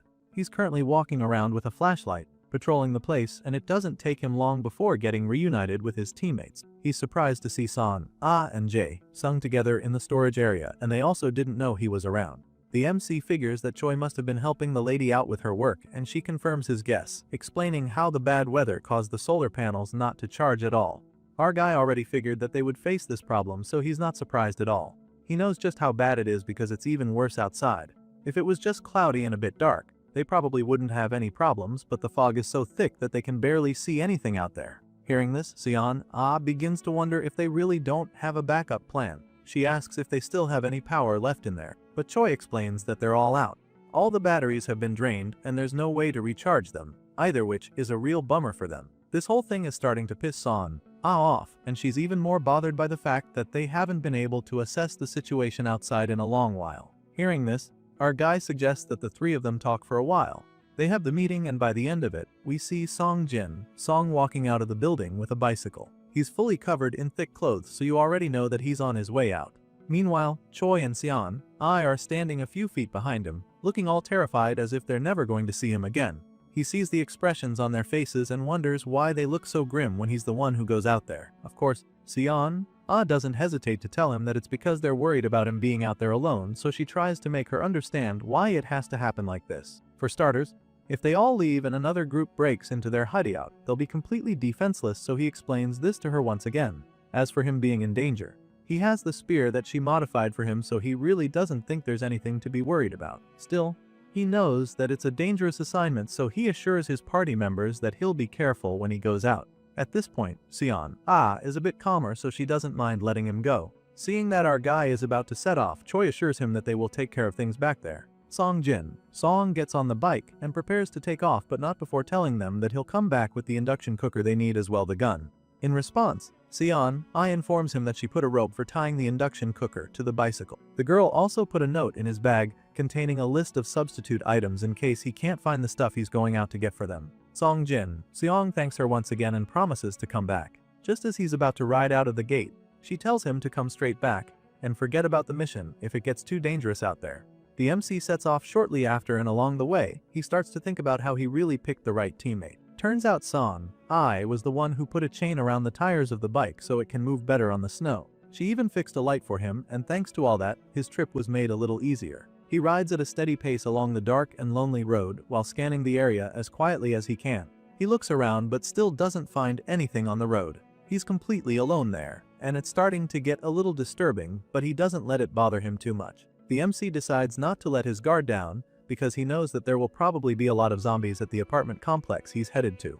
With this in mind, he continues his silent and dangerous mission, and shortly after that, he comes across a school. Seeing a school nearby, he figures that he's probably very close to the apartment complex, so he tries to pick up the pace. Song pushes through the cold night on his bicycle, but the trip starts to get really difficult all of a sudden. The wind gets a lot stronger the further he goes, but it's still bearable since it's mostly just headwind. This just makes him want to get the hell out of this snowstorm, so he pedals even faster. Just as he picks up the pace, he senses something that catches him off guard.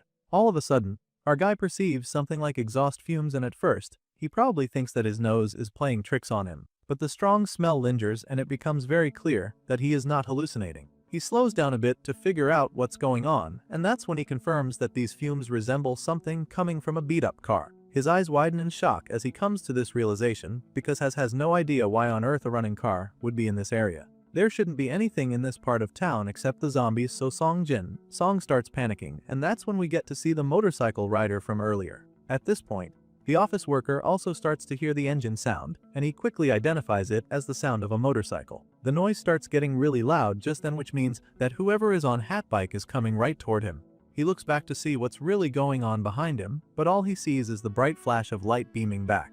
The light is getting even brighter at this point, and the sound is much louder than before, so the office worker starts to have a really bad feeling. The fact that a motorcycle is running loudly in the area means that it's only a matter of seconds before all the zombies come out to follow it. Sure enough, he starts to see the deadly monsters coming out of the shadows. He tries to get away from the loud noise and a few zombies that are emerging from the darkness, but in this dark and cloudy night, he can't really navigate properly. And so, he needs up riding straight into a horde of blood-thirsty brain eaters that are also coming right toward him. By the time he can see them clearly, they're already way too close to him. At this point, he just stops in his tracks so that he can properly scan the area around him, and that's when he sees that the monsters aren't only in front of him. In the blink of an eye, Song gets himself surrounded by the zombies, but they don't appear to have sensed his presence just yet. His eyes almost pop out of his head when he sees just how many there are, but he can't waste any time feeling sorry for himself. He immediately starts brainstorming, determined to figure out a plan to escape. He's already confirmed that the motorcycle must be the same one that was leading the zombies the last time. He actually saw this same thing happen a few weeks back, but probably didn't imagine that he'd get stuck in the middle of it. Anyway, now it's pretty obvious that he has to make a run for it while he still can. The horde is too large for him to take on his own, even with his new and improved spear. He can tell that they're probably the same number as before, or even more now, which simply means that he'd be done for if they catch him. With this in mind, he attempts to get the hell out of there in a blaze, but as soon as he starts pedaling, he realizes that it's going to be a lot harder than he thought. Even though the chains on the tires were supposed to help him get through the snow without getting stuck, they're currently proving to be a big problem for him because they're slowing him down a lot. Still, he doesn't let this discourage him. He keeps pushing hard through the snow, knowing how bad things could get for him if he gets caught. After riding for a while, he looks back to see where the monsters are, and he's absolutely horrified when he sees them running after him. Turns out they finally got his scent and now they're out for blood. Song is quite shocked because he didn't think they'd sense his presence so soon, but now that they're on his tail, he really needs to think fast. The office worker keeps riding through the snow, but he's not fast enough, so the zombies are closing in on him by the second. He knows for a fact that he won't be able to outrun them with the bike, and he also can't risk leaving it behind to go on foot, so he decides that hiding from the monsters will be the best way to go. But now, the big question is, where on earth is he going to hide from these vicious monsters chasing him? While trying to avoid getting caught, our boy keeps brainstorming and eventually decides to hide somewhere that he already knows, and right now, the only place coming to mind is the school he passed by not too long ago. He can't make it to the apartment complex in time without getting caught by the zombies, so the only safe option now is that school. With this in mind, Song continues to pedal as fast as his legs can take him and then heads back to the school. As soon as he's close enough to the building, he hops off the bike like a stuntman and races to the main entrance door, but when he tries to go inside, he realizes that the door is locked. At first, it just feels like a bad dream because this was his best shot at escaping the zombies, so now things are looking really bad for him. Regardless, he's not just going to sit there and wait for them to come and rip him apart, so after trying to open the door a few times, he decides to try something else. Song runs round the school to the side where all the windows are and attempts to get in through there. Unfortunately, even after trying over and over again, none of them burst open and he starts to really panic. He doesn't want to smash the windows because the noise would just attract the zombies and give away his location, but right now, it's starting to look like he'll have to take some drastic action. Just when it looks like the windows won't budge, he's finally able to slide one of them open, so he throws his things inside and climbs inside. At this point, you'd think our guy is home free, but that's when a zombie appears right behind him and grabs his leg. The office worker panics and tries to kick the monster off, but this zombie's grip is way too strong, so it doesn't let go. Song is horrified when he sees the monster holding onto his leg but doesn't let it faze him, and so he quickly kicks the zombies right in the face, thinking that this would be enough to knock it down, but that's not the case. Apparently, this zombie in particular has a really strong grip, so even after a powerful kick to the jaw, it's still holding onto his ankle. Seeing this, our boy is forced to turn around and deliver another mean kick, convinced that this one would do the trick, but once again, the zombie still doesn't let go. It's almost like this thing has got gorilla glue on his palms, and at this point, the office worker begins to panic a little. He can't afford to be here this long because that would just increase the chances of other zombies finding him there. If he wants to survive, he needs to figure out a way to get out of this situation on time. Now, it's pretty clear that using his feet won't work, so he quickly comes up with another idea. Just when it looks like the relentless monster is about to sink its teeth into him, he grabs his spear and buries the tip in the zombie's face. As soon as he does this, the monster finally lets go of his leg, and the force from the hit sends it falling back outside. Meanwhile, our guy falls on his back into the school through the window. It's a pretty hard fall, so he takes a second to catch his breath. I mean, he should be safe now that he dealt with that zombie, right?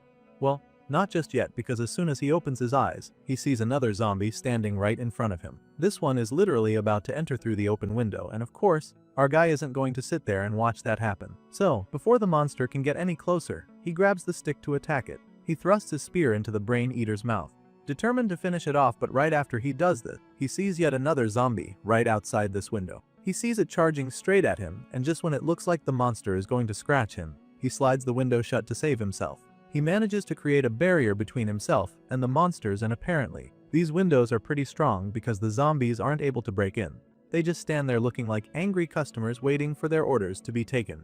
Anyway, the office worker looks out at them, feeling so lucky that he's even still breathing because he knows for a fact that he would have been dead by now if he locked the window a second later. So far, the monsters haven't been able to break in, but he's not exactly trying to test their patience, so he hides behind a few tables to get out of their sights. He's pretty exhausted after that near-death experience, so he crouches down there to catch his breath for a while, hoping that the zombies go away.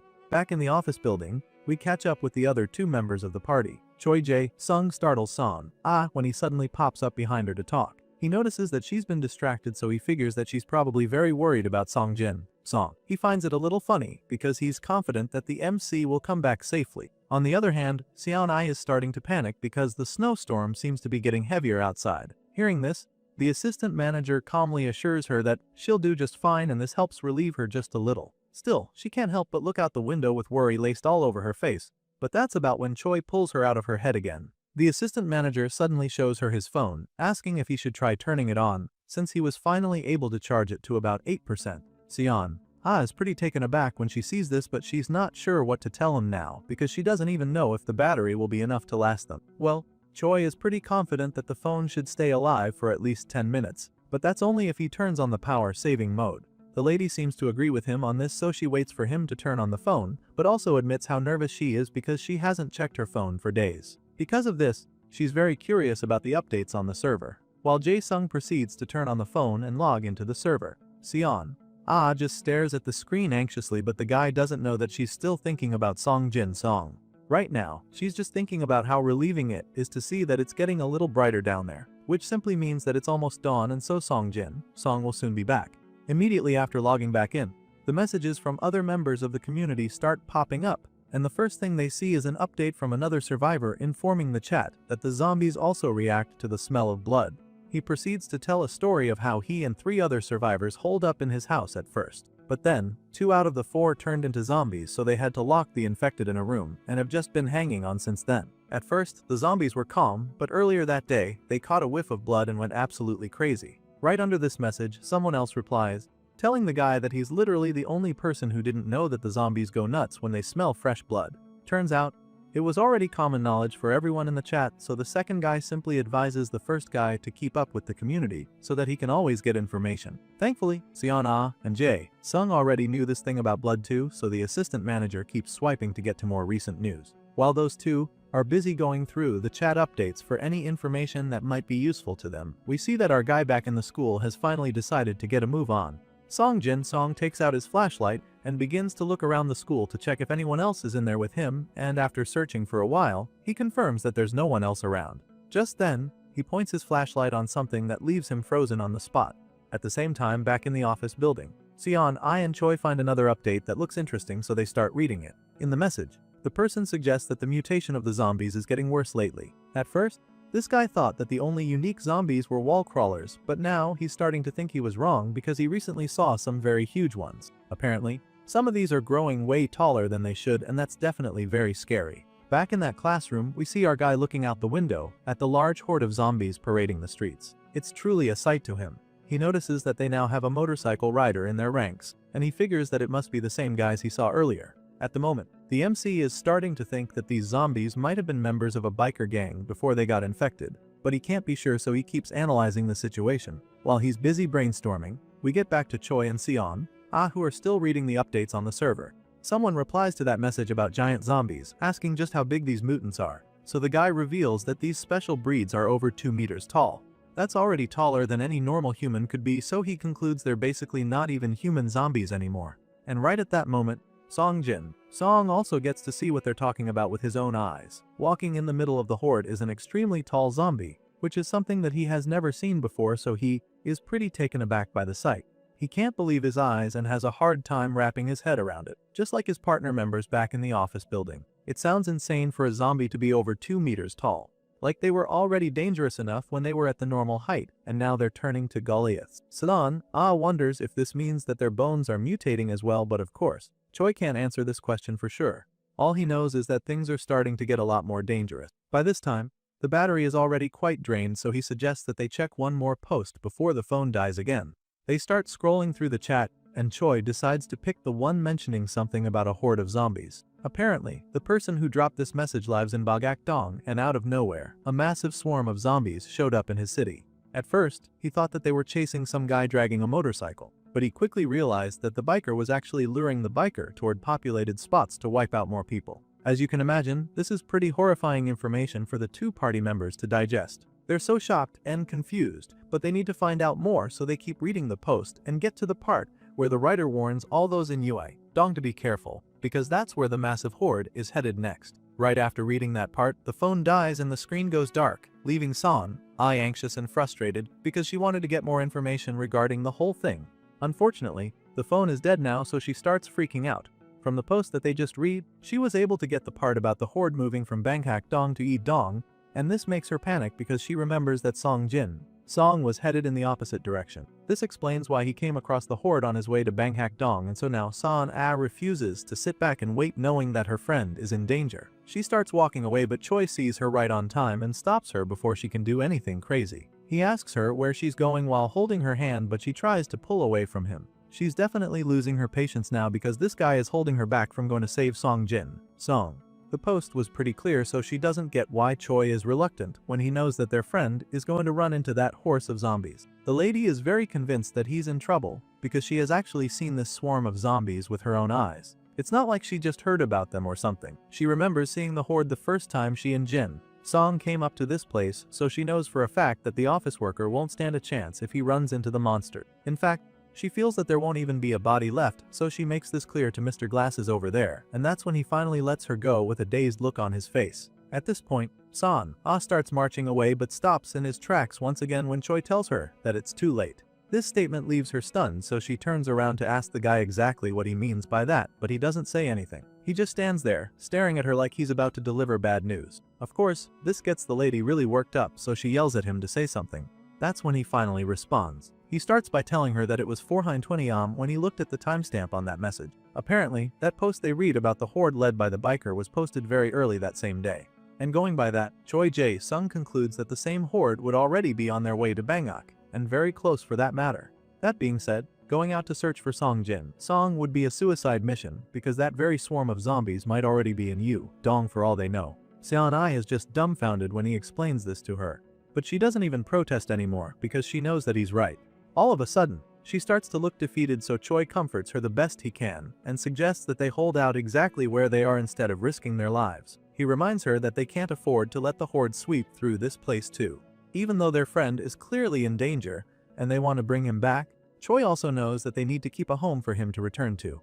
That was the whole point of our guy going on this mission by himself. He needed to go but also make sure that they were there to hold down the fort while he is away. Choi reminds Seon-ai that this was the whole point and successfully makes her see reason with him. After listening to everything he has to say, she calmly assures him that she understands and admits that she wasn't think straight earlier. So now she makes up her mind to stay back and defend her place too.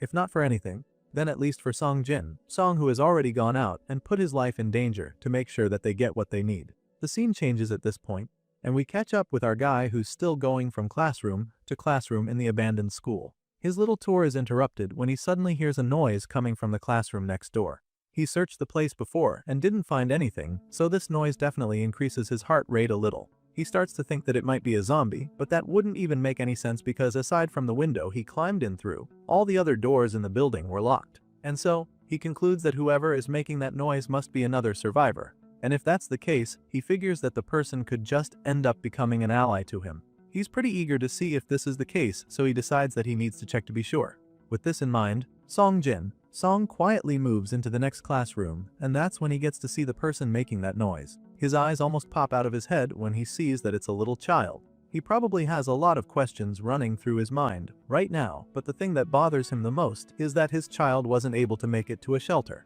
The kid remains in one spot in the dark classroom, and it's almost like they haven't seen the office worker yet. Song begins to rack his brain over the situation at hand. He knows that he can't bring the child back to base with him, but figures that the kid's home must be nearby. With this in mind, he considers helping the little one get back home and finally calls out to the child. After all, if that's all he is able to do, then it should be good enough. But just as he calls out to the kid, he realizes that there was something he missed before. He points his flashlight at the kid and realizes that he has been wearing bloody clothes all this time. That doesn't seem normal at all, since any other kid would have changed the dirty clothes and found something thicker to wear in this freezing weather as well. On top of hats, it's been weeks since the apocalypse started, so all of a sudden, it becomes really clear that this is not some innocent kid, but actually a zombie that's just been waiting for him until some unsuspecting survivor comes around. And so, in a split second, our guy is forced to kill the infected child since he starts charging at him. He takes out the zombie and obtains 1 coin as a reward, taking his total to 3. But he doesn't feel good about it because he wasn't able to save the child. And so he just stands there, staring at the corpse with a sad look on his face as he apologizes to the boy. After taking out that zombie, Song now has a total of 3 coins in his possession that he can use on the store, but of course, that won't be enough to get him all the stuff he really needs to survive in this Ice Age apocalypse, so after dealing with the zombie, he resumes his search around the school. He was lucky that he didn't get ambushed by the last zombie he just faced, and he knows that might not be that lucky again, so he starts looking all over the school building for other zombies. This way, he can eliminate threats and warn coins at the same time, so he goes from one classroom to the next looking for brain eaters to wipe out, but even after searching for a while, he doesn't find any. During his search, He also noticed that most of the useful items there are things that he can easily get from the warehouse, so he doesn't bother taking them with him either. After circling the school a couple times, he decides to rest for a bit and catch his breath. As you can imagine, the office worker is a bit disappointed that there's really nothing to be gained in this place. He quietly makes his bed in one of the upstairs classrooms as he prepares to go to bed. Before lying down, he looks out the window and notices that it's still snowing. It hasn't stopped since, so he's really hoping that it stops in the morning so that he can continue his journey. However, that's not even the biggest obstacle in his way, because the real reason he's stuck in the building is the horde of zombies waiting outside. So far, they've proven to be really patient, but our guy is seriously hoping that they'd have disappeared by sunrise. He didn't think he'd have to be stuck here for so long, so he's feeling really lucky that he brought a sleeping bag. He also took emergency rations with him just in case, and it's looking like they'll come in really handy. Song Jin-song remembers that he wouldn't have taken them with him if Son didn't literally force him to, so he's currently very thankful for her. The office worker gets ready for bed, but he's unable to fall asleep in his sleeping bag because of just how cold it is. His mind keeps wandering as a result of the insomnia, and begins to wonder if the warehouse is okay. He knows that the zombie horde is currently headed toward Dong City, so he can't help but feel really worried about his friends over there. He hopes that they're okay and once again, attempts to get some shit-eye. Not long after, he wakes up, and as soon as he opens his eyes, the first thing he does is check what time it is. He checks his watch, and before he can even process it, his tummy starts grumbling. He hasn't eaten anything in a long while, so it makes sense that he'd be hungry, so he quickly takes out a food bar before he starves to death. While munching on his food, he notices something that catches his eye outside the window. On the other side of the street, there's a building that looks intriguing, so he figures that he should probably check it out. With this in mind, he grabs his flashlight and gets a move on. Not long after, we see him back downstairs, attempting to get out of the school building without getting caught by the zombies. But at the same time, he sees the need to check if he can use anything in the gym. There, he finds all the sports balls scattered around and figures that the people there must have left in a hurry when the apocalypse first started. He picks up a wooden bat, thinking that it's a pretty good weapon. As much as he'd like to take it with him, he still has to carry his other gear, so he has to drop it. However, the small baseballs look like things that might come in handy, so he takes a few and stuffs them in his backpack. His little search is interrupted when he comes across a zombie wandering in the dark corner near him. Seeing it, he wonders if they got bitten by a zombie, then got trapped here after hiding. Either way, he can't let the brain eater get away, so when the zombie isn't looking in his direction, he sneaks up on it and lands a powerful strike with his spear. Song takes out the monster, and once again, the system rewards him with another coin, taking his total up to 4. By the time he gets into the place, he finds the stove and realizes that it's a gas burner and not an induction cooktop. He feels pretty disappointed, but then again, he should have known. Anyway, he checks the other stuff there. He feels that it would be nice to have a grudge and an oven, but it's impossible to carry them with him or take them apart. And so, he just ignores the thought because he clearly can't do anything about it. After checking out the place, he goes back outside and realizes that most of the zombie horde has disappeared. Seeing this, he gets back on his bicycle and considers going back into the city center. He'd like to go there right away, and just as he's about to start riding, he thinks about how lucky he is that the bicycle is still in one piece. After that crazy night with the swarm of zombies waiting outside the school for him, he probably didn't imagine that he'd come out to see the bike. Anyway, he continues his trip, and just as the sun finally starts to come up, he arrives at the city center. Unfortunately, there are a lot of zombies in this area, so he has to be very careful here to avoid getting caught. As soon as he gets there, he gets off the bike and hides behind a car. His destination is the apartment complex in the city center, and since he knows that it is the tallest building in the place, it's easier for him to navigate. After only a few steps, he notices that there are a lot of blood stains on the road, and so, he concludes that there might have been a pretty fierce battle there before he arrived. He walks past the area carrying his bicycle while trying not to step on the broken glass scattered all over the place. Once he gets past that point, he can finally heave a sigh of relief, feeling that this should be safe enough. Now, he's finally right in front of the apartment complex, so he braces himself for anything that he might find in there, and then starts climbing up the stairs. Song climbs the entire length of the staircase, and after a while, he finally makes it to the top floor of the building. Once he's up there, he starts looking around the place and comes across a door. He tries to open it, but as soon as he places his fingers on the handle, he realizes that it's reacting. So, he decides not to try any harder because if he forces it open, an alarm would go off. In that case, he decides to try something else. You see, our boy is determined to get into this apartment, so he can't just give up like that. And so, in a shocking twist, he takes a big swing of his modified spear axe thingy and destroys the door lock. The thing falls right off the door, and the office worker is finally able to get into the apartment. He takes a look around once he's in, and judging by the state of things in the room, He presumes that the residents here also left in a hurry. While standing by the door, he scans the place until he's confident that there's no one else in there. Once he's sure of that, he happily enters the room and goes straight to the induction cooktop sitting on the counter. Now that he's found it, he unplugs the cooker and tries to strap it to his backpack. After placing the thing safely, our guy flops down on the bed, feeling that he should rest a bit before heading back. It's been so long since he last slept on a soft bed, so lying there feels like he's literally melting into the mattress. He starts dozing off right away because of how comfortable it is. But he's instantly drawn out of his drowsiness when he hears noises coming from outside the window. His first thought is that it's probably zombies making the noise, so he doesn't really get worried since he's on the highest floor of the building, but the noise starts getting louder, and that's when he gets up to see for himself. At this point, he gets to see the zombies climbing the other tall building next to the apartment complex. They're far away, so he begins to wonder what that loud noise he heard was, and assumes that it might have been the sound of one of them falling. Even though he feels like he's not in any immediate danger, he also knows that zombies wouldn't just start scaling skyscrapers for no reason, so begins to panic. That's when he gets to see the reason they monsters are climbing so high. It turns out, there's a person in that building, and for some reason, his window is open. This person is clearly the target of these zombies, and when our guy sees this, he starts to panic. The zombies are swarming that other apartment building in a crazed frenzy, and our guy can't help but feel bad because there's really nothing he can do to help out. It's time for him to bounce. So, with the many zombies now swarming the other building, he finally has an opportunity to make a run for it. They've been drawn away, so this is his chance to escape. With this in mind, he grabs his things and begins to make his way out of the apartment. Our guy puts on his backpack and clutches the induction cooktop to his chest while trying to rush out, but he's instantly stopped in his tracks when a loud and bright flash of light rocks the place. As soon as this happens, he drops the precious cooker and rushes to the window to check what the hell that was. He looks out the window onto the snowy streets, thinking that the noise was most likely a gunshot. That's when our guy gets to see the person responsible. It turns out that someone in the other building is firing bullets down at the zombies. This blonde-haired lady with the rifle continues to unload rounds on the brain eaters, trying to climb the walls as well as these down on the road. Seeing this, the office worker doesn't even know how to feel. On one hand, this shooter is helping him wipe out all the threats around the city center, but at the same time, he's worried because if she keeps firing the gun like that, all the zombies within a 300-meter radius will swarm the apartment buildings in a matter of seconds. Of course, it's never a good thing to be surrounded by that many zombies, and there's a good chance this shooter doesn't have enough bullets to take out such a large horde of relentless brain eaters. With all of this in mind, Song begins to really freak out, and his fears are suddenly confirmed when he looks further down the road and sees the sea of zombies coming their way.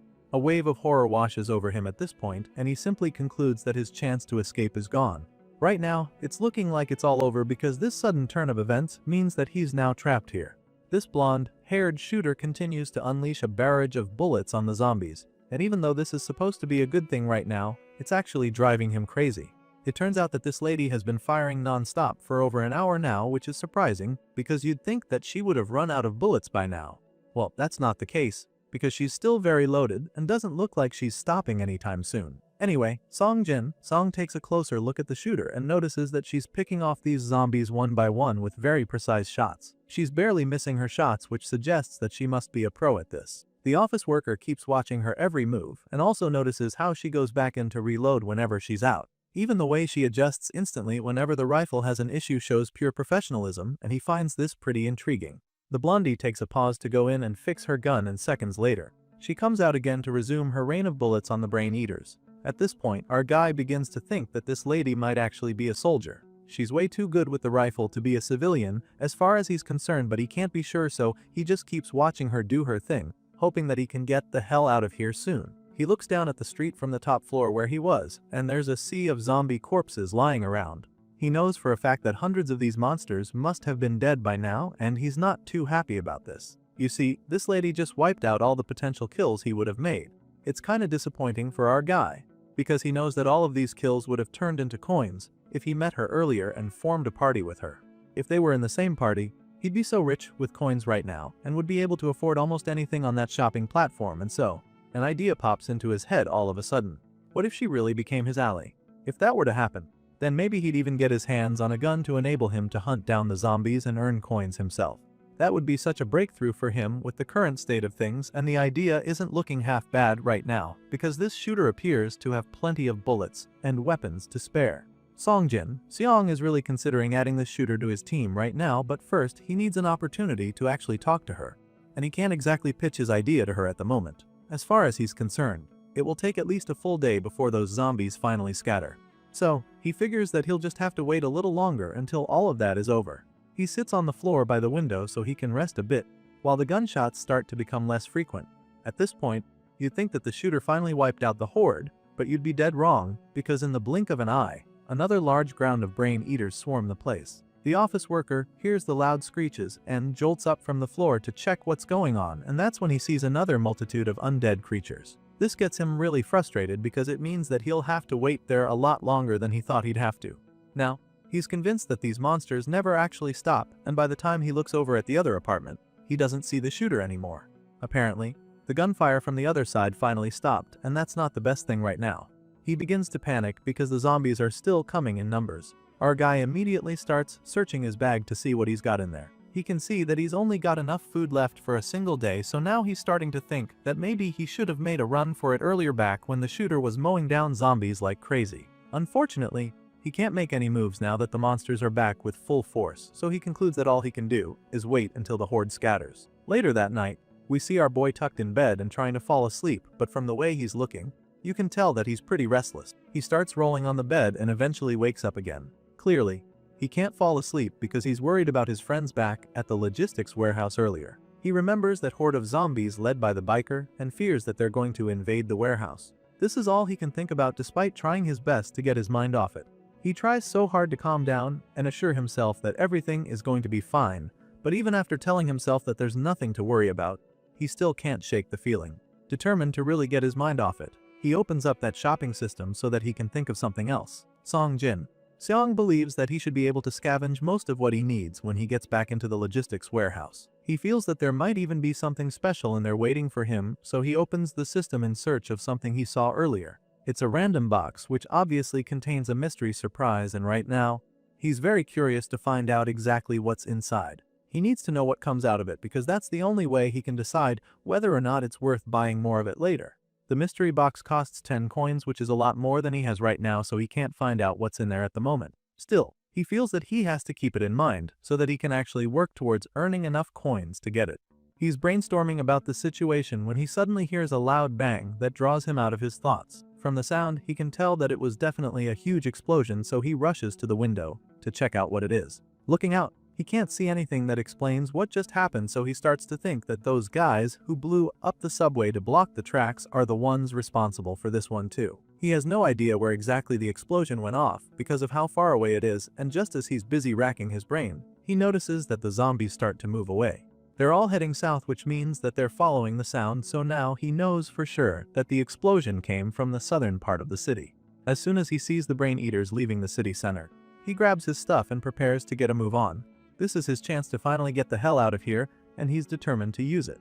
Our guy puts on his backpack and grabs the induction cooktop that he came for before quickly making his way down the long flight of stairs. He walks down as fast as his legs can carry him while trying his best not to lose his footing, and after an arduous race against time, he finally makes it back to his bicycle. He ties the cooker to his bicycle and then takes a moment to catch his breath. After resting for a brief moment, he carefully moves the bike down the remaining stairs and quietly attempts to sneak away. Eventually, he makes it to the door that's slightly open, and as soon as he sticks his head out, he's thrown off by just how many of the zombies are loitering all over the place. There are so many in front of him, and he's surprised they're still hanging around since most of them ran toward the noise of the explosion. For some reason, these ones aren't even moving at all, they're just standing in the way, which leaves the office worker pretty confused because now he's not sure what he's supposed to do. He takes a brief moment to study their behavior, and that's when he notices how unsuspecting they are. In this state, they look pretty vulnerable, and since this isn't exactly a horde, he starts to get some pretty risky ideas. Our guy starts to consider taking these smokes on by himself with nothing but his spear, but just as the thought crosses his mind, he looks to the side and is surprised to see that shooter from earlier quietly walking out of her apartment building too. He takes a moment to watch her and figures that she's also trying to get out of the area as well. He keeps looking at her to sneak out of the place, and then all of a sudden, she starts approaching him with her rifle in hand. At this point, it's quite obvious that they've seen each other, and she gives him a hand signal from where she is. Seeing this, he's probably already concluded that the blondie must be a soldier or some ex-military. Anyway, the shooter picks up the pace just then and starts jogging through the snow to get close to the zombies. They're not too many, so it appears that she's getting the same idea that Song just had. With only a few strides, she gets close enough to the monsters and prepares to start spraying them with bullets. At the moment, our boy is just way too impressed by her that he doesn't even realize she's about to take coins away from him once again. The office worker is blown away by her movements, which literally have no wasted motion, and he's starting to think that she might even be from some special forces unit. It's really puzzling for him, but despite how curious he is, he can't make any stupid moves yet. She's got a gun and looks like she is about to start shooting, so he patiently watches to see what she's going to do. Surprisingly, she doesn't start shooting at the zombies. She stealthily comes straight to him to talk, which makes him pretty nervous. The lady walks up to him and starts by telling him that she has no intention of fighting him. He would like to believe that she's not a threat to him since she hasn't attacked him, but he also knows that he can't be that gullible at a time like this. He notices that she's not putting her gun down, so he doesn't let go of his weapon either. Our guy keeps it right in front of him, making sure that it's in a position where he can defend himself. I mean, she's got a rifle which she could use to hurt him from any distance, but I guess it's worth a try. If something goes wrong, he's afraid that she could become hostile, and that would be very bad for him if that gun is still with her. The shooter suddenly interrupts his thoughts when she asks if he's alone or has companions with him. Just then, he drops his wooden weapon on the floor and then reaches into the back of his pants, where he's hidden his flare gun. He secretly takes it out a little for easier access as he tells her that he's alone. But then, he puts his hands up as he tells her that he also has no intention of fighting with her. It's at this point that the blonde lady puts her rifle away, confirming that she's actually not here to hurt him. She walks closer to him with a smile on her face, telling him that it's nice to meet him because it's been since she's seen another survivor. She stretches her hand out next, offering him a handshake, and he returns the gesture as he introduces himself. Of course, she also introduces herself, revealing that her name is Park Sayan. As soon as he shakes her hand, he gets to feel the calluses on her body, which gets him really curious. Just then, the lady prepares to get moving again, but first, she scans the area. Inside the apartment complex, there aren't that many zombies, but outside, there will be a lot of them as far as she's concerned. That being said, she doesn't think it's wise for them to try moving out right away, so she suggests that they sit down and rest for a bit. Of course, our guy doesn't have any problem with this, so he agrees to do so. They both sit together to catch their breaths for some time while waiting for the heat to die down, and the blue-eyed lady just keeps staring at him. After staring for a while, she finally breaks the silence, asking if he's living alone right now. Our guy doesn't know yet if this lady can be trusted. He's seen her very impressive combat skills and expertise with guns, so he knows for a fact that she would be a dangerous adversary. With this in mind, he decides that it's better for him to lie to her, at least for the meantime. So, he tells her that he's living alone and then asks her if she's on her own too. Hearing this, Park Sayan tells him that she originally had a few comrades who came out of the military with her. Unfortunately, they all died, and she shares this story from her past with Song. She tells him how they had a base on the outskirts of Bagak Dong. But then that wave of zombies that came through just now claimed the lives of her teammates. And that's how she ended up alone, and while trying to escape, she got trapped in the place at the end of the day. The office worker listens attentively to the story and notes how she refers to a horde of zombies as a wave. That's clearly military lingo, but he doesn't need to analyze anymore since she's already told him she was a soldier. Our guy feels pretty sorry for her when she shares this story with him. She's obviously been through a lot, so he sympathizes with her. Apparently, what she's feeling at the moment is more of rage than sadness because the death of her comrades was because of one bastard. She doesn't go into details on this one and just asks the office worker if he has a planned destination in mind yet. Hearing this, our guy is taken aback at first but then admits that was planning to head to the gun shop. Park Sayan is surprised to hear this since she's basically a walking ammunition store. Well, our boy really was planning to go to the gun shop, so it's not like he's trying to play her. In times like these, there's nothing better for safety than having a gun as far as he's concerned, and this is what he tells Sae-hyun. Sure enough, she agrees with him, stating that they all need protection from other people too, and not just zombies. With all of this in mind, she suddenly asks him if he knows how to shoot a gun, and he tells her that he does. The moment he says this, she opens up her bag to take out her rifle. As if to say that he should show her what he can do with a gun, Park Sae-hyun takes out some of the ammunition in her bag and lines them up on the stairs. The blonde lady suddenly looks like she's unwell, so our guy asks her if she's alright. She immediately claims that she's fine, telling him that there were just too many of them earlier. I guess this makes sense since she was shooting at the brain eaters non-stop for over an hour. Anyway, she tells the office worker that she's fine really. Anyway, she just gave him some ammunition, so he thanks her for it, but she doesn't even think it's enough. She wishes she could have given him more, but that's all she has to spare at the moment. Regardless, our boy still thanks her a lot, feeling that it's more than enough. He puts them all in his bag and zips it up while the blondie watches him. she suddenly asks him where he's headed now that they can get away from the city center. She clearly has no one else to talk to and is probably hoping that she can keep moving together. But our guy isn't looking too keen on this happening. He nervously replies her with a really suspicious look on his face. He claims that he's planning to look for a new base first, since he wants to find a place where he can at least lay low safely. You see, he's only lying to her right now because he's still not sure if Sai-yun is someone he and the others can trust enough to reveal their actual base. He wouldn't want a situation where he endangers the lives of the others, so he keeps that information to himself. On the other hand, Park Sai-hyun is eager to set up a new team, so she doesn't mind starting with the office worker. Hearing about his desire to get a new base, she asks him if he'd like to come with her. As far as she knows, he does have anyone else he has to go meet up with. This offer throws him off immediately because that isn't on his agenda at the moment. I mean, she's helped him out with the ammunition, but he doesn't think it should be enough to throw everything else and follow her. Right now, the lady actually wants them to keep moving together because it seems that having a companion would make both of them feel more secure.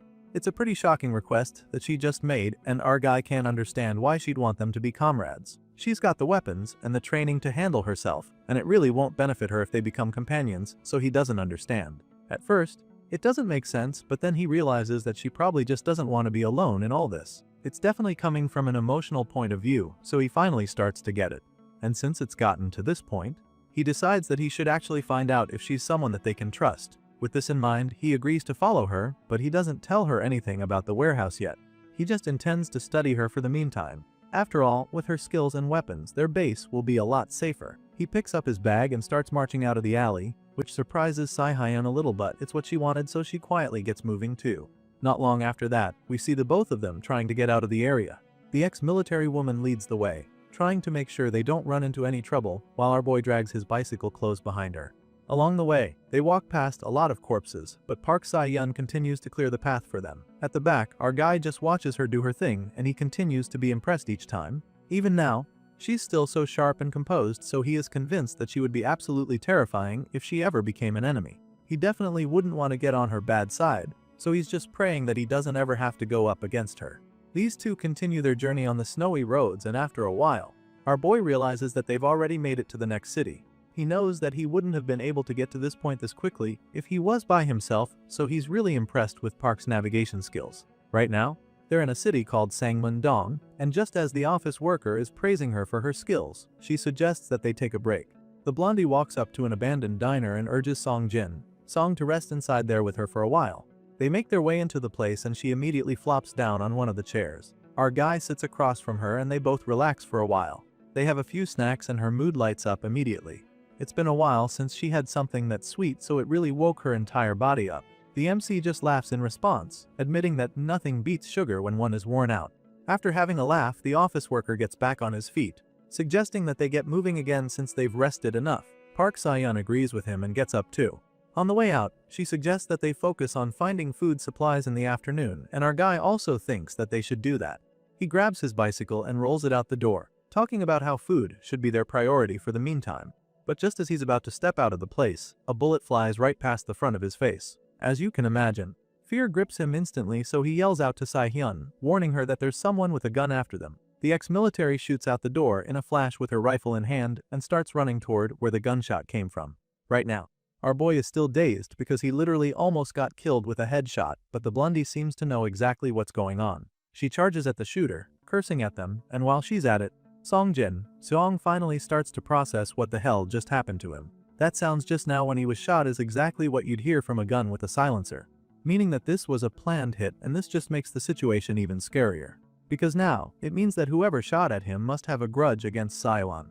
While he's busy trying to wrap his head around everything going on, the blonde-haired lady crouches down to start shooting back. She hides behind a car as she starts spraying bullets at the attacker, so the terrified office worker runs over to her to take cover as well. He wouldn't want to get hit in the crossfire for nothing, so he hides behind the car too while calling out to her. Once he's right next to her, he desperately asks her what the hell is going on. There's clearly bad blood between her and the person shooting at them, so our guy demands an explanation from her.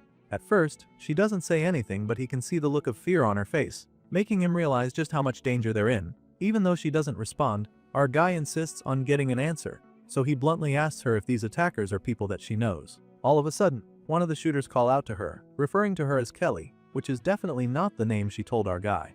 The armed men who appear to be military personnel keep firing at her, urging her to either surrender or die. At this point, our boy realizes that this is a foreign language they're speaking, which throws him off.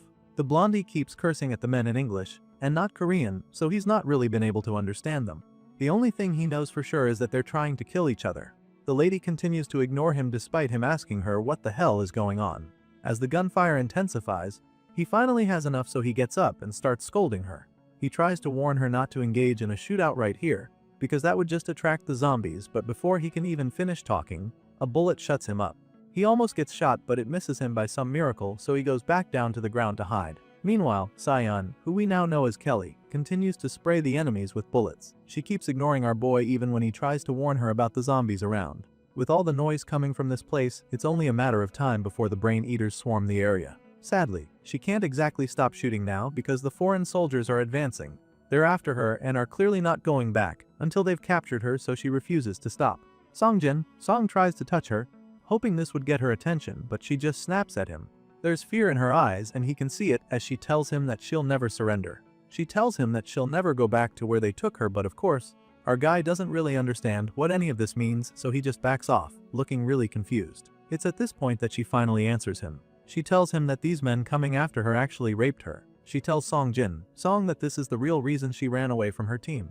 Of course, our boy had no idea about any of this, so he's really dumbfounded when she drops this bombshell. It's a little difficult for him to digest right now, since he has seen how strong he is, but when she notices he's reluctant to believe her, she gets pissed. She can't believe that he'd think she's lying at a time like this, and even though he doesn't want to doubt her, he also doesn't know if he can actually trust her yet. To be fair, she did lie to him about everything else, like her name and why she was all by herself, so what guarantee does he have that she's telling the truth right now?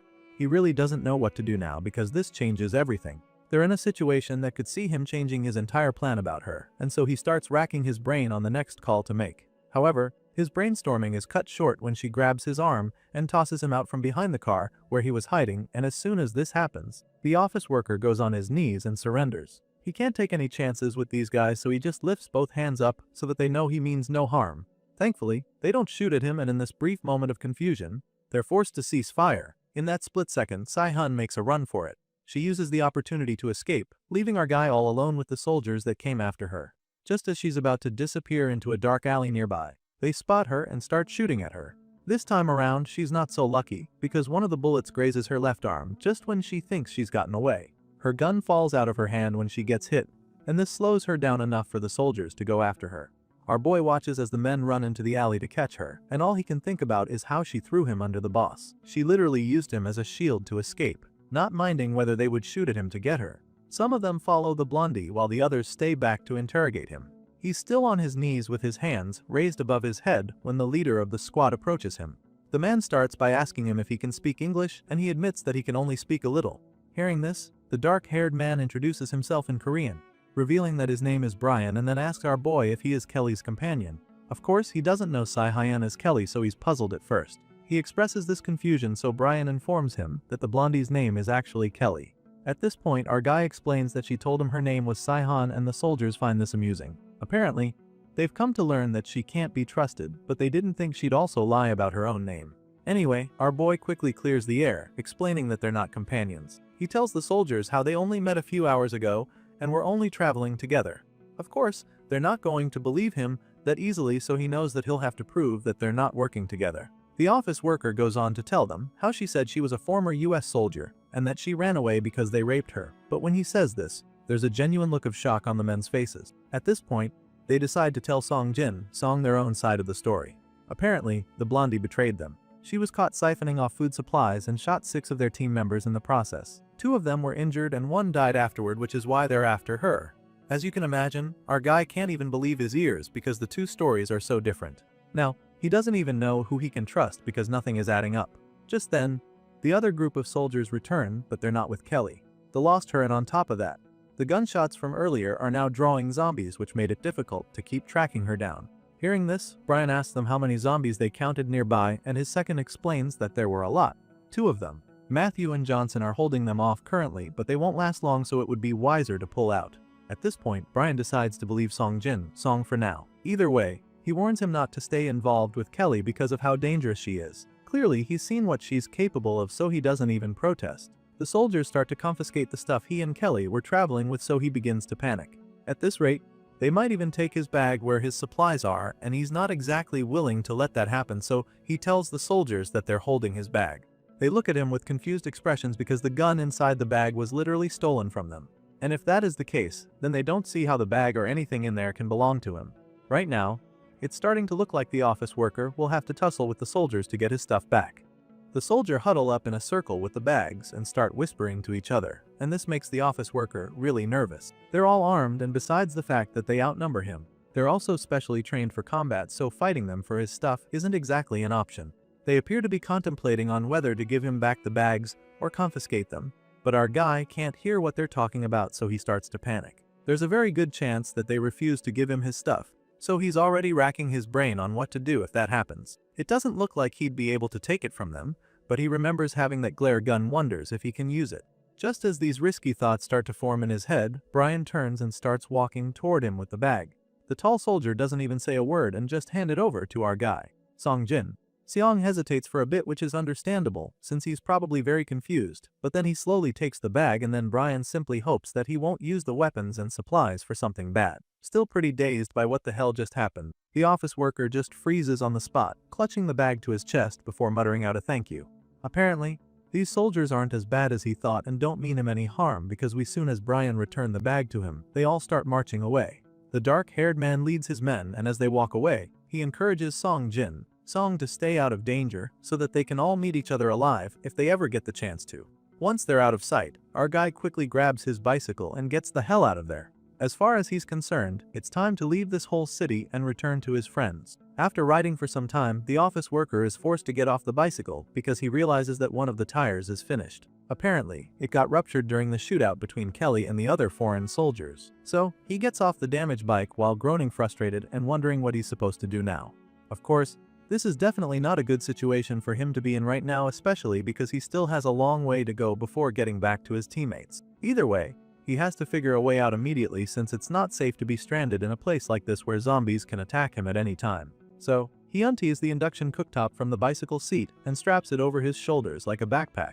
Clearly, it's not convenient but he has a journey to finish, so he gets moving again, determined to make it back to the logistics warehouse in time and in one piece. From what he was on the map earlier, he knows that it should be about 1.5 kilometers left from the warehouse. Knowing that he has to travel that far on foot, he starts to think of ways to avoid getting caught along the way. Song considers using a deodorizer just in case to make sure that the zombies don't catch his scent. So, he quickly goes back into that shopping platform to look for the deodorizer, and he's surprised to see the screen pop up telling him that he has 16 coins in his possession. As you can imagine, he's really puzzled because the last time he checked, he didn't even have up to 3 in there. He's taken aback for a second and begins to rack his brain to figure out why he now has 16 coins. His mind immediately goes to Cian, who he now knows as Kelly. Sure, the blonde soldier was able to take out a lot of brain eaters and was literally the one who killed all the zombies they came across while traveling together. I mean, for a while they were sort of companions, so it's possible that those kills she made reflected in his inventory. But then again, she killed a lot more than 16 zombies, and he doesn't remember them officially becoming members of the same party. Besides, he never saw a notification with any information like that, so he goes over to another part of the system. He loads up a new page where he can find information about his party, and there, he clearly sees that he's not still in a party of 3, with Choi Jae, Sung and Han San being the only other members. So now he knows for sure that Kelly had nothing to do with this sudden increase in the number of coins he has. At first, this just leaves him a little dazed because it doesn't sound right, there's no new member in the party. And in that split second, it dawns on him that the coins must have come from the warehouse kills. He definitely hasn't been in the warehouse, so the horrifying reality becomes clear to him. Our guy remembers how the first zombie horde that he saw were heading toward Ute Dong, and it all starts to make sense. If those zombies broke into the warehouse, then his friends must have fought to protect the base from them. Considering how large that horde was, the MC knows that there's no way they'll be able to take out all the zombies, so he starts running to the warehouse. He desperately pushes through the snow with powerful strides, praying that he's not too late to help out his friends. Sure enough, his guess is right, because back at the warehouse, Choi and San are under attack by the terrifying zombie horde. They've used chained and wooden planks to try and barricade the gate, but with the kind of force these zombies are using to pound on it, it's just a matter of time before they break into the place. The monsters content to ram into the gate, desperate to get in, so the two party members try to hold them back by using the weight of their bodies. This is clearly a bad idea for several reasons, but they do it either way since they don't have any other option, and the plan starts to fall apart very quickly. It's just two of them trying to push back the weight of numerous monsters, so they're instantly overwhelmed. The chains snap all of a sudden and Sung is tossed away like a piece of paper. I panics for a second, fearing that he got hurt. She rushes over to help him up, and since it's clear that they can't hold back these zombies, she suggests that they go hide inside. They rush back into the main building and lock the glass doors behind them. Obviously, these smaller doors won't be able to keep the zombies out either, so they grab a few weapons to defend themselves. The both of them grab huge knives and go up the stairs where they plan to intercept any zombies that come there. Suggests that they hold that position and prevent the monsters from getting past the stairs. She feels that it shouldn't be impossible since normal zombies can't climb stairs, but Sung reminds her that they can definitely handle a slope. The lady doesn't dispute this face, and so the assistant manager concludes that they found themselves in a war of attrition. Sure, it looks like they don't stand a chance, but believes that they'll most likely last longer if they hold the zombies off in tight quarters. With this in mind, she urges the assistant manager to grab his weapon and get his head in the game. Mr. Glasses is clearly not looking forward to this class, but musters all the courage he can to stay by Ah's side. If he was alone, he'd probably not bother fighting off these zombies, but the lady is determined to defend this place, so he can't exactly cower. Still, just as they're slowly walking down the stairs to intercept the zombies, he nervously asks her to consider just running away, but I is simply taken aback when she hears it. The look on her face easily shows just how disappointed she is when he comes up with this idea. Before she can even respond, he tries to run away, but she grabs his arm to stop him. The lady explains that they can't just run away, reminding him he was the one who offered to stay back and guard the place till Song gets back.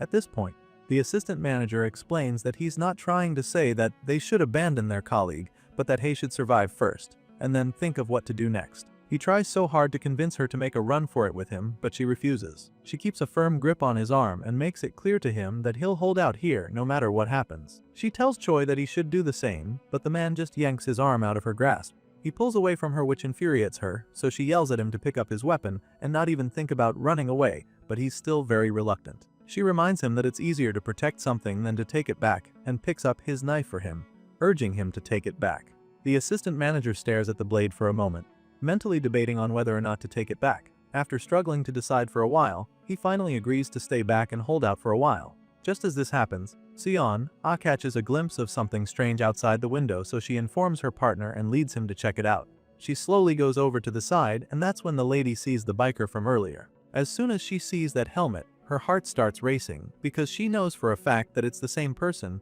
who has been leading the zombie horde around the city. She watches the biker as he stops all of a sudden and starts to take off his helmet. And just as the face under that helmet is about to be revealed, a loud bang from the other side of the warehouse distracts her. This loud noise turns out to be the front gate finally being burst open by the ferocious swarm of zombies. All the chains that were keeping the monsters out finally snap like rubber bands as the swarm of brain eaters charge into the warehouse house. Choi Sung is the one who sees this horrifying scene take place, so he instantly calls out to his partner, so she rushes back down to answer him. Before she can even see the thing with her own eyes, he informs her that the front gate has been broken through.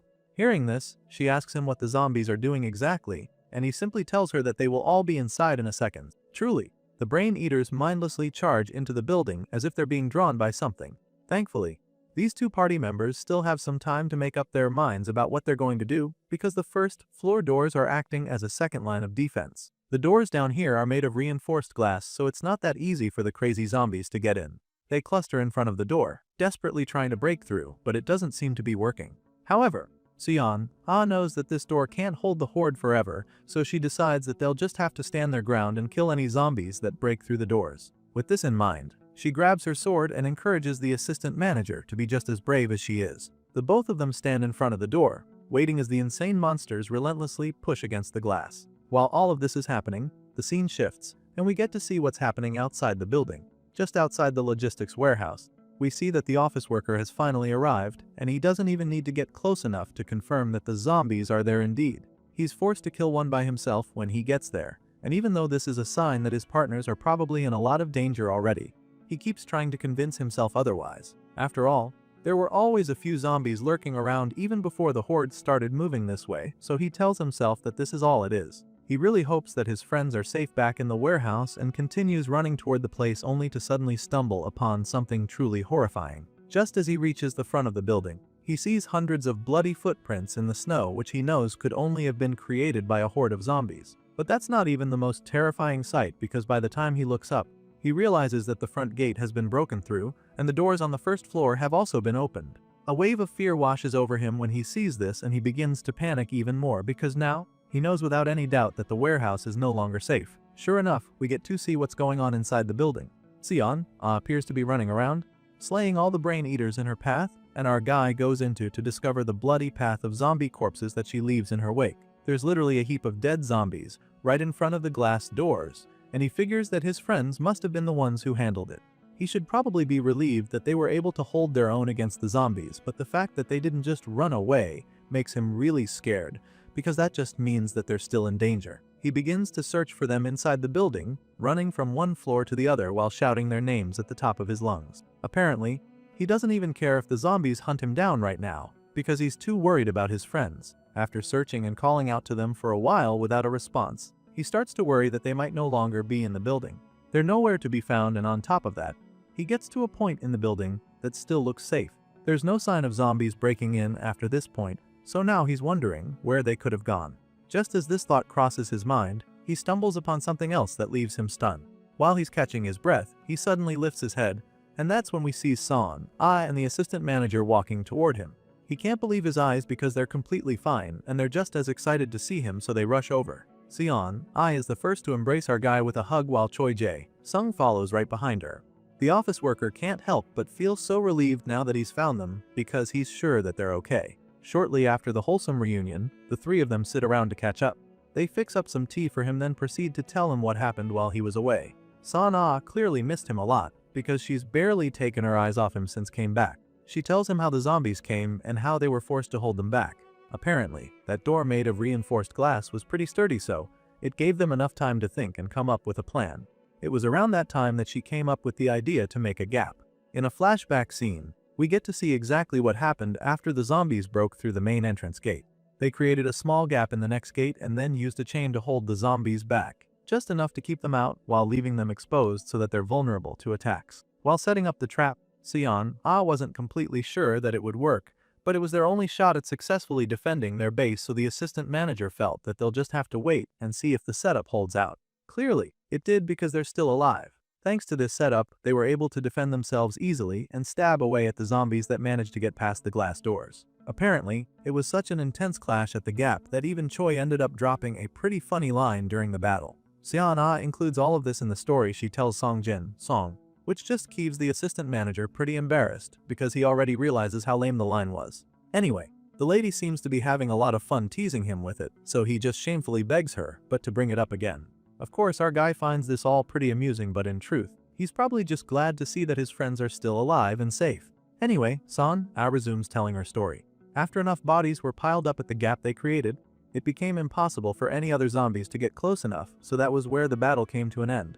At that point, they locked the door again and just held out until the rest of the zombies disappeared, since they couldn't get any closer. This all sounds really nice right now, because they were able to keep the horde out, but Song feels a little worried, because if the monsters couldn't get into the building, then where are they now?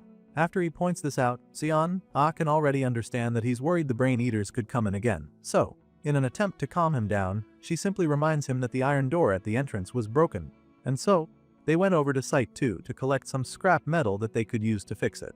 That's when he found them. After listening to the whole story, our guy can't help but feel really proud of his party members. He commends the both of them for all their hard work, admitting that they were pretty impressive, and Son just giggles in excitement when she hears him say this. Now that she's told him everything that happened while he was away, he decides that it's time to tell them how his time out in the city was. He starts by informing them that he was able to grab whatever they need, showing them the backpack he returned with. The most important thing, obviously, is the induction cooktop that he risked his life to get, and he's hoping that they'll be able to make the best out of it. Thankfully, Choi Sung already has plans for it. The assistant manager is very delighted to see that our guy was able to get his hands on it, because they can finally build a generator using its components. Hearing this, Song is pretty relieved, because it was definitely not easy to carry that heavy thing on his back all the way back to the warehouse. He's feeling really proud of himself for being able to help with this, and that's when Son comes over to commend him for working so hard. His head is already swelling at this point, but he hasn't even shown them the other stuff. So, He takes out the backpack and tells them to get ready for the grand reveal. Hearing this, they stretch their necks to take a peek to see exactly what he's talking about. That's when he shows them all the ammunition and the guns that Kelly gave to him. She spreads them out on the table for his teammates to see, and they're absolutely blown away at this point. They gasp in amazement as they stare at the weapons that are practically shimmering and before their eyes. As impressive as it is, they're also pretty surprised that he actually went to the gun store all by himself. It's at this point that he lets them know that he didn't actually go there. So they curiously asks him to spill the beans on how he got all this ammunition. Seeing just how eager they are makes him feel like being even more dramatic about the whole thing. They're definitely very curious now, and so he gets them all pumped up for the details, claiming that they'll be shocked when they hear the story. To be fair, it is a really crazy story, since he could easily have gotten shot dead by foreign soldiers. Anyway, he tells his party members exactly how everything went down, and of course, it's like a bombshell. It takes them a while to take it all in, and Sion is particularly feeling bad that he had to go through all that. She knows that he must have been very terrified when things got super dangerous, and he admits it, claiming that he was very lucky that things played out the way they did. Now that he's shared his experience with his buddies, he immediately changes the topic to some equally important, which is what they're having for dinner. He's definitely starving after that near-death experience, and the assistant manager can see it too. The guy in glasses teases him a bit and chooses to make him even more curious about what they're eating. He makes it sound like they're going to eat something insane, but then finally reveals that they're going to have chicken. Under normal circumstances, this would be pretty basic food to have for dinner, but ever since the zombie plague zombie apocalypse started, even chicken has become luxury food, which explains why our guy is extremely excited when Choi Jae-sung shoos him the pack of frozen chicken. But that's not all they have in store for him. They've got even more good news for him, because it turns out that they also picked up a good amount of good while collecting scrap at Site 2 earlier in the day. So after such a successful day of defending their base, they feel that a party is much deserved. It's a really exciting mood in the warehouse that night, and like the first time in a long while that they've been able to feel this relaxed and carefree. Well, they've been through a lot of hard times this last couple of weeks, so they're not holding back in the enjoyment. They start a fire with the wood they gathered not too long ago, and then proceed to roast the chicken over it becomes unbelievably juicy. And of course, the look isn't the only thing making the drool right now, because it also smells absolutely amazing. The aroma is so good that they can't even wait anymore. Sion feels that the chicken should be done by now, since they've been roasting it for almost 2 hours now. Of course, our boy is just as eager as she is, so after staring at the meat for a few seconds, he starts salivating again and decides that it's time to dig in. Without wasting another second, all three of them dive into the meat at the same. They tear through the tasty hot chicken without thinking twice and gasp in awe when they realize just how good it is. It's so good that it doesn't take them long to devour the food. Once they're done eating, the assistant manager does the honors and feeds the fire with a stick before flopping back down on the chair like the others. He sinks into the chair to relax after that gobbling session he just had. They're all pretty stuffed, so they just sit by the fire to warm themselves on this very cold night. The two men sit next to each other with Song Jin, Song folding his arms to get warm while the assistant manager just places his hands on his belly. The assistant manager takes another look at the scene in front of him and suggests that this is pretty romantic in its own way. As far as he is concerned, this is such a nice experience that he's starting to feel like he could get used to it. In this current situation, they don't have to go to work, and there's no miserable office building where their bosses are breathing down their necks, so it's almost like a vacation for them. If someone asked them whether they'd rather go back to reality or stay here, Choi Jae-sung would probably have a hard time choosing. But I guess that's not the same case for our guy. The MC stops him before he can even finish making this statement, suggesting that it's insane to even say such a thing. As you can imagine, Song would choose to go back home to his real life in a heartbeat, and he makes this very clear to the rest of them. I agrees with him, claiming that it's even ridiculous to consider anything otherwise, and so the assistant manager just laughs nervously, knowing that no one else is thinking in the same line as he is. And so, he playfully corrects himself, suggesting that it wouldn't make sense to choose staying in the apocalypse. After this awkward moment, the assistant manager decides to change the topic. He looks up at the moonlit sky and then slouches back on the chair, claiming that it would have been a perfect night for him if he had some beer. In response, the office worker states that perfection is boring anyway, but the lady in the room also wouldn't mind having some booze. She surely is having a good time as well, but feels that it would be better with alcohol, so she suggests that they hit a supermarket or a beer factory instead the next time they want to do something like this again. Hearing this, Choi Jae-sung simply chimes in with excitement, reminding the others just how good the beer they had the last time was. Of course, our guy remembers how fun it was when they all shared their cans of beer when they first arrived in the warehouse, so he starts to see the appeal in the assistant manager's idea. Just as the thought crosses his mind, Choi Jae-sung changes the topic to something more crucial for their survival. It's regarding the guy on the motorcycle who has been leading the horde of zombies from town to town. Remember how they had an encounter with him while our guy was out? Well, it turns out that in that brief moment I somehow managed to catch a glimpse of the rider's face when he took off his helmet. The assistant manager breaks the news to our guy, and as you'd expect, it's a real shocker. The office worker just stares at the man with a look of bemusement on his face like it's too hard to believe, but he quickly shakes off the feeling of shock, but it's still a lot to take in, so he turns to Sion. I immediately, curiously asking her if what he just heard is actually true. Of course, the assistant manager isn't trying to pull us legs because the lady immediately confirms that she did actually see the face of the motorcycle rider. But that's not all they have to tell him, because it turns out that this mysterious man on the motorcycle has been someone that they actually knew all along. Reveals this to the MC, and it's like she just dropped another heavy bombshell. Our guy is taken aback when she says it because he never would have imagined it to be the case. Anyway, he expresses his shock along with the look of curiosity plastered on his face, so proceeds to tell him who it is. She starts by reminding him of an intern who worked in their building when there was talk about a connections hire. Basically, during the internship, there were only supposed to be 15 of them who would work in the building, but 16 people showed up. One of them was rumored to be a parachute hire, and so they quit halfway, and apparently, that person is the one she's talking about.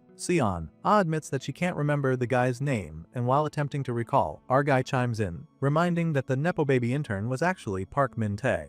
Turns out he's right about this because she instantly recognizes the name. She also remembers that this young man is the son of the company's CEO, and while she's still trying to make her point, the assistant manager cuts her off. Choi Jae-sung is pretty taken aback by everything they're saying because it would mean that the biker leading the zombie swarms around is someone from their company. Well, it's looking likely that this is the case, but Song suddenly suggests that it might not be the guy they're thinking of. This leaves a little confused, so she asks him what he means. He's surprised that she's not aware of something that was common knowledge in the office, but then spills the beans, revealing that Park Min-tae actually has an identical twin brother. That's it for this episode. Until next time.